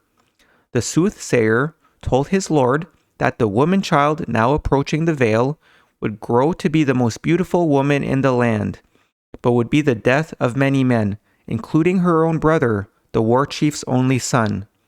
These words ate at the heart of Kuma. He asked the wise soothsayer what should be done to avert disaster, and the crafty one answered that he would seek advice among the stars. Not all soothsayers had a temple of truth in their hearts. It happened that the voice of Helva, son of Kumwa, lived in the ear of the seer. So when the report was given at mid-morn the following day, it was a lengthy woe foretelling, much disturbing to the heart of Kumwa. So the underlined part here, it says like not all soothsayers had a temple of truth in their hearts. I think that's code to say that like he didn't necessarily have carry true wisdom in his heart. And then passage 5 continues, what was the outcome? The soothsayer spoke long, and Kumwa's heart ached for his only son and for the mother, but his duty was to protect his son, the heir born of his youth, and he could put his daughter to death according to the manner of the times. As a highborn woman's blood could not be spilt among green growing things, for this would blight the land, and only a simpleton could not be hurt by the deed, Gwinvera was to be given to the battle chief's fool. He was to take her outside the boundary of the land, and there drown her, his payment for the deed being the wish-granting urn called Helwed, no small reward. So I noted here, like as underlined in the previous page, about like essentially kind of saying that the soothsayer was misguided, and that becomes quite apparent where like the soothsayer says to the king or the battle chief, like, and he could put his daughter to death according to the manner of the times. You know, it kind of helps to show that the soothsayer isn't the best of characters. But also in this passage, we see that element very similar to the birth of Hurmanetar, where, you know, there's a whole thing where as a highborn woman's blood could not be spilt among green growing things, for this would blight the land. Essentially, they wanted to take her outside the boundary of the land and there kill her, which is very similar to the Hurmanetar story. So passages 6 to 8 tell of how the kind-hearted fool could not get himself to perform the cruel deed of killing Gwinvera. By chance, he is met by an elusive forest man, which, like I mentioned before, you know, this could be representative of like the dwarves in the Snow White story. And then the fool stays with the forest men for 3 days. The fool decides to leave Gwinvera with the forest men since they were gentle and kind-hearted. So passage 6 reads here, the kind-hearted fool had little liking for the deed, his heart was heavy, and the ass-backed carried cradle child so contentedly lovely that the fool's load of sadness grew increasingly heavy. So they went on, the kindly fool and the lovely young one, until they came to the great gloomy forest of Kailedy, lying beyond Dumkrill. The fool and his ass-load kept on through the forest, for though he thought, where else can I go, as well here as any other place? It is in keeping with my heart. So just a few things to note. I mean, again, maybe this is more of a generalized thing, but similar to Hurmanetar being on like the back of an ass, like a donkey. It just turns out that Gwinvera as a baby is also here on a donkey, like on an ass. And just as a note here, so yeah, sometimes there are parts in my report and like in here where I add a bracket because it seems as though like in both the Hope Trust version and the 2005 version of the Kolbrin, it's kind of cut off. It says like for though he, and then it starts the quote here. So sometimes I make sure to add in brackets where like I don't want to be adding words to without identifying it in these potentially sacred scriptures. So just as a note. So the passages continue here. Deep in the forest, just before the stars opened their eyes, they came upon a small, stream-traversed glade, and there, nestling among the woodweed, was a tumble-down half-house. The fool blew the wayfarer's horn, and there came a small, shy forestman, first cautiously peeping around the doorpost, then timidly approaching. Had it been any one other than a gaudy-garbed fool, the small one would have fled, but these forest-farers were taken in and made welcome in the humble hut. Later, the forestman's brothers came back from their foraging, and there was much lively chatter, for among such folk, the fool did not feel out of place. He stayed for 3 days, and it was agreed that the forestman should take the little one from him and take care of her. What else could they do? For forestmen are gentle and kind-hearted. Were they not, they would never have been confined to the forest. What else could the fool do if he could not bring himself to put the little one to death? What better place to leave her? So next, passage 9 describes Gwinvera's upbringing. So we read of how Gwinvera has never seen herself in a mirror, and therefore she thought she looked like the ugly forestman. So here it says, the ugly forestmen raised fair Gwinvera with tenderness. They were wise in their way, and because they did not want her to become vain and immodest, or perhaps because they did not want her to discover how different she was, there was nothing in the forest home in which she could see her face. Knowing about the soothsayer's foretelling, they let her think she was ugly too, or was it because they really wished her to be one of them? Did they not know that love closes the eyes to defects? Anyways, sometimes I like some of these things where it's kind of like, it's saying like, oh, maybe they purposely left out a mirror because they knew that the soothsayer's foretelling, so they wanted her to think she was ugly. But at the same time, it kind of adds a moment of honesty. It's like, or was it because they really wished her to be one of them? So yeah, I kind of like some of those notes in the passages. So passage 9 continues here. Her own loveliness was unknown to Gwinvera. Her playmates were the wild creatures of the forest. Fawns, rabbits, and squirrels played outside her door, and the wise badgers came to protect her at dusk. Wrens and robins were her constant companions. In summer, she bathed in sparkling rill waters and garlanded herself with wildflowers. Woodbells and primroses grew everywhere. In winter, she sang through the berry-bearing glades and gathered fallen kindling wood under the great trees. She slept on a bed of sweet moss under cozy coverlets of fir. She drank the pure stream waters flowing through the cooking place and ate fish and the plentiful forest fruits. Her garments were woven from fine forest flax and soft down. Her mantle was made of white winter fur. Her long, bamp-braided hair took its colors from the water marigold. Yet, in all her forest-bounded childhood, Gwinvera never had a companion of her own age or saw any mortal being other than the forestmen. So actually, I mean, going through these passages, it's kind of, it makes you think of the Disney classic movie of Snow White, where she's just out there with all the rabbits and squirrels and fawns and stuff like that. So now passage 10 has huntsmen go into the forest, and they are bewildered by Gwinvera's beauty, which again is a similar element. But anyways, we'll read through the passage here. It happened that when the forest maiden had grown to young womanhood, and it was midwinter, huntsmen from the wood castle of the king came into the naked forest, seeking boars for the Yule feast. They came upon the rough forest home of fair Gwinvera, and she, not knowing who or what they were, acted like a frightened wren. They did her no harm, not knowing whether she was mortal or spirit, but went away marveling that the gloomy forest could contain such beauty.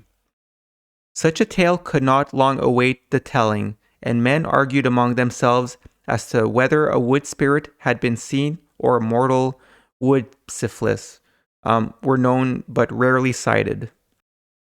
So now passage 11 has the rumor of Gwinvera reach Helva, and the soothsayer realizes who the woman was. And Helva is her brother, like she was the son and heir of the battle chief.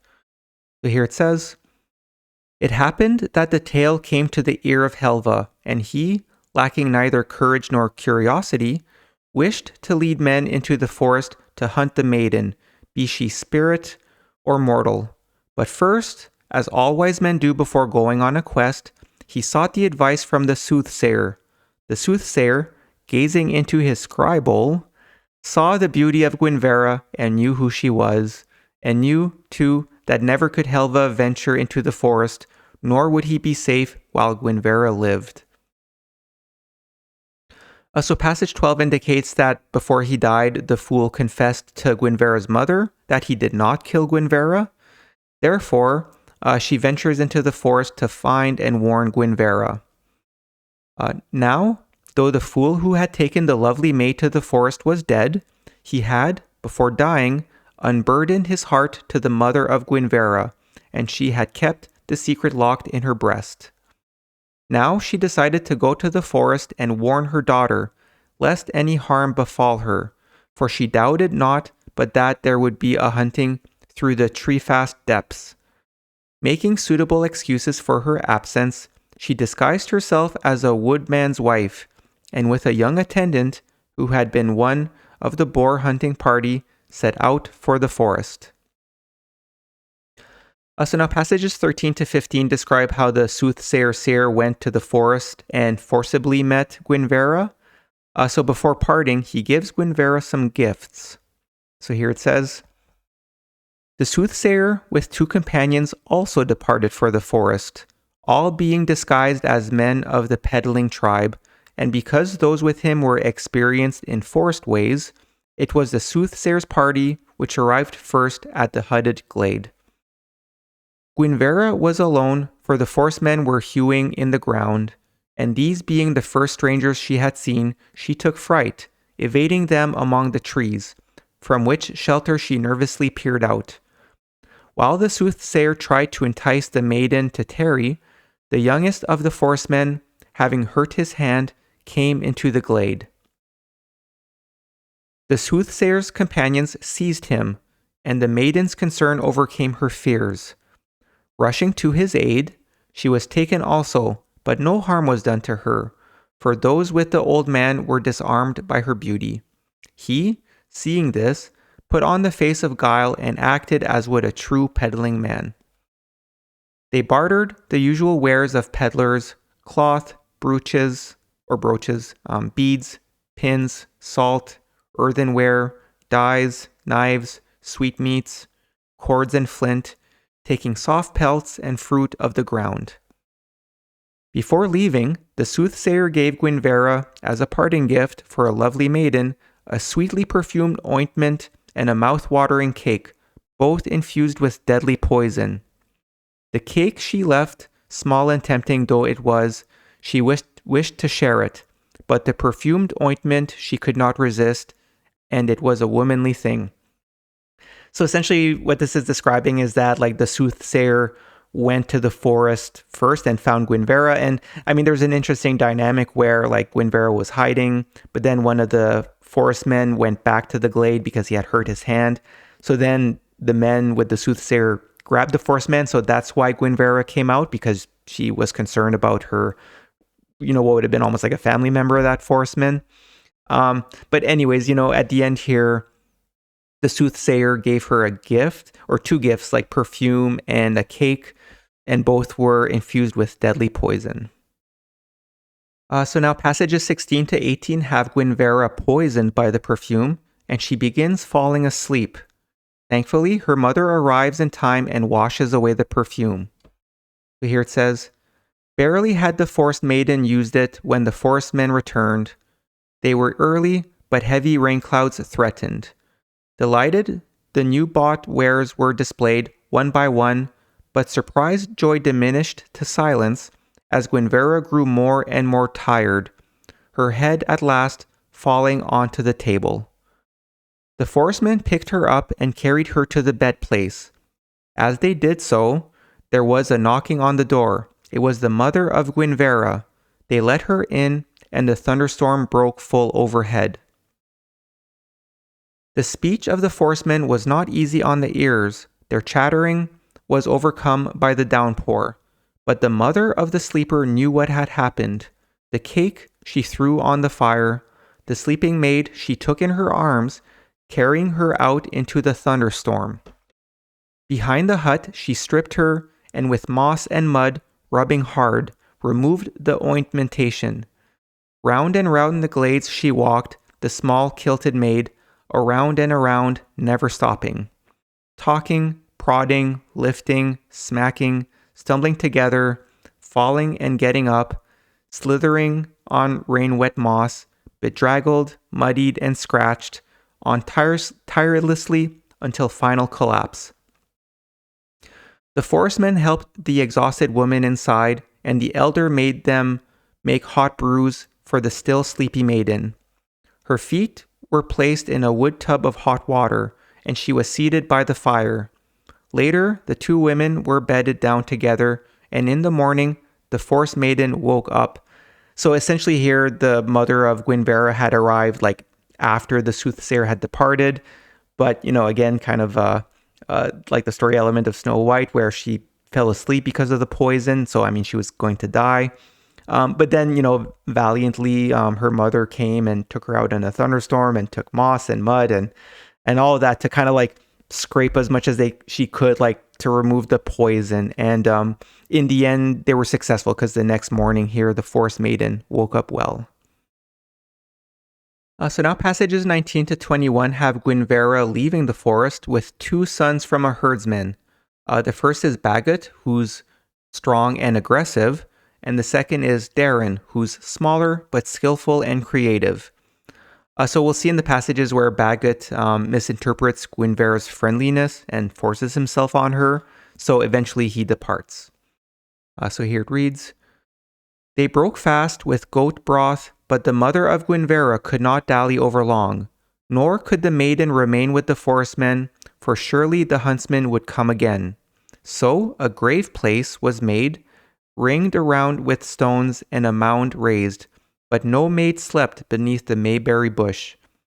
So essentially there it's talking about how like they made a false grave pretending that she had died. And it continues here. Gwinvera left the forest, her long fair hair beneath a leathern cap, coarse cloth covering her body. A distant herdsman home gave her shelter. It happened that the herdsman had two sons, one a hefty, hard-handed white strider fond of brawling, the other a small-handed fireside dreamer, deft but not overstrong. The first was named Bagot and the other Darren.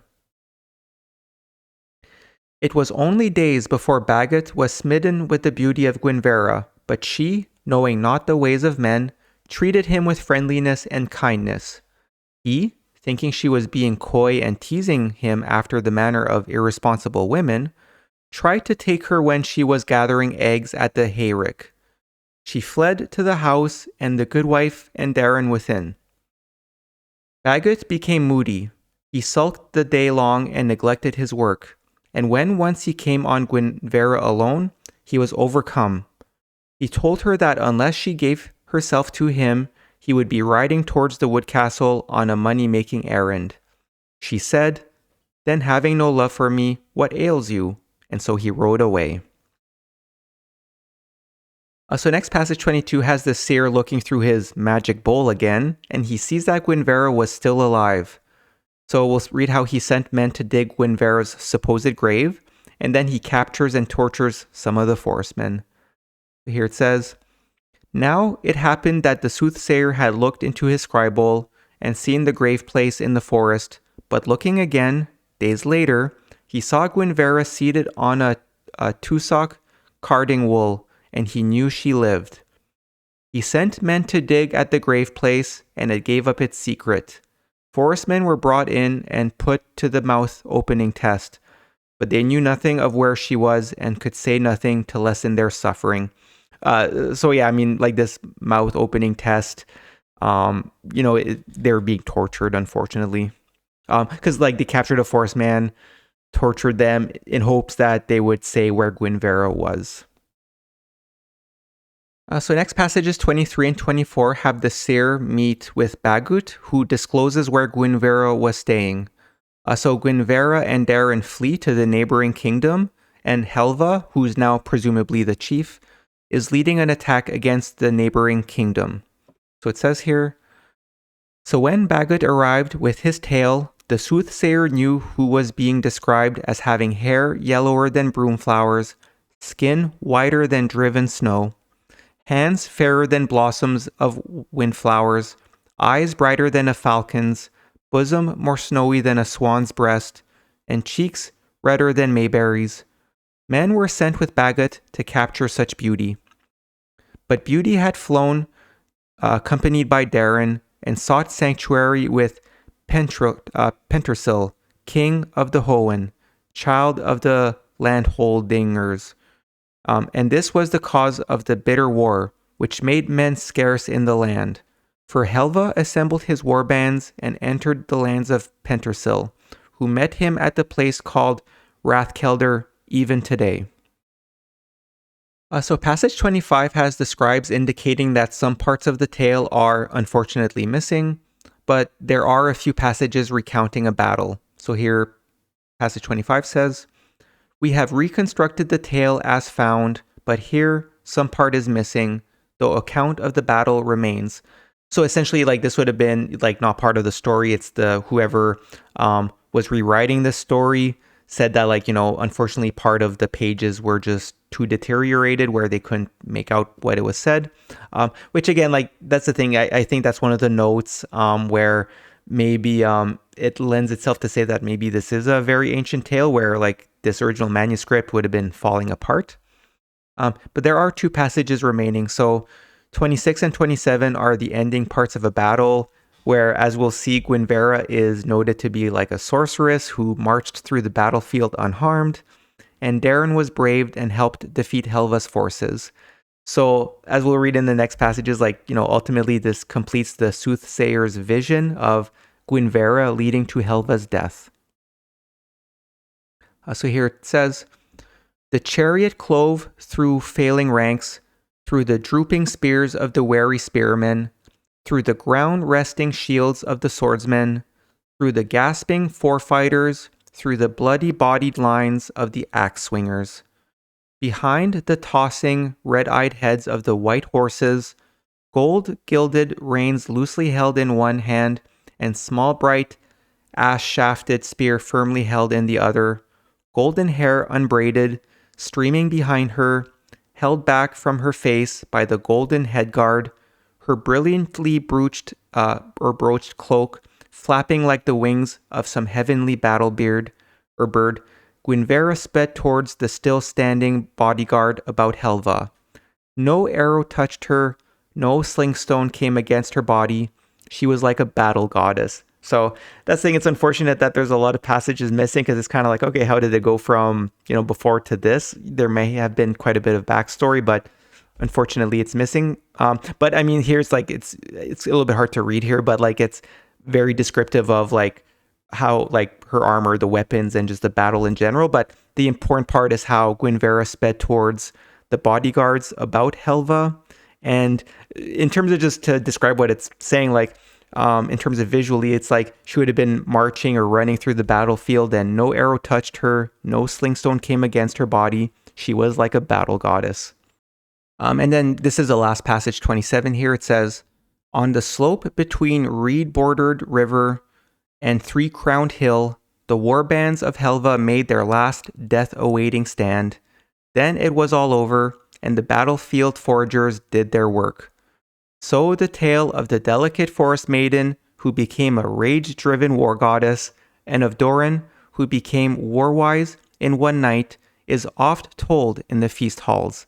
And maybe this is a part where, because it says and is oft told in the feast halls, maybe that's where it was like a tale that was spoken verbally, like somewhere in Britain, and that may have been where whoever got the inspiration, like either the Brothers Grimm or people before that, got the inspiration for what became Snow White. So I just have a note here at the end here. So the tale of Gwinvera also resembles that of King Arthur legend, where Gwinvera may have led to Gwinvera, although she could also have inspired Morgana, or also known as Morgan Le Fay, since Gwinvera is a sorceress and is Arthur's, or Helva's in this case, sister, who was separated at birth. And the soothsayer Seer could have become Mordred, since it could be argued that it was the meddling soothsayer's actions that ultimately led to Helva's death. So, anyways, and that again, I guess I'll be talking about it in video 13 when we go through the chapters of Joseph of Arimathea in Britain. But there's a few other passages from some chapters we'll read where I think it's maybe fair to say, in addition to how like Joseph of Arimathea, I think it was in the 12th century around then when he was known as the first keeper of the Holy Grail and as part of Arthurian legend. So anyways, so yeah, I think I like the story, but the reason I included it here in the video about Moses was, like we discussed at the beginning of this chapter, like there's some elements that are very much the same or similar as the birth of Hurmanetar. So yeah, no, it's I like this tale. It's an interesting story. Okay, so I just have a few more pages to go through to kind of close this video. So I'll provide more of a summary on Moses in video 23. Because in video 23, once we've gone through everything, I might just do a bit of a summary in terms of like what the historical narrative that's described in all of these texts of this Kolbrin describe. But now, one thing to note here is that while Moses was not entirely successful in establishing a new nation after the exodus from Egypt, at least in the way that the enlightened ones had hoped to achieve when they left Egypt, he did help establish the Sons of Fire near Israel, which led to Jesus, John the Baptist, and Joseph of Arimathea inheriting these writings. So here's a passage or a couple passages from chapter 3 of the Britain book, which we'll be reading in the next video, video 10, which is a gospel of Jesus, potentially according to Joseph of Arimathea.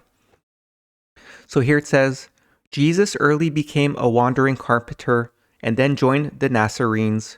There was excitement in the land because it was said that the prophecy of Daniel was to be fulfilled in these times. The conditions of the times fulfilled the predictions. Then Jesus went into the wilderness beside the Jordan. He joined the Society of Saints, which was beside the Sea of Heavy Salt. When he came back to the Jordan, he no longer retired within himself, but was a man of direct and forceful speech. He was decisive and commanding. So that's the thing. Ultimately, even though, like I said, Moses wasn't quite successful in terms of establishing a nation in the way they had planned, it seems here that, here where it says Jesus joined the Society of Saints, like that's a term, for the secret society, like the Sons of Fire and things like that. And here it says they were beside the Sea of Heavy Salt. And that's the thing, I think, like what we know as the Dead Sea Scrolls were found by the, I guess like the Dead Sea. So, and it was like hidden where it's, I forget when it was actually found, but that's the thing. Like, I think that's a way to tie it together here where it's like, potentially the secret society would have been like away from Jerusalem, and they had, maybe that was one of their hidden caves where they kept things like in secret. So yeah, we'll be going through this chapter in the next video. So yeah, that's the thing. I find this is probably a bit of an exciting point in the video series because, I wanted to go through, it was tempting to just want to start with Jesus, because he's kind of the main highlight of this. But at the same time, I think it was good, and I think it'll help to understand a little bit better how things came to be with Jesus by first looking at, the previous stuff that we've been talking about in these videos.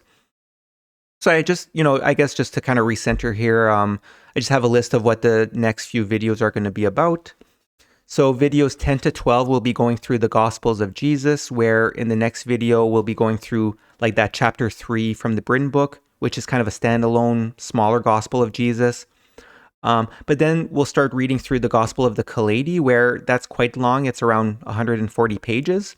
So essentially in video 10, we'll read through like that Gospel from the Britain book and then start reading the Kailedy. And we'll finish through the Kailedy through videos 11 and 12. And it'll be in video 12 where we're going to go through the passages that talk about, Jesus' crucifixion. So at the end of video 12, I'll then go into some more detail to kind of go step by step and again, kind of go through what happened on the day of his crucifixion. So then after that, video 13, like I just mentioned, we'll be talking about Joseph of Arimathea in Britain. So that'll be essentially like mostly reading through the most of the chapters in the Britain book. And then like I mentioned many times in this video series, so video 14 will be going through the chapters describing the twice-born ritual. And then after that, videos 15 and 16 will be going through the secret books written by Jesus himself. So that's the thing, like the first parts that we're going to read are like Gospels of Jesus. So those fit a little bit more like the New Testament, where it's written like in terms of describing Jesus in and around the land. But then, like I said, I mean, for those who've watched video 1, it should be of no surprise where, like I mentioned, it really does seem as though the Book of the Silver Bow, the Book of Lucius, and the Book of Wisdom were like actually written by Jesus himself. And that's part of the grand secret that Joseph brought with him to Britain, which again, like I described in video 1, where it just, like, I think this is what's considered the Holy Grail, because that's the ultimate treasure related to Jesus, which once you study, it teaches you about how you should live your life. Like that's the part where it leads to eternal life, is that you get to learn from Jesus himself how you should live in order to, when you die, our soul, could go to the light side of heaven. So yeah, that'll be videos 15 and 16. So yeah, no, I'm quite excited for the next few videos here. So I'll do my best in terms of getting them up in short order. Although, I mean, I think most people watching these videos, by the time you find these videos, they're probably already going to be there. So before closing this video, I just have 3 more pages where I'll be going through a few passages from Jesus's secretive books here. So here's a few passages from the book of Lucius where Jesus says, and again, like it's nice because he's writing this like as a personal message. He says, "My friends, the power of the Holy Spirit has led you here and directed your footsteps, so that you may be well guided in ascending the heights of divinity. No others shall be admitted to our circle, for so profound a subject as that dealt with here would be profane by the presence of many. To understand the Supreme Spirit is difficult, but enlightenment may be granted to those who diligently follow the great path towards spiritual development. To describe him to others is impossible, for no man possesses the eloquence, and no tongue has adequate words. Then, too, it is difficult for the imperfect to grasp the meaning of perfection, or for the visible to comprehend the invisible beyond its range of vision. The eternal is so distant from the sphere of mortal man that the beauty there can only be glimpsed as a dim reflection. This is well, for if unshielded from the beauty beyond vision, mortal man would be consumed in its brilliance." So that thing, like I mentioned a few times, like it's quite clear that out of all the prophets, I mean, it's hard to say in terms of like Thoth and maybe before the flood and things like that, but I got to tell you, like Jesus really has a way with words throughout like the 3 of his secretive books. But yeah, I just wanted to mention here in terms of like where it says like no other shall be admitted to our circle, for so profound a subject as that dealt with here would be profaned by the presence of many. Like I mentioned in video 1, like I do feel a little bit, well, not just awkward, but like at a point I was like, should I make this public? Because, it's quite clear that things were meant to be hidden.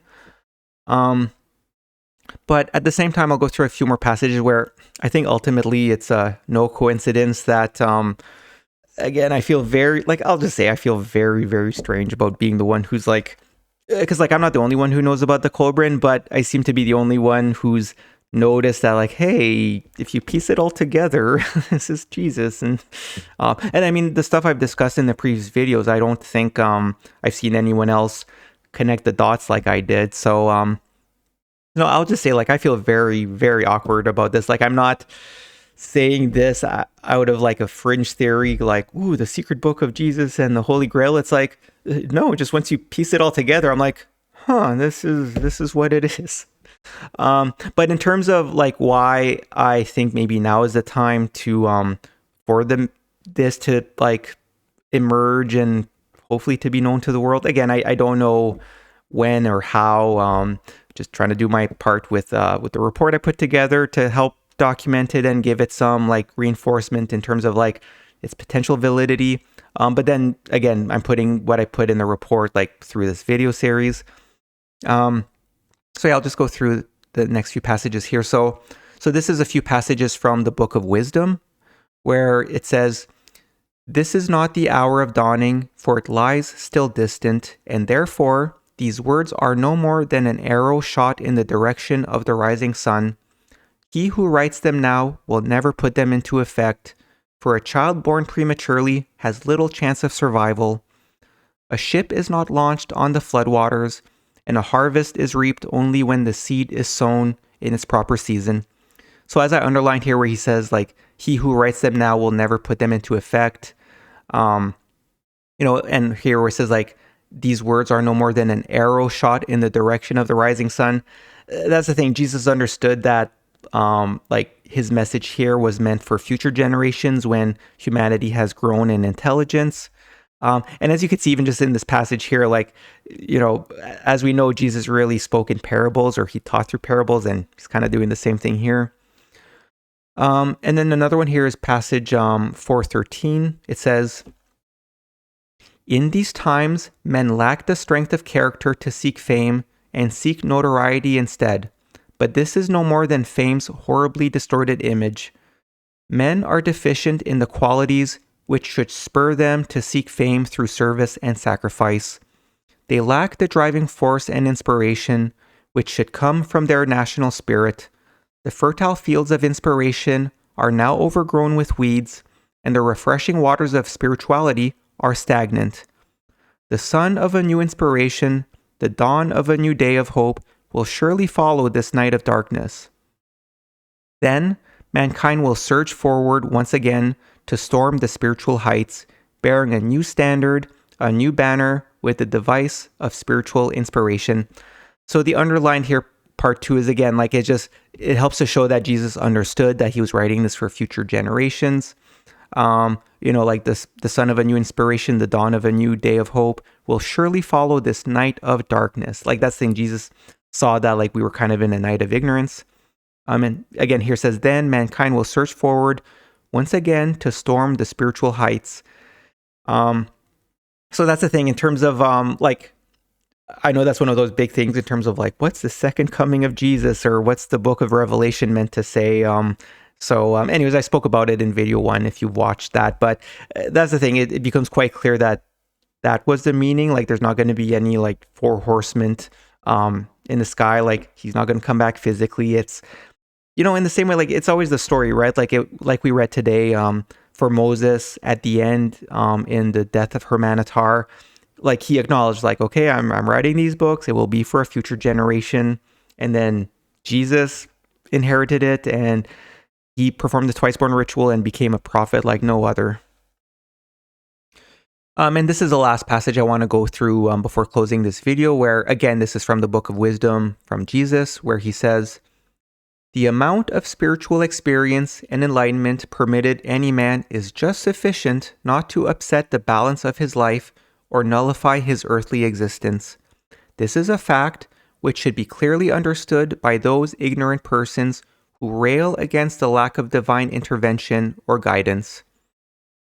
In these times, mankind is not advanced enough for the divine veil to be any more withdrawn, and even in the greater light of the good religion, it will not be removed.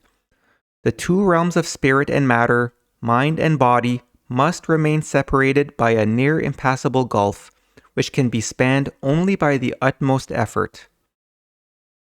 When the light of the good religion is given to the world, it will not be a world ready to welcome it, or even ready to receive it. The world to which it will come will be a sick, disordered world, reluctant to take the medicine which will restore it to health.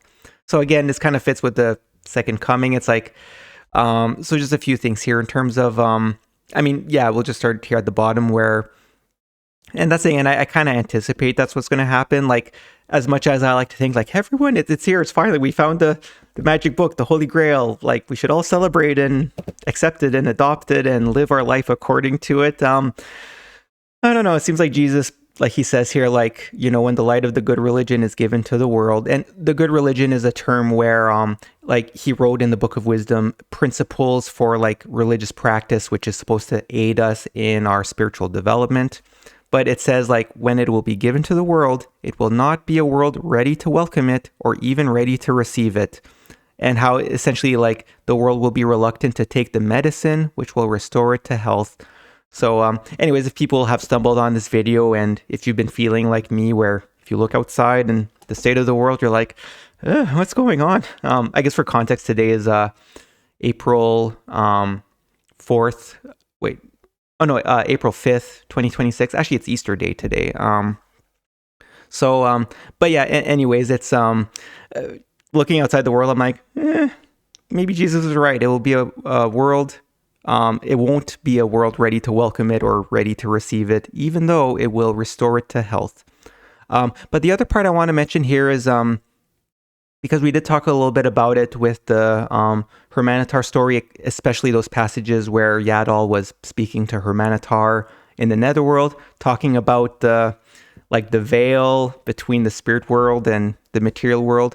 So I'll read this again where it says, like, well, I guess two things, like, and I'll just reread this because, yeah, this is very important. So the first part here, it says, the amount of spiritual experience and enlightenment permitted any man is just sufficient not to upset the balance of his life or nullify his earthly existence. So that's the thing. Unfortunately, a lot of people, I think especially today, those who are really hoping for the second coming of Jesus, like they're expecting the 4 horsemen or all these divine signs. And as we go through his books, we'll see that like it's part of the law established by God, where we're never supposed to have certainty about the fact that there's a sphere of heaven, because like Jesus says here, like this would nullify his earthly existence. So we'll dig more into that, but it's an inherent part of our world.